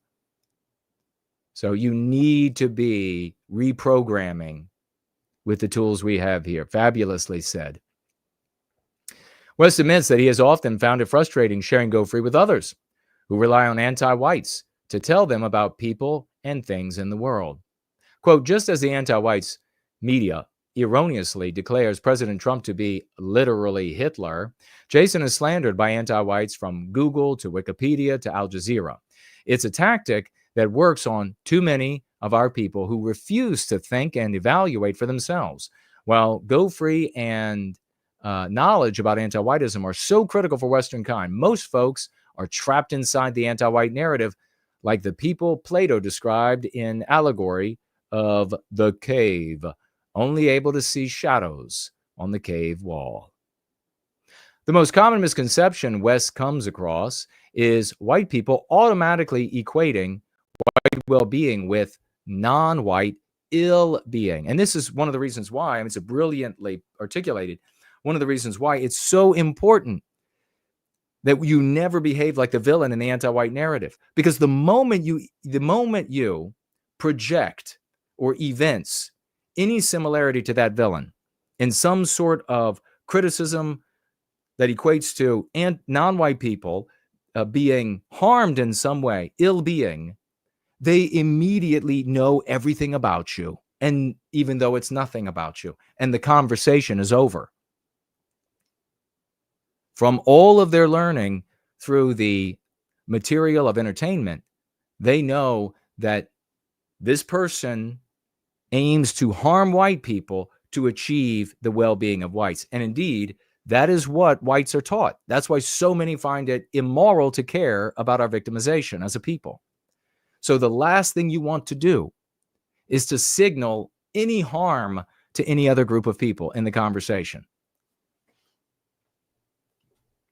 We do not need non-white people to be harmed for our victimization to end. That is an objective fact.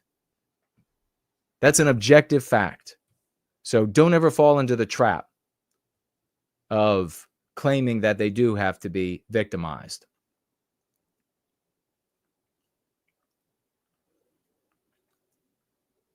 Quote, if love for Western kind is being expressed, they immediately think it's somehow hatred of non-whites. This is how the anti-white narrative works. It's evil on our people. He adroitly explains there. He also has had mixed responses from other friends and family, depending how stuck they are inside the anti-white narrative. Quote, the ones who dropped me screamed anti-white slurs, and I realized they were never really friends. They are fully committed to being anti-white. With others, I am still gently dropping the key concepts. Where someone is the most stuck being anti-white is the place to be the most gentle at first. Heed what he's saying here. It's coming from experience. It's easier to get your go-free foot in the door using an anti-white topic not held too dear by them. Brilliant. I like it. Let them have their big epiphanies themselves through their own self-realizations. That is mega power right there. So true. If you give them these concepts with which to think, they will have those big epiphanies and they'll come back to you. They'll even act like you had nothing to do with it. And that's fine. At least when it comes to me. I just have agreed. Yeah, it's true. It's totally true. I agree. A recent personal victory with a friend with whom he walks his dog helps illustrate West's skills. They had bonded last year over being mutual Trump voters in an area full of anti-Trump people. And as they chatted, West took Kuna's advice and casually introduced simple go-free concepts into their conversation. Quote, those were met with nods and agreement. And over time, I worked in larger phrases and concepts. I shared the podcast and website links with her, and she became interested in the books, which I gave to her as a Christmas present. Now we have regular talks about current events using the full go-free dialectic, West says. What a beautiful thing. And you know what's really beautiful about this as we hit the final paragraph of this fantastic piece is that when we come across people who we swash on, we share these concepts to whatever degree it is. We don't know if these people are, to whatever degree they're anti-white or vague or actually have blind sight.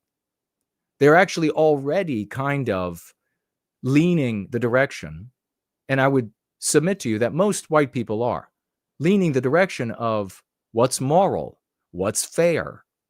And if you simply provide them with the tools, they gladly pick them up to achieve those objectives of what's moral and what's fair. So in some cases, you might be more of a rescuer, pulling somebody out of a bog, a morass. In other cases, you might literally be coming across some sort of champion who is wearing blinders or a blindfold put on them by anti-whites, and they're searching for those answers and those tools that all you have to do is put underneath those reaching hands, and they can be more of who and what they were meant to be. Final paragraph here is, quote, the Go Free community is unique. We are the most truly diverse group of people anywhere in the white sympathetic explicit movement. The West is facing an existential crisis. Go Free is the answer. Anyone who loves living in the West needs to take up the practice, because white well-being is everyone's well-being in the West. Beautifully written, yet again, by the great Cindy Ben. Let's give some salutes to Cindy Ben and the great biospirit of the West for that glorious spotlight. Both of you, well done. I'm very impressed. It is really buoying to be surrounded by so many champions, so many good-hearted people. That kind of thing doesn't die. That kind of thing will live. It will touch other good people. And love is what persists. Anger is short-lived. And I take the anger that I get from things going on in the world and I use it. I get even more busy doing things for white well-being. But it is a short-lived energy. It's that love, it's the concern to end the victimization. That has eternal endurance. So by reaching out and reaching other people with love, hope, and redemption, inspiring them to be active in love for this great work, to battle with the evil of our age, is really to sow the seeds of something beautiful and permanent. That's what we need to be doing. I'm going to take a quick look and see if there's anybody else that had anything to say. And God bless these heroes that were in there in the thread and commenting. Thank you so much. That's going to help. We don't know how much, but it's absolutely going to help. If not by way of the algorithm, then by way, again, the people who do see it will see, there are a lot of people integrated, involved, participating. It must be legitimate. So God bless you all. For White Wellbeing over there twice, 3 times. Double V is over there. Viking Warrior is over there. Heroes, God bless you all. Thank you, everybody, for being over on Premium Rumble. Those who were on the live, thank you as well. And same to those on Odyssey today. And we have 2 financial gifts. We have one for 5 library tokens from Who to Thunk It, and says, thank you so much. He says, anti-whites ask how empowering white people can empower themselves when white people have no achievements identity. Anti-whites. So white anti-whites, you mean? Ask how empowering white people can empower themselves when white people have no achievements and identity. That conclusion, of course, a consequence of the demonic anti-white narrative that our children, all of us, and the child inside of every single one of us. If you want to be mad about the victimization of a child, think back to your child self. It's still in there. It hasn't gone anywhere. That was the infliction. These are the lesions. That conclusion there, that white people have no achievements and no identity, that's a lesion on your identity, a lesion on your purpose, a lesion on your peoplehood, a lesion on your person. Those are the scars. Thank you for that, Who to Thunk It. He comes back again, Who to Thunk It, over here with 10 more library tokens and says, thank you for that. I feel revulsion for anti-whites. The screen is like, oh, there we go. It stopped. Anti-whites, redeemable only by supreme humility or demonstrable repentance. Feels revulsion. Thank you for that. I know that sensation. Thank you for chiming in, tagging me, and for those financial gifts. Let us move around here and see if we got any more comments. I don't think we do on the live. For X, Twitter X, didn't miss anything on entropy. I will check at YouTube in one moment. We get one swift look here. It's been a glorious gathering, ladies and gentlemen. We had a cozy, glorious gathering. But we do have nearly 900 views on Twitter. So that's nothing to sneeze at. General Patton is here. Says he's a new sub. And is No White Guilt American? I am absolutely American. I am born and bred. It said on my jacket, American by birth, Southern by the grace of God. That's what I had sewed across the top of my jacket. And that story is told in Crucible. That's a real jacket. I have it still. Maybe one of these days I'll break it out. Power is in it. And the question about being a Christian. I refer to myself as a Christian that is orphaned. The church left me a long time ago, and every church I went to, cross-denominational, they were preaching anti-whiteism from the pulpit, and I couldn't take it anymore. And so I stopped attending. Around the same time that I write about myself in the book Crucible, I ended up having to stop attend. And I know that there are supposedly preachers out there that are not anti-white or less anti-white. That's not good enough for me. There needs to be no in fact, it needs to be the Christian doctrine for me needs to be interpreted through a white positive lens.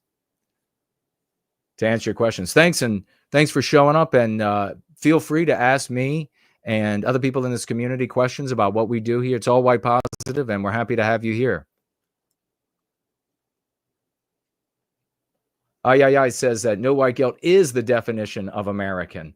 Nova Horror, thank you. Says all Slavs, including my Czech ancestors, have ancient legends of coming from the area now called Ukraine. Russia spread east from there. So anti-whites want to destroy Ukraine. That's awful. Yeah, we obviously, if we had a white positive government in this country, there wouldn't even be a remote chance of that. And so we need to influence people with these concepts. EU, they said that white traitors, anti-white folks in the EU were discussing the plan for destroying Ukraine. Well, let's see where that actually goes. That seems like it's kind of likely to be beyond anybody that would think such a thing. Move an entire population. The whole argument up to there was that it's all theirs. And so that's why we have to fight to every last white guy is dead in Ukraine and Russia. Wing of Production says, be the Johnny Appleseed for white well-being. Exactly. Well said. Dononaki is with us. Hey, Jason. I came in to the community after Jared George being a host. Where is he today? Jared followed his musical career, and that was his big life dream, to be in music. And that's what he's trying to live out, and we salute him. And he came in and he gave a great service to White Wellbeing with his presence, and he had this dream that White Wellbeing was not in the way of, but he was being slandered by the Jewsburgs and the endless attacks and the transformation of the White Art Collective to be a Jewsburg entity, him having to quit, and then came back when they said, oh, it's not going to be like that anymore. And then he had to quit again. And he saw his dream vaporizing under the endless slurs of not anti-whites, unless you want to consider the Jewsburgs, the multiracial Jewsburg movement, an anti-white movement, which broadly it is, but by way of those people. And so he couldn't remain. But we wish him the very best. Maybe one day he'll return. Craig says about getting into the app's algorithm again. You must have made, okay, I was thinking that if we collectively used it to try to read white positive songs, we can tell the app what the song is. Oh, I see, to get back into the algorithm. That's not a bad idea. We should investigate that. JK160 is here. Good to see you. You posted this on X or something else on X? I don't know what you're talking about. Oh, above it says, Elon said, we are on the event horizon for the singularity of AI, which is not good because it's a grok of shit and it's going to read the mainstream media. That's where it gets its information from. The mainstream media holds like the ADL in high regard. And so therefore AI will hold the ADL in high regard. All right, folks. We are running up against the hard wall of Spreaker, so we're going to have to roll here. General Patton, a great man, General Patton. I agree with fighting the anti-white American neo-Bolshevik agenda, he says. He says he does believe that the different races are equally valuable. We say here, and the longer you stick around, that there is no cosmic measuring stick. So there isn't a group of people that are better than any other. As a white man, I prefer Western civilization because that's what we create. And seeing it reflected back at my instinct and my spirit brings harmony.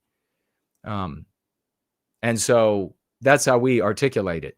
We absolutely do not say that any group is below or above any other group. So we have agreement there.